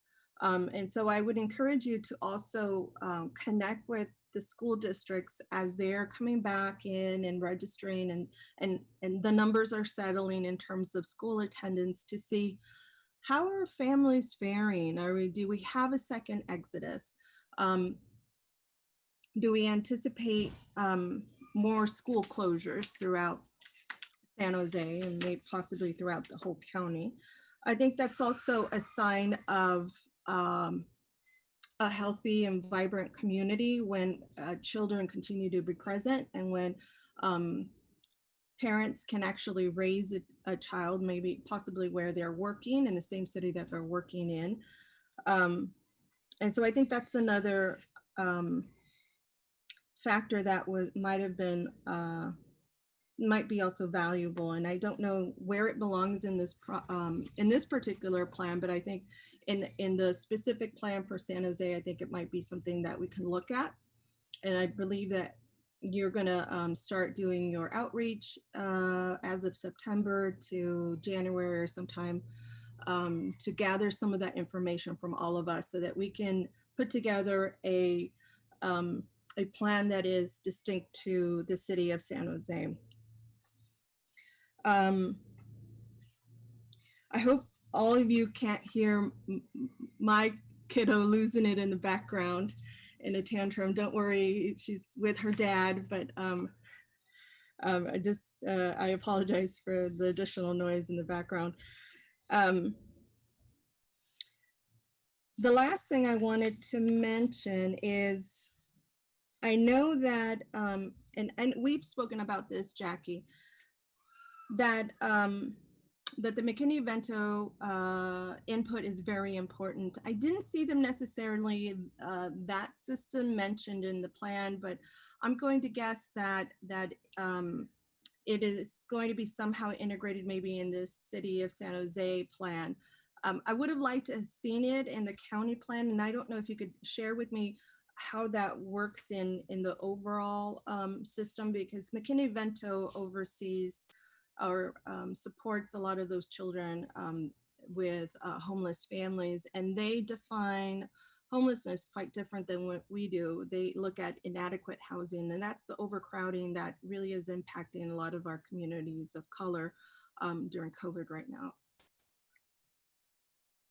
Yes, so because the county plan, the community plan is very high level, you'll see that we don't necessarily call out specific entities on the higher level plan, but it's definitely our intention, and we have been talking, the housing department actually meets every other week with the McKinney-Vento staff to make sure that we're hearing what the concerns of families are as we're moving through this COVID-19 crisis. And it is an odd thing that the HUD systems have a disconnect between the definitions, but that doesn't mean that we're not going to continue to work with them and to keep families on the radar. Families have been identified throughout the plan as a priority population, as a subgroup that we need to identify a specific strategy that really addresses their needs, understanding that their needs are unique. Thank you, I appreciate that. I did see some particular populations called out, including families, but there was, foster youth or families or family members that have incarcerated family members in their household. And so I was curious to see if inadequate housing would also be called out, and I'm glad to hear that it would be, and I hope that it is more prevalent in our San Jose plan, as we know that this is something that we're dealing with COVID, and COVID has pulled the curtain, if you will, of a lot of inadequate housing for our families. And because of that, that rate of infection is higher among those folks. So I'd like for that to be acknowledged. And my last question would be, how are you integrating, or is this plan, this 5-year plan, obviously, you know, lots of circumstances change, but this comes at a tail end where COVID has impacted a lot of our communities. What, if anything, has fed this plan that in lessons that we learned or current circumstances that we are seeing under COVID and our homeless population? So our COVID-19 response is really based on our implementation of the plan. And one of the next steps that we will be taking is when we do the debrief regarding our response to COVID-19 and the solutions that we brought forward. We want to learn from those specific experiences because we acted very quickly. And we want to continue to offer some of the services that we developed over COVID-19. So for example, the hotline where it's just one telephone number that people have to call in order to figure out if there's shelter availability. The city and county have agreed that has been an immense benefit throughout our COVID-19 response. And frankly, our coordination is even tighter as a result of COVID-19. And one of our ongoing commitments between the city and the county is having the teams actually meet more regularly. We were not doing that on the staff level. And in order to implement a more aggressive plan, we need to be more tightly coordinated, more than we ever been in the past. And that is something that COVID-19 has given us a very good experience and opportunity to do, and we want to continue that as well. So I feel like we will have an opportunity to debrief what we learned in COVID and to continue some of those practices that we have frankly been using very effectively to ensure that we're using our resources as best we can. Wonderful. And I'm guessing that's in the next, the community plan. That'll be integrated into the community plan?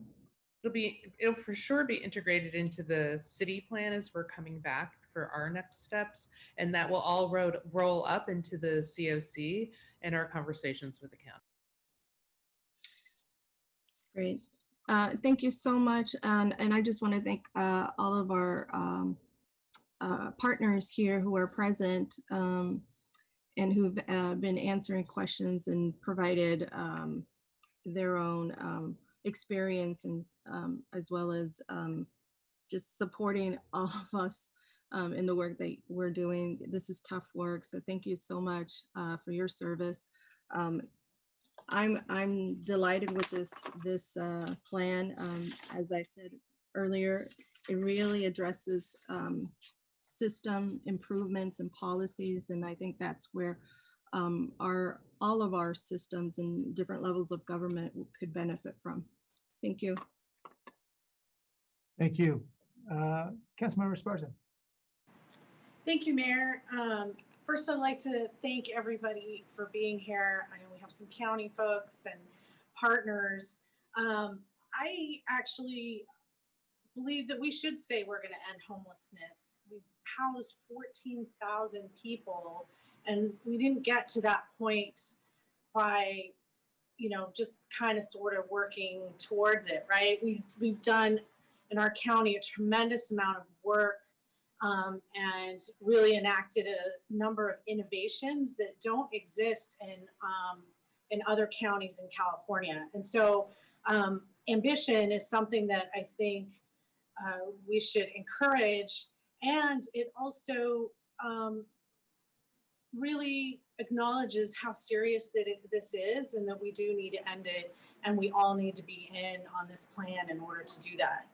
I had a question around streamline how we get folks connected to behavioral and mental health services. I'm super, super happy to see us doing that at the city and including that in the outreach. I've seen on the ground this be an enormous issue.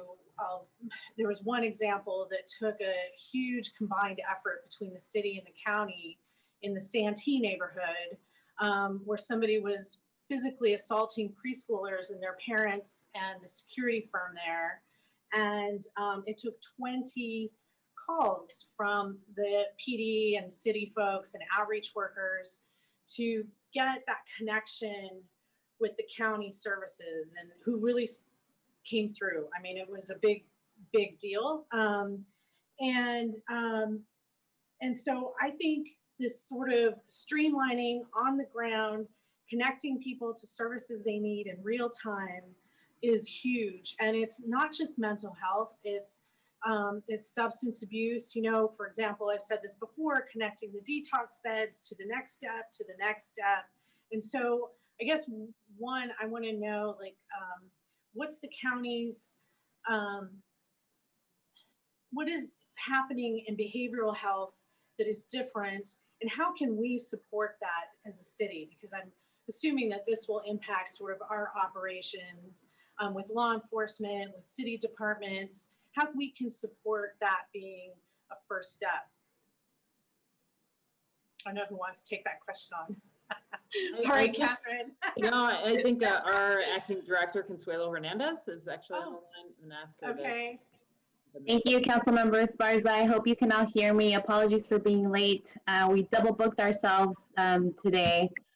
Great question. You know, a lot of the work that we've been doing over the last 5 years has been to coordinate our internal safety net system and really trying to drive resources to our most vulnerable populations. So through that effort, one of the divisions in our department is actually housed in the behavioral health system and department. And most recently, we've identified some gaps in the system and how we can improve that. That includes me in this new acting role, taking a more direct oversight over some of the services that are currently assigned to OSH and revisiting how we might be able to leverage them better. I happened to step into the meeting when Councilmember Camus was discussing his questions about engagement. We are launching a new team. It's called the HEAT team for those difficult to serve clients. And I think that this will fit very well with the SOAR program that Jackie and Reagan were talking about. So, you know, the benefit of this plan and the way our office is structured is that we do have the ability to leverage those resources and figure out how best to partner with the city, with our internal departments, again, to leverage very scarce resources that ultimately end up being used by the same individuals, and how do we streamline that? So there's a lot of work ahead. As most of you have talked about before, you know, the crisis has amplified a lot of our response, and we need to have these conversations more often. And I think once we start developing the next phase of an implementation plan, we'll be very specific about how the behavioral health services can increase to these most vulnerable populations. And then how do we leverage the community? How do we leverage community engagement? The Housing Ready Communities campaign that we started with Measure A, how does Measure E fit into that? Thank you. That's very exciting. And I know SOAR is going to present to the county's reentry committee. I think it's next month. And so my goal is that we align on that so that we can align our people, our resources, everything as much as possible. So thank you for that. That's really exciting. I wanted to ask, so how will RENA goals impact permanent supportive housing? Can you talk about that? I guess that's a Ray question. I'm also happy to, unless Ray. Okay, it's a Consuelo question. All right. Or I think maybe it's best for the city just to talk about their specific RENA stuff. So I would assume that, you know, we're anticipating an increase in our RENA goals. And so, and as you know, we're not even close to meeting the RENA goals of housing under 30% of the AMI. So that is someplace that we continue to put effort in, with the council directing that 45% of our funding go towards this extremely low income population. And really that's where we need to be catching up on the affordable housing side. So looking at our portfolio, we did a lot of investment in the past on that higher income range. And the more challenging has been this extremely lower income range. And our commitment is in partnership with the county, because we know that often we need services dollars to make those projects and developments work and operate and function appropriately. It really takes that continued partnership with the county, or some sort of new cross subsidization strategy for us to reach those additional goals. And are we, well, I guess I'm just going to say that I would like to be part of conversations around dispersion, both within the city, but also within the county. I have the cities, is it the counties? It might be the counties. Is Renaissance Place the largest, I think, permanent supportive housing in the county? I know it's the largest in the city, but so I invited other folks to come down and look at it, to visit. I talked about it to other elected officials who haven't been able to come by, have sort of shared my experience in opening that. It is now full, by the way, which is super exciting. During COVID, it's obviously it was a challenge moving people in, but it has a lot of staffing and amenities, and it's just, I think it's an example of what folks throughout the city and throughout the county can look at. And so that sort of everybody does their part on this. And then I wanted to remind sort of everybody and anybody who's listening, as well as my colleagues, that we really need to, we talk about homeless prevention like it's rental assistance. And, but really we have within our power to enact policies that prevent homelessness. And we need to really look at the community plan to end homelessness that includes the policies that are fully within our control to deal with displacement, with affordability, with renter protections, with housing supply. Those things also prevent homelessness. And so I just wanted to send that reminder. And in the interest of time, I'll stop there. And I won't make a motion because I think one of my colleagues, yep, I'll let him make the motion. Thank you. Thank you, Councilmember Prowse. Yeah, thank you, Mayor, and appreciate the presentation from staff as well. And, oh, sorry, here, let me show myself. And the comments from my colleagues, certainly, I think there's a lot to be proud of from the work that we've done. And I think I'll name the biggest one, which is if we had not have initiated the first community plan to end homelessness 5 years ago, I hate to think of where we would be today in lacking of progress. Although it feels as though we haven't achieved much, and certainly I know with the concentration of homeless I have in my district and the number of encampments and complaints we get, it is literally the #1 issue coming through my office. And at the same time, though, I recognize that had we have not have kicked off this community plan to end homelessness 5 years ago, we would be in a way worse situation, which is crazy to even think about, but it is true, no doubt. And so now I'm hopeful with this next plan, and certainly appreciate the the broadening of our thought on how we are addressing some of the issues that not only we're trying to achieve with housing individuals, but just the day-to-day issues that individuals that are homeless on the street face, and then what happens with our community as a whole. And certainly that there's a lot of work that goes into this. I would agree with the sentiment around the title, I don't think we should change it in regards to what our goal is, what we're striving for. But the reality is we know that even with this plan, right? We know with this plan, we're not ending homelessness in the next 5 years. It is a plan attempting to achieve a goal that's not going to happen in the next 5 years. Even with this comprehensive plan, we need a lot more to add on to it. So I think we have to be realistic about what the plan can achieve, and then what it can't, and the fact that we still, right, with every individual that we house, still having a number of individuals that go homeless, right? And so we certainly achieve success, but then we take a step back, and so I think that's important to note. And I won't dive into too much more, and my colleagues have jumped into it. I do want to mention, though, the memorandum that I did submit for my colleagues, and for me, I think what I saw was an opportunity to really make this the priority that we say that it is, and as we've been talking about, not just ask that this rest on the shoulders of a housing department, because we know specifically that it doesn't just affect our housing department, and that nearly every single department in the city is in one way or another affected by the issue of homelessness. We have certainly declared it a crisis, or declared a housing crisis.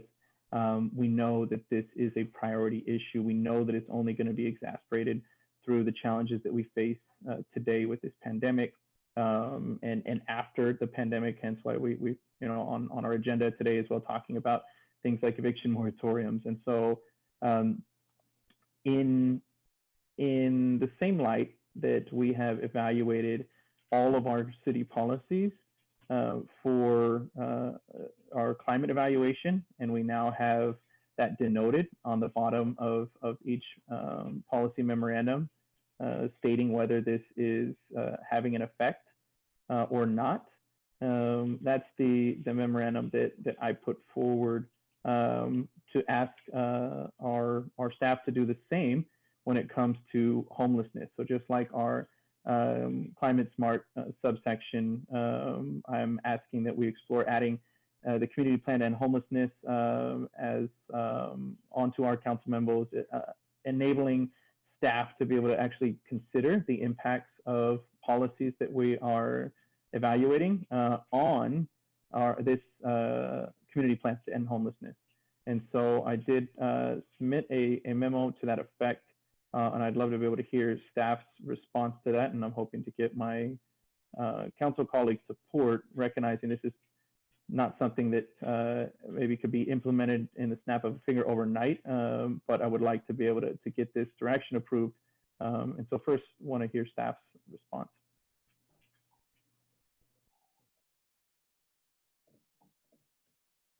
I was just thinking maybe Lee might want to respond since it's broader than the housing department. Certainly, the housing department would not be challenged by reviewing the work that we're submitting to ensure that it aligns with the community plan.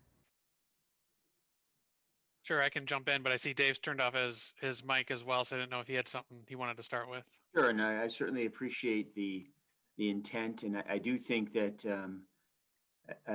over time, I think it's important that our staff reports do reflect the issues that we're most focused on. So certainly over the years, we've added pieces to the staff report around public outreach. Certainly, you've mentioned the climate smart plan. We actually not that long ago added a section on commission recommendations. And so, I do believe that this issue does span the entire organization and does reach into many things that we're doing as a city. And so I do think there's probably a place for it. Obviously, there's times where maybe there is no connection to something that we're doing, and we would probably exercise the discretion that we currently do to say not applicable. But I do think it's a trigger to force us to really think through what we're doing and making sure that we're focused on the city's top priorities. Thanks, Dave. And I would not expect staff to, evaluate it any differently than they do today, like with Climate Smart. Certainly not everything is going to have an impact, every decision we make. But I do think it would be important and enlightening not only to the council, but also to our community to be able to have a better understanding on the policy decisions that we make, what implications they may have on either helping or exacerbating the issue of homelessness. And so I don't know, do we have a memo or a motion at the moment? I don't think so, Councilor Prowse. Could I offer just I'd one like to, if I could make the motion maybe first, but just, sure. so I just want to be able to move staff recommendation and then and include my memo. Second. Councilor Prowse, would you consider amendment just, I know you acknowledged this already in your comments, but there are going to be issues like, sewer capital projects that are not going to be directly relevant, to allow staff to be able to avoid going through the performative aspect of this, where it just doesn't matter, and simply include it where there is some direct impact. Is that your intention? Yeah, my intent, as I mentioned, I definitely am not expecting this to happen overnight, but my hope would be that maybe staff can give us a time when you think you can come back and give us a better idea on how you want to implement this. The idea would be for this to be helpful, right? For us to have a true analysis on things that would have an impact and include that on those policy memos. Sorry. And then to be able to, to do it then, and not necessarily to do it all the time. So I'm flexible in the direction and happy to hear what staff's response would be on that. I'm not asking for it, again, to happen overnight and to happen with every single item. So staff. Yeah, so thank you, Councilmember. Thank you, Mayor. I think giving Gloria is the person who ends up kind of operationalizing these sorts of things, getting it onto the template, and then providing some guidance on how and when, I think is the mayor's point. So I think within a few weeks or maybe 3 weeks, I think we can kind of figure that out. And then, I do appreciate the point in allowing us some flexibility here, but we also want to take it seriously. So I think that's the goal here, and I think we can do that. You comfortable with that direction, Mayor? Yeah. Again, I'm flexible with it. That's So. fine. Okay. So that's the motion. I appreciate the second as well. Those are the end of my comments. Great, thanks. Councilor Jimenez? Yeah, I think I just wanted to express a big thank you to all the folks that have worked on the plan. I think much of what I wanted to say and the questions I wanted to ask were asked. Very much supportive of adding the language to the memos. I think it's very timely given the identification from everyone that's worked on this. And this component is very important to me, but sort of acknowledging how intertwined many of these issues are as it relates to homelessness and the widening gap between those that are doing well and those that are not, I think is very important. So I was very glad to see that in the plan. And so I suspect adding what, adopting Councilmember Peralez's recommendation, I think is going to be beneficial on a number of different fronts. I mean, I can already think of a few things in which I would be curious to see what staff sort of comments are. I mean, one, for example, is even the discussion we're going to have in a few weeks related to the commercial linkage fee. If there were a memo to come out and we were actually putting this acknowledgement in there or listing whether it was aligned or not with what we're saying is important to us. Things like wage theft, even mobile home park closures, right? All that would be applicable. It seems to me all this would be applicable and would touch many, many topics that we deal with in the city. And I often think that, I think most of us are, even though it's not explicitly stated in the memos, know that when we're supporting or not supporting some of these items, it may have, certain impacts that aren't always acknowledged very publicly. And so I very much appreciate the fact that it's going to be included in the memos, at least maybe, I'm more open to even the idea of just acknowledging the potential impact, right? Not necessarily listing off, how we're aligning what we're doing to what we care about, although that is the best case scenario, but even the acknowledgement of it, of just saying, this may have a negative impact on other things that we're trying to do. And so I think it's very important. So thank you, Councilmember Perales, for putting that forward. I very much appreciate it. Thank you. Thank you. Councilmember Carrasco. Yes, thank you. And I too, you know, I don't want to continue prolonging this. I just wanted to thank everybody. I know that this has been, you know, one of the greatest crises that we've been facing, and now compounded with the pandemic, the fires, everything else that we're facing. But I did want to ask, excuse me, allergies, not anything else. Sorry. I wanted to ask, you know, what struck me was one of the slides, two of the slides that you showed, sorry, which was the income gap, which was really startling, really very startling, because we've been addressing it, I think, in a lot of, I'm sorry, excuse me. We've been addressing it in other policies and other issues that we've been dealing with. And I can list them, but I won't.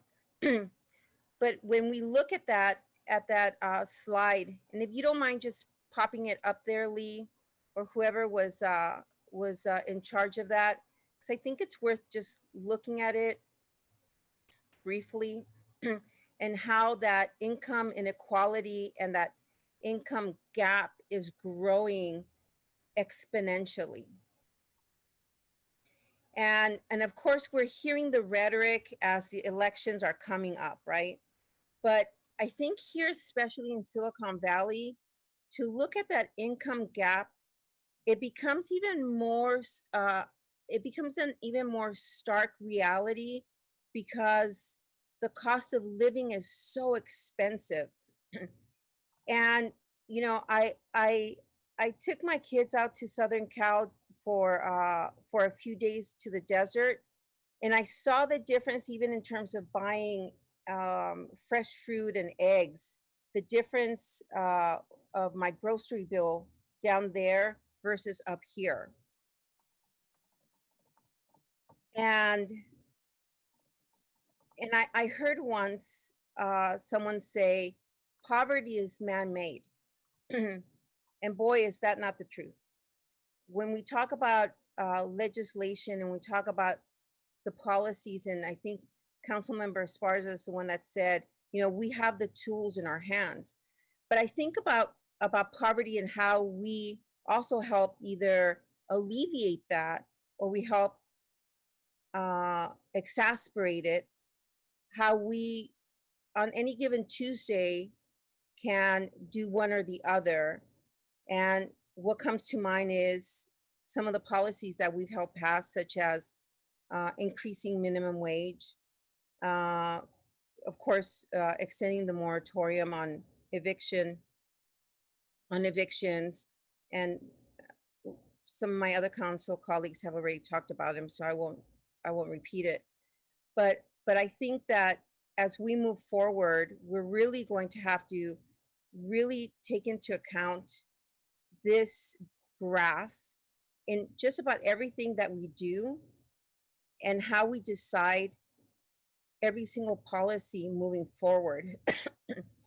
And the question that I had, and so the other graph that I wanted you to put up was the racial disparities as they're represented, not just in our homelessness,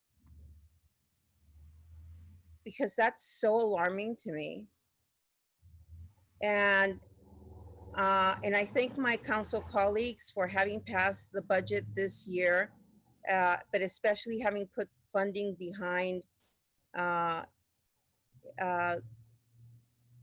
office of that will examine the racial disparities in the city of San Jose, because now more than ever, as we're looking at these numbers, and we've seen them already, but now as we're really looking at these numbers, we have to do a deep dive to see what is happening in the city of San Jose and how we're going to start to truly address it and do a really deep dive to start rectifying some of this. And so we've been talking about displacement and gentrification, but now we have to really put some teeth into the policies that we're creating. Because we're in danger of seeing a city that's going to look vastly different than what we've seen in the past, the city that I've grown up in, and we can't we can't possibly have a healthy economy if we don't have all sectors living here in the city of San Jose. And so the last question I just wanted to ask, and I don't know who this is addressed to, when we look at all of this, and especially the income gap that's growing, are we also taking into account how COVID-19 and how shelter in place and the economy shutdown is impacting all of us? Will that be integrated into this report? Because that's going to even further exacerbate all of these numbers that we've seen and all the graphs that you just put up there. That's going to have an even further impact by COVID. Hey, council member, I'll just jump in and say COVID-19 and the realities around it has to be a part of our planning going forward. Everyone who's worked on this plan has acknowledged that from the moment we started seeing people come in. You know, and just a destination home, working on our financial assistance initiatives with Sacred Heart and 70 other community-based organizations, we've seen 32,000 people request help. We have 65,000 households plus that are extremely low income in Santa Clara County, and they were already one paycheck away from ending up on the streets. So now more than ever before, our community's on the brink. So a core part of the planning, and you see, I mean, you pointed out specifically that wealth gap and that income gap chart that we had up there. I mean, we're beginning to see more and more the need for thinking about things like basic income and how we can provide ongoing subsidies just to poor people, just people, not people that have disabilities, not folks that are on the streets, just very poor people need consistent, sustained support. So we're gonna have to figure out something, or we're gonna have a lot more people on the streets in the coming years. Right, and thank you. We were going to say something, Jackie. Was that you, Jackie? All right, yes. And when the housing department comes with its anti-displacement plan, the first strategy is just looking at COVID-19 and the impacts of COVID-19 and what has happened as a result of that to our communities because of this whole issue of displacement. And because we know from that income chart, the other impact that we didn't show was that those higher incomes are also driving our median rents. So even on the affordable housing side, when we're setting, right, these are the rents, they're based on these numbers that come out every year that are increasing every year, but they're not increasing on the levels we're even providing the housing to people. They're increasing at that higher number. And so the impacts to people, and we're seeing it through COVID-19, end up being even more dreadful, both in our affordable housing and our regular housing stock. So we will be tracking and that through that particular plan as well. Yeah, and you know, I think the Bay Area, Silicon Valley, San Jose poses such an interesting case study, if you will, because we're such an educated community. So it tends to skew a great deal of our numbers.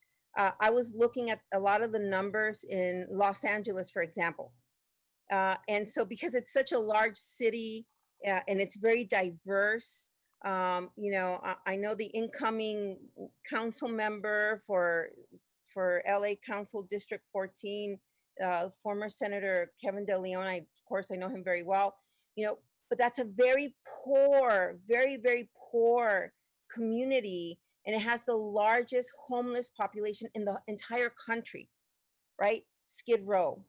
And so, but it also has very wealthy communities. It has Eagle Rock, it has, you know, parts of Hollywood, it has parts of Los Feliz, parts of Beverly Hills. So, but my point is that you can see downtown, they are hungry for tenants. They're dropping their rents. They're doing everything and anything to entice people, 2, 3, 4, 5 months of free rent. It's insane what the market is doing over there. But a lot of folks who are not Zooming, they're still working out there. They're, very different from what's happening in San Jose or in Silicon Valley in general. What I've heard here in the Valley is that folks who are working from home, from tech, our tech companies are actually being given bonus checks because now they're working from home. They don't have the incentives of eating on campus. Now they're using their own electricity. So they're getting $1,000 bonus checks to stay home, to Zoom from home, to eat their own food, to use their own electricity. I mean, it's mind blowing. When I have a district who, like I've said, in its peak, I had families for 3 hours, almost directly outside of my driveway, around blocks, waiting for 2 little boxes of food. I mean, just, the disparities are so glaring and they're heart-wrenching, very difficult.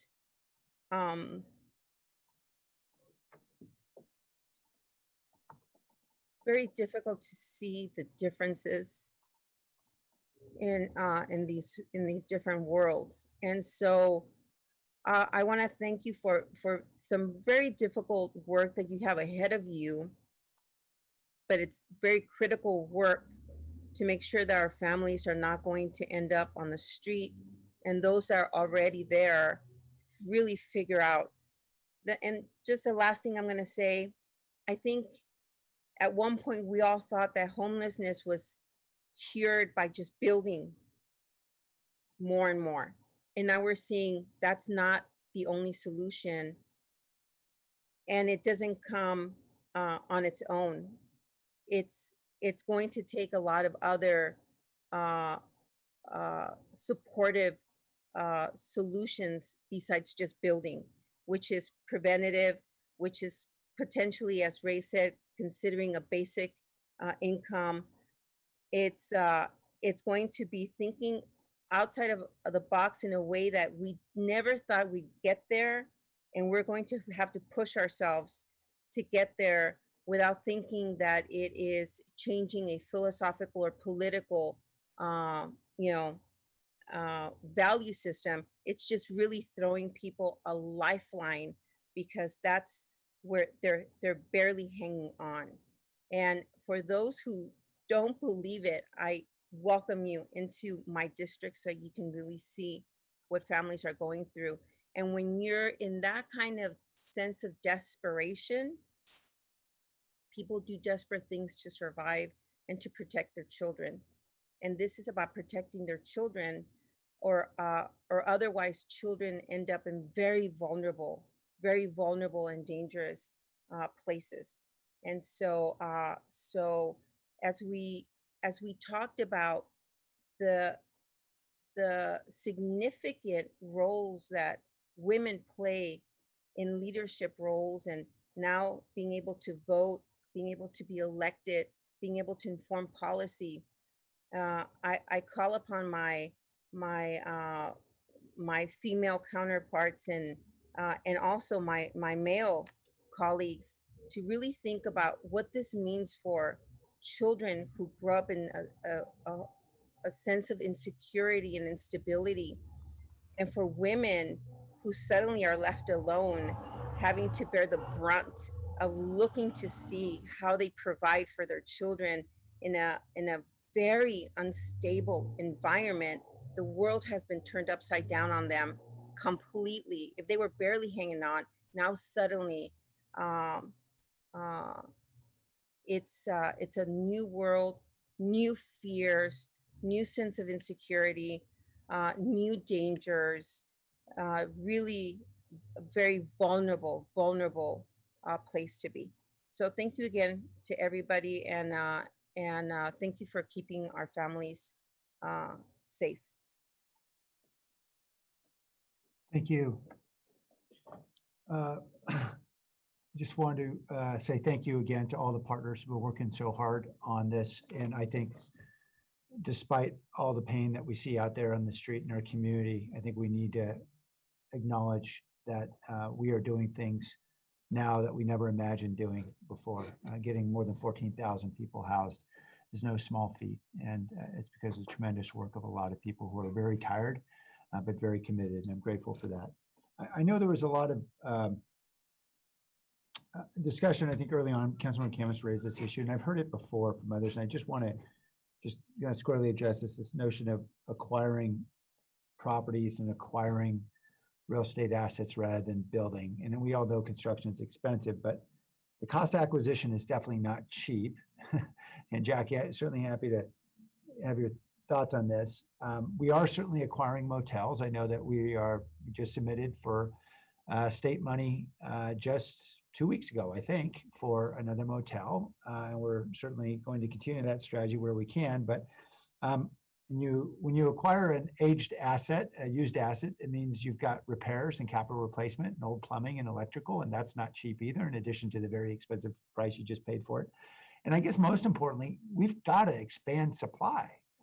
We can't simply acquire old hotels and think we're solving homelessness, because a lot of those old motels, we know we're already housing homeless people, just doing it in a more informal way. And the same thing with, just acquiring apartments. If they're rundown apartments, they were probably housing somebody. And so we've got to find a way to expand supply. And so, Jackie, do you want to just talk a little bit about this issue about acquiring versus expanding? Sure. So the department has had a very strong focus on building new because of this whole issue of supply. And we absolutely need to continue that work. And certainly when we're thinking of even acquiring an older building, there continue to be challenges, not just about the older building itself, but who is going to operate and maintain them when they're smaller buildings. We've talked to our developers, and all the developers we have now want to do bigger buildings, and so they're not interested in these smaller, more affordable buildings. And then if we want to designate them for homeless people, then we end up displacing the families and other community members who have been using that, and that literally is the only housing that they can afford to live in. And so when we come with our anti-displacement plan, there is a one priority where we do want to figure out how we can acquire these more modestly smaller buildings in order to give more control to tenants. But we want to do that as an overall preservation plan for actually the people who are living there now, right? To ensure that they can continue to live there and have some of the security that as a renter you often don't have. And I would say lastly, we do have $10 million that the council directed us to use for acquisition. And so we will be trying to figure out how to release that when we release our second NOFA coming up this fall, so that we can at least get that $10 million out to see if we can acquire something. And then finally, we are looking at this moderate income strategy. Again, COVID-19 has hit the department hard, but there is this moderate income strategy that would have us acquire brand new residential development for moderate income populations, households. And so there is a model out there. It's just, again, getting the brain power and capacity to move that one forward. So we've dusted it off as we're trying to come back to life during COVID, but we just need to really find time to get that over the goal line as a possibility for at least you all to consider as an opportunity for acquisition of new housing where we don't have to displace anyone. Thanks, Jackie. So clearly it's part of our strategy, but it's certainly not a panacea. We recognize we've got to do something about expanding supply of housing for people who critically cannot afford market rate housing. So thank you for all your work. Let's vote on the motion from Councilmember Perales. Jimenez, Yes. Perales, Aye. Yep, Aye. Roscoe, Aye. Davis, Aye. Esparza, Yes. Arenas, Yes. Foley, Aye. Camus, Aye. Jones, Aye. Ricardo. Aye. Okay, we're well past our scheduled dinner time. I just wanted to try to wrap up that item. Why don't we take a break and return at 7:15? Does everyone give everyone enough time to be able to get a little food? Okay, we'll see you all at 7:15.